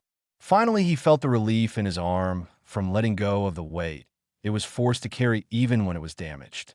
Noticing the danger of the situation, he brought the folded shuriken down on where Kakashi's head was only to have it blocked by one of the gray-haired Jounin's plated gloves. Sorry for getting caught so easily, guys. Good job at getting me out of the prison, by the way. I'll take care of Zabuza now. Naruto, you better get out of the water now, Kakashi said, looking at the blonde-haired genin in the water. Don't worry, Kakashi-sensei. He's already gone. He used a Kawarimi to swap places with me, replied the clone before poofing out of existence. Good. Kakashi looked back into Zabuza's eyes, and his own eyes hardened. Now then, that technique won't work on me again. So what's it gonna be? Kakashi asked lazily. Chapter 11. Battle's over, but the war isn't. Last time. Good. Kakashi looked back into Zabuza's eyes, and his own eyes hardened. Now then, that technique won't work on me again. So what's it gonna be? Kakashi asked lazily. This chapter. The two Jounin quickly jumped apart, creating some distance. Zabuza started on some hand seals, while Kakashi's Sharingan went into action and copied them for him. Kakashi was soon going through the same hand seals at a faster pace. Naruto was kneeling down on a tree branch watching the fight. About 10 seconds into the hand seal sequence, Naruto came to a realization. I know this sequence. I know this jutsu. Naruto started going through hand seals as well, a little faster than the two on the water. This should help surprise that Zabuza guy. Hopefully it'll keep him occupied long enough for Kakashi-sensei to take care of him. Kakashi and Zabuza finally finished the hand seals, finishing on a bird seal. Both Jounin shouted the technique out and activated it at the same time. Suiton, Suiryuda no Jutsu. Two masses of water in the shape of dragons raised out of the water and entwined into each other, biting and attacking each other in the process. In the middle of the chaos, the two Jounin met underneath the two dragons, Zabuza trying to attack with his sword, Kakashi defending with a kunai. Sasuke was staring wide-eyed at the show in front of him. The water clone had been dispelled when Zabuza dropped Kakashi, much to Sasuke's relief. He copied each and every hand seal perfectly. He even pulled the jutsu off exactly the same as his opponent. Such is the power of the Sharingan. I must awaken mine as soon as possible, thought the young Uchiha. Another couple of seconds of the standoff, and the two Jounin leapt from each other again. How did he do that? He pulled it off at the exact same time. Maybe. Zabuza broke his train of thought and holstered his sword to his back. He then did a light jog in a circular motion, which Kakashi copied at the exact same time. How is he doing this? Can he dash? Read your mind.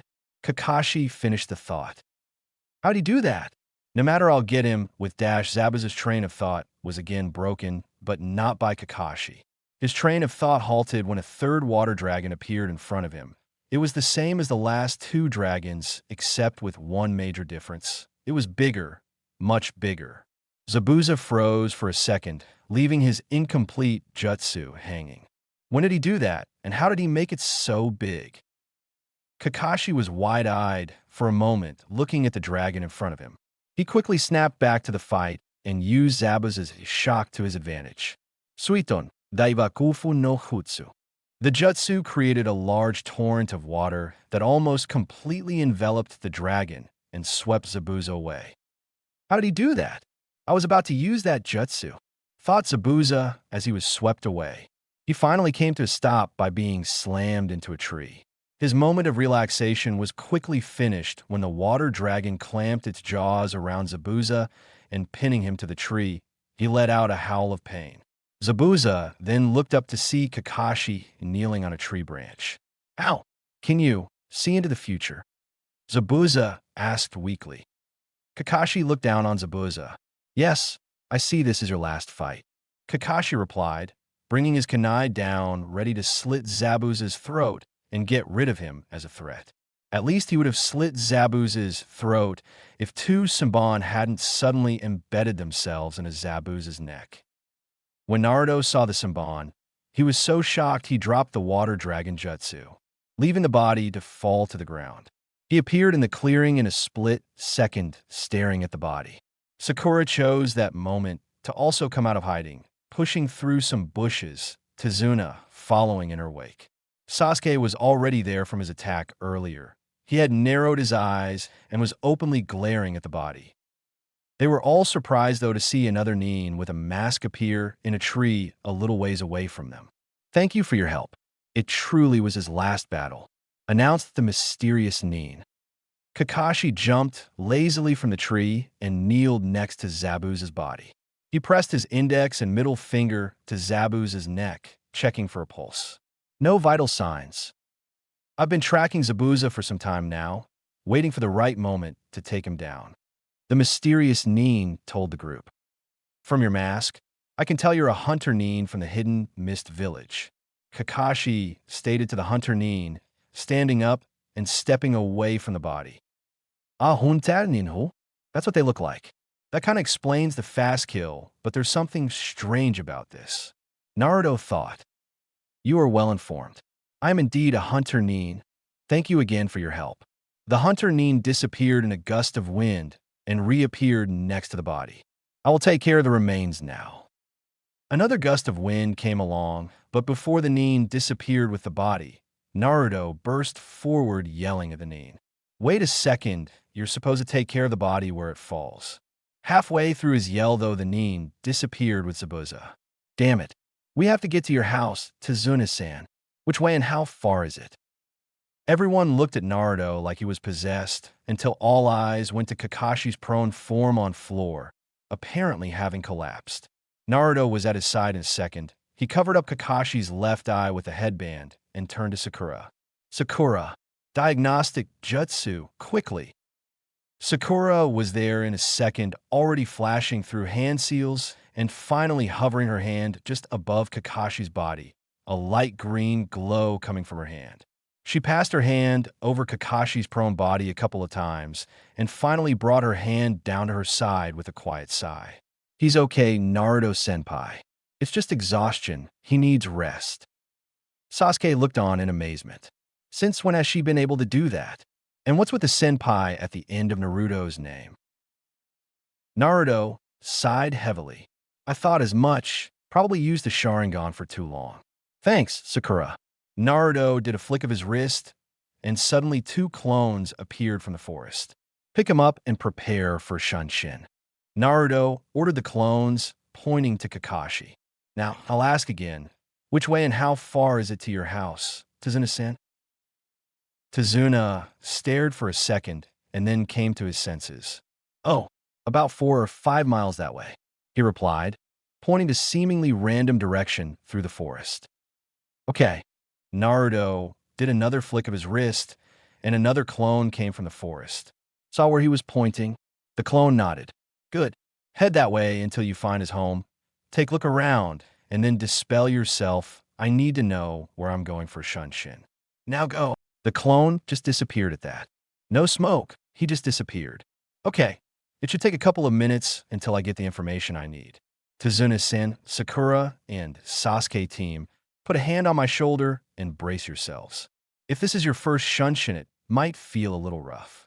Naruto started going through hand seals. Sasuke watched as Sakura and Tazuna obediently put a hand on each of Naruto's shoulders. Why should I take your orders, Dobe? You're not team leader, Sasuke stated coldly. It's no order, Sasuke. If you want to run to his home by yourself, be my guest. I'll leave some clones in the surrounding forest to watch over you.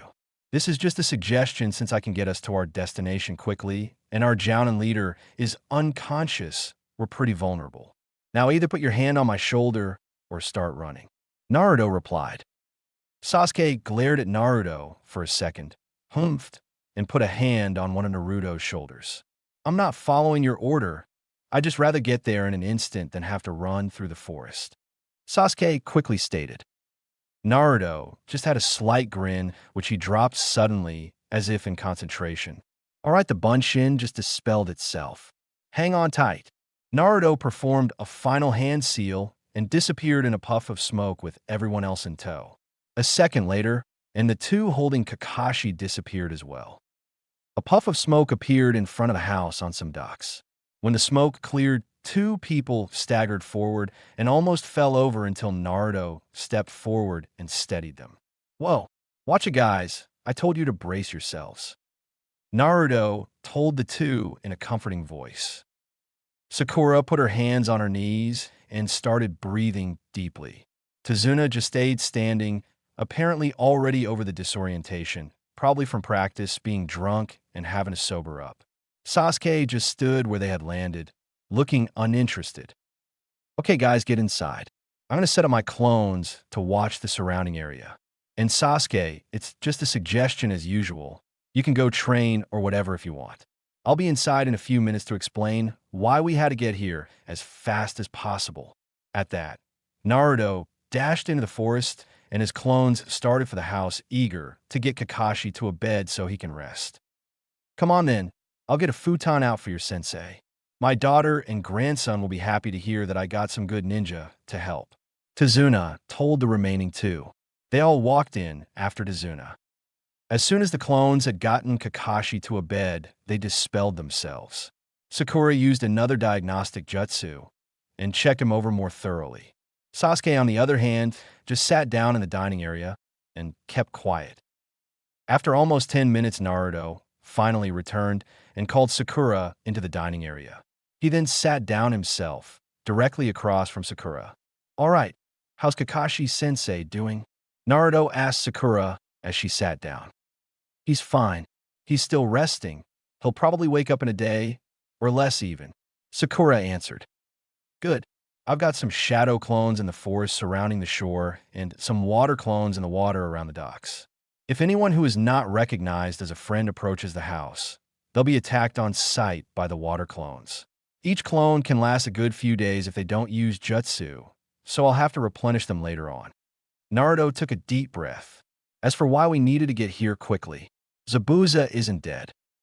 Sasuke's eyes widened, Sakura gasped, and Tazuna's only sign of surprise was a confused, "Huh."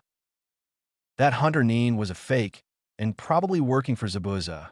Think about it. Hunter Nin are supposed to dispose of the body of a Rouge ninja wherever he or she was killed. This is to ensure no mistakes are made and absolutely nothing is left behind. That Hunter Nin, though, picked up Zabuza's body and took it somewhere else. The weapons he used were also abnormal for a Hunter Nin. Do you remember what they were? Naruto asked with a solemn look. Sasuke and Sakura nodded. He was using throwing needles, Senbon. Sasuke stated. They're just needles usually used for medicinal purposes like acupuncture that have been modified, Sakura explained. That's right. Hunter Nins are also trained to know the human body, inside and out. That's what I've read anyway. If that's true, then it should be pretty easy for a Hunter Nin to use Senbon and hit pressure points that will temporarily stop the heart and put a person in a death state. Naruto looked to each of his teammates' faces. Both of them were staring at him intently. It'll probably be a while before he can fight at his fullest, though. A week or so to recover from the temporary death state. Stopping the heart is nothing to laugh at. Those deep wounds on his right arm, chest, and left hand, however, may or may not slow the recovery time down. It depends if that other Nin knows any healing jutsu. If he did, that means we still have the week time limit. If not, then we may have another couple of days before the wounds close up enough for him to fight.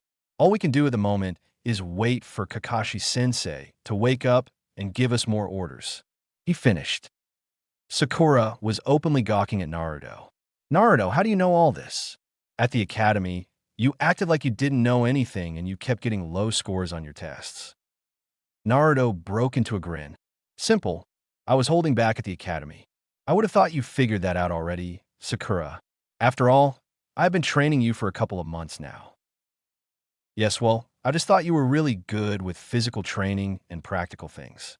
I didn't think you were smart as well, Sakura replied meekly. Naruto chuckled lightly. You gotta look underneath the underneath, Sakura. A good example would be Shino. Do you remember where he placed in the academy in terms of grades? Sakura adopted a thinking pose for a second. Yeah, I remember. He was average. He placed somewhere in the middle of the class. Naruto chuckled again. Well, I can tell you right now, he was better than he let on. Kiba told me every time he sparred with Shino, he would lose. In the academy, though, Shino would lose about half his matches.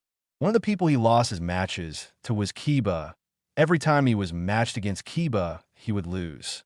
Now he wins all the time, which means he was better than he was letting on. Now he's out of the academy. He's showing his true skill and strength, just like me. Naruto chuckled again at the look on Sakura's face, the glare he was getting from Sasuke, and the look of confusion on Tazuna's face, who was trying to follow their conversation. How can you be laughing? You're gonna die if you go against Gato and his guys, a small boy announced as he entered the dining area with his mother. Inari, how can you say such things to the people who kept your Aji-san safe? His mother scorned.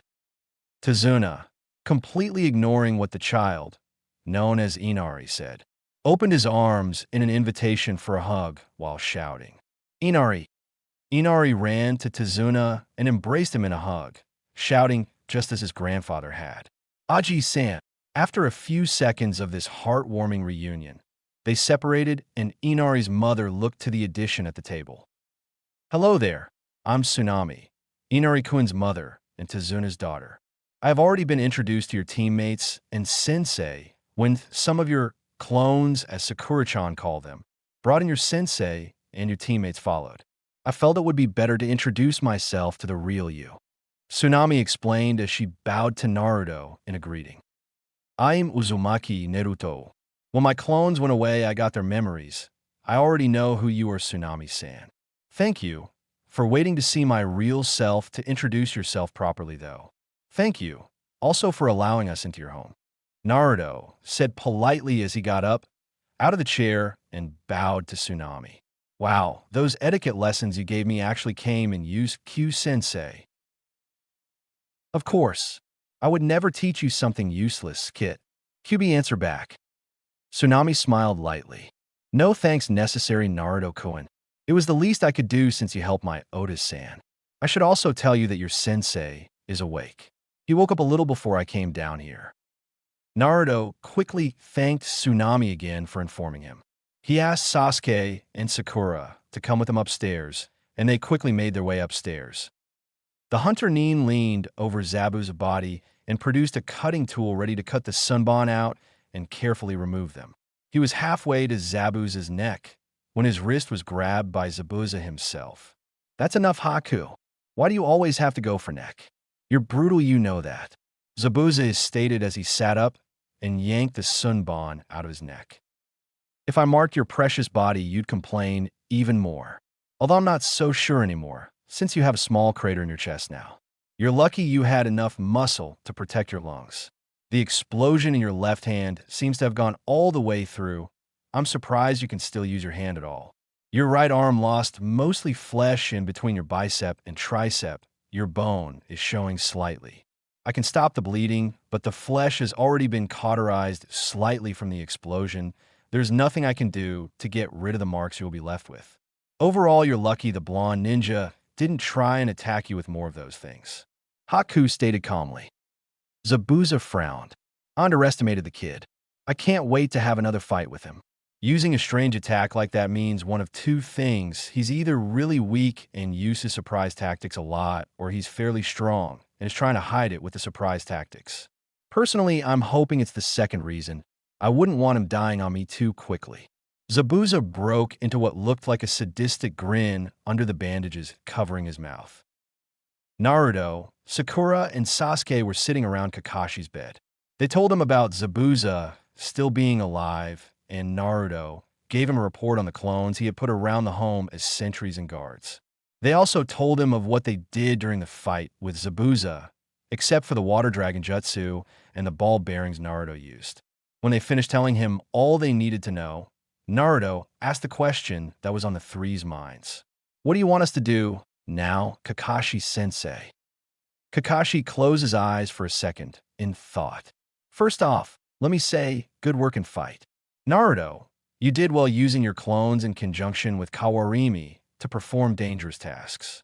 Sasuke, you performed the Shadow Shuriken Jutsu perfectly to provide a distraction.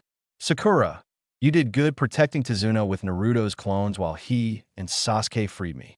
Right now, though, we need rest. Tomorrow, I'm going to give you all some training exercises that will help in the upcoming fight with Zabuza. Now you're all dismissed until tomorrow. The three of them got up and started heading for the door when Kakashi spoke up again. Except for you, Naruto, I need to speak with you about something. Naruto turned back and headed for his seating spot again. Sasuke and Sakura looked back for a second and just carried on out the door and closed it. Naruto looked at the door and asked Kakashi quietly, "Do you want me to use a soundproofing jutsu?" Kakashi just nodded in response. Naruto went through a quick sequence of hand seals, and when he finished, there was a burst of chakra that enveloped the room.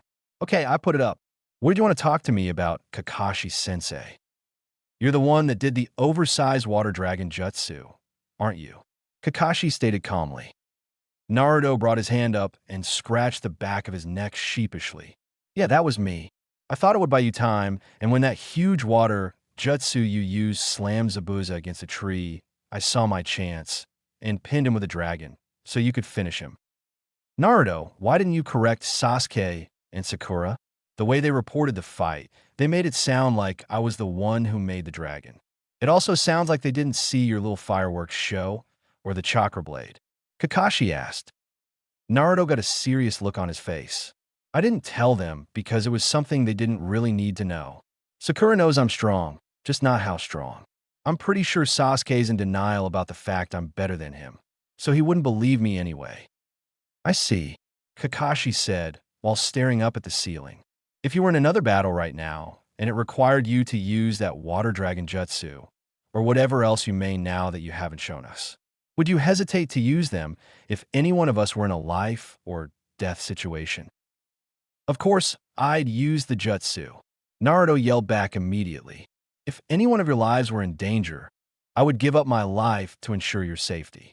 I just don't think they need to know how strong I am yet.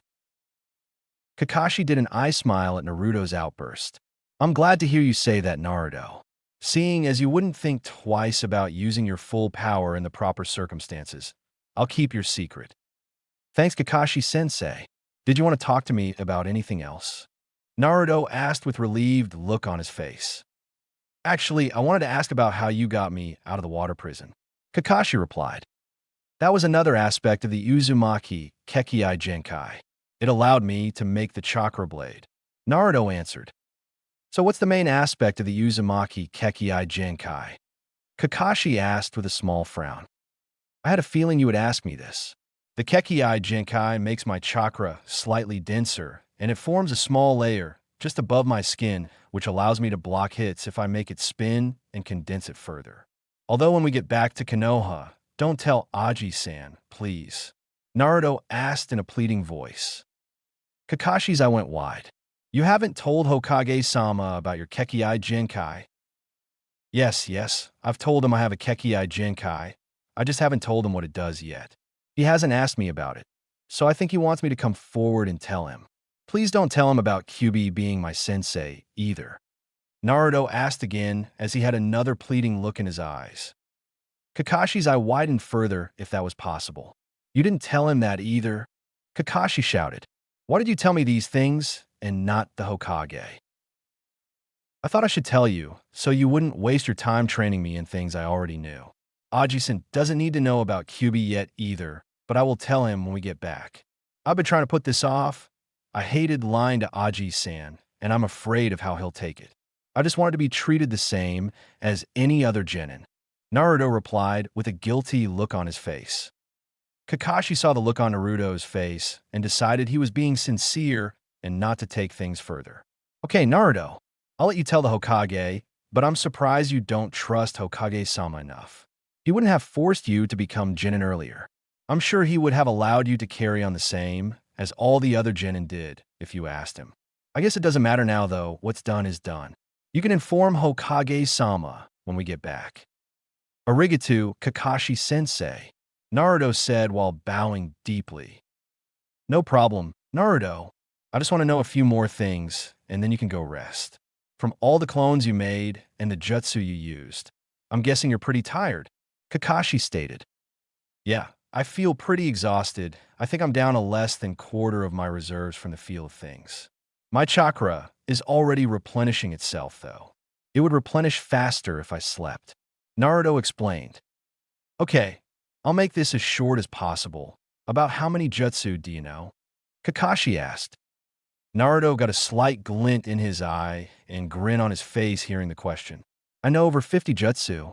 I know at least one of each element style. I say it like that because the only Raiton lightning style I currently know is the lightning version of the water dragon jutsu. Actually, the elemental dragon jutsus are some of my favorites.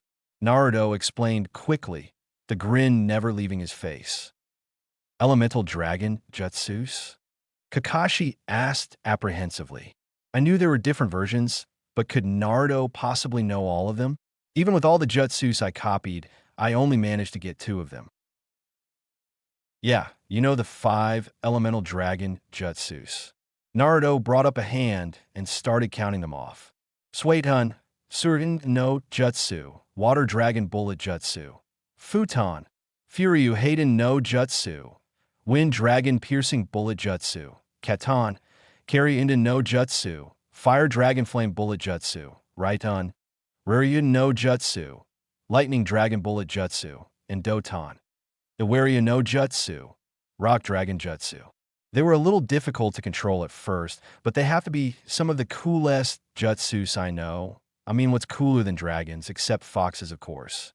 The only downside to the jutsus are the number of hand seals you have to do to perform a jutsu. I can usually perform them in 2 seconds, but that's a whole 2 seconds where my enemy can attack me. Naruto finished, panting slightly since he had yet to take a breath since he started the explanation.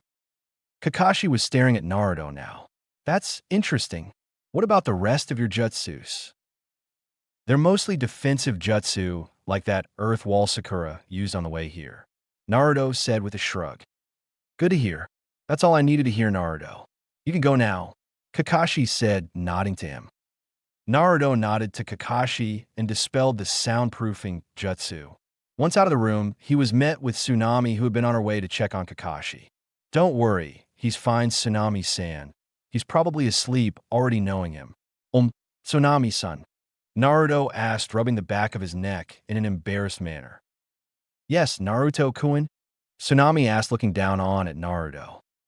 You wouldn't happen to have a room with a futon I can sleep in, do you? I'm a little tired from everything that I've done today. Naruto asked sheepishly. Tsunami smiled lightly and gave out a small chuckle. Yes, Naruto-kun. I have a room next to your sensei's for you and Sasuke, while Sakura can sleep in my room. Come, I'll show you where the futons are. She gestured for him to follow her and quickly showed him to the room and the closet where the futons were kept. He thanked her as she left him in the room. He quickly pulled out a futon, took off his weapons pouches, kunai holsters, his jacket, and steel mesh shirt, and slipped under the covers. Before he let himself drift off into sleep, he created one last Kagebunshin to inform Sasuke and Sakura that he would be asleep until the next morning. He then drew a kunai from one of the holsters that lay near him and placed it under his pillow, gripping the handle tightly with his right hand. Finally, he drifted off into sleep, a dreamless night ahead of him, or so he hoped. He was in an alley again. It was dark and smelled of garbage as an alley usually did. They'd closed him out of the orphanage again, and he'd been looking for food and somewhere to stay out of trouble. As usual, though, Trouble knew where he was and found him. There were only 3 of them this time. Only 2 were actually drunk. He could tell from the smell on their breaths, not that they actually came that close to his face. He just had a good nose, always did. One held him in place while the other 2 would punched and kicked him. They would alternate from there, taking turns to hold him in place while the other 2 beat him. He tried to hold back any sign of pain, not wanting to give them the pleasure. Although he did give out slight grunts every now and then when they would hit him in the stomach.